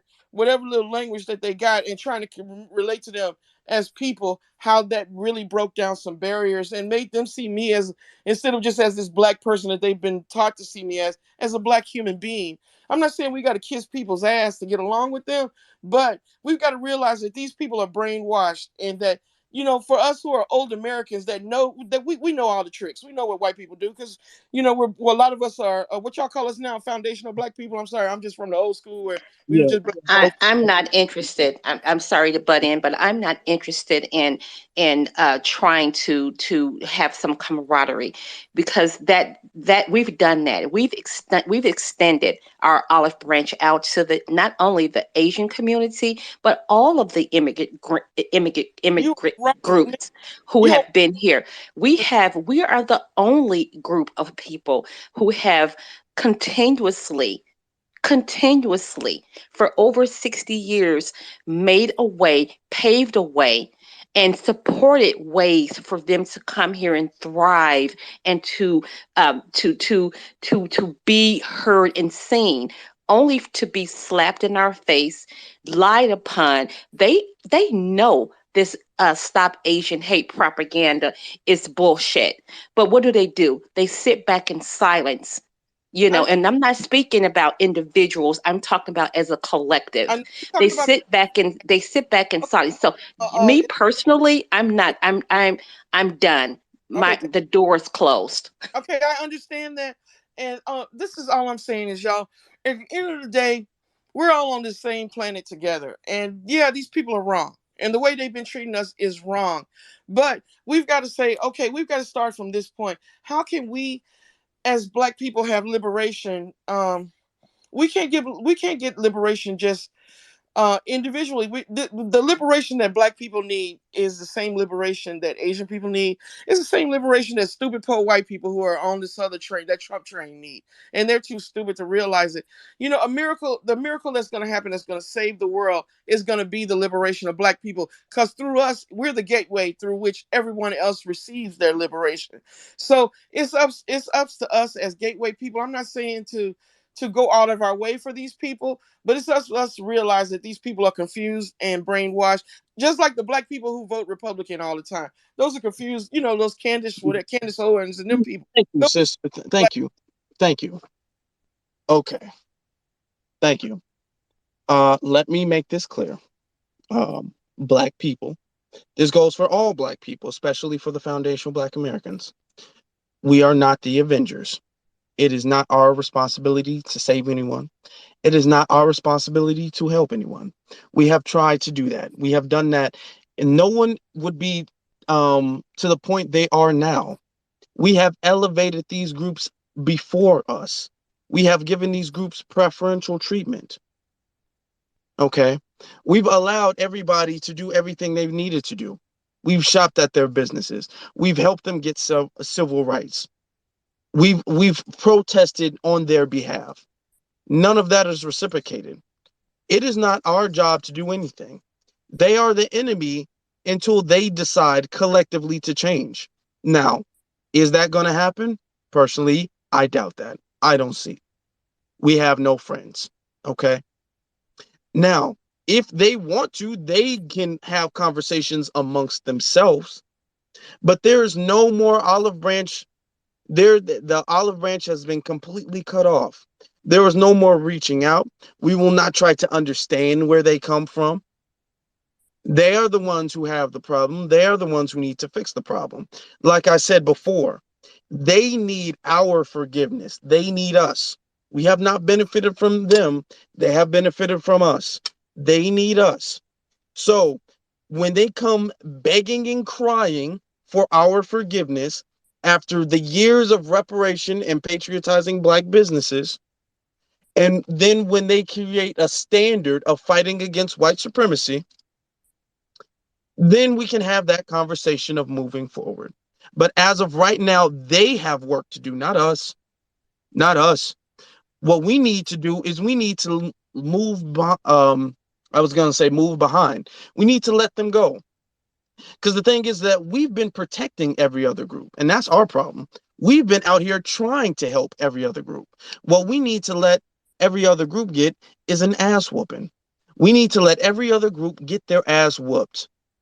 And then they might get some sense knocked into them, maybe. But we're not going to hold our breath for that either. Right before I live, let me see. Thomas, you literally have like about 30 seconds because I'm just about to close this.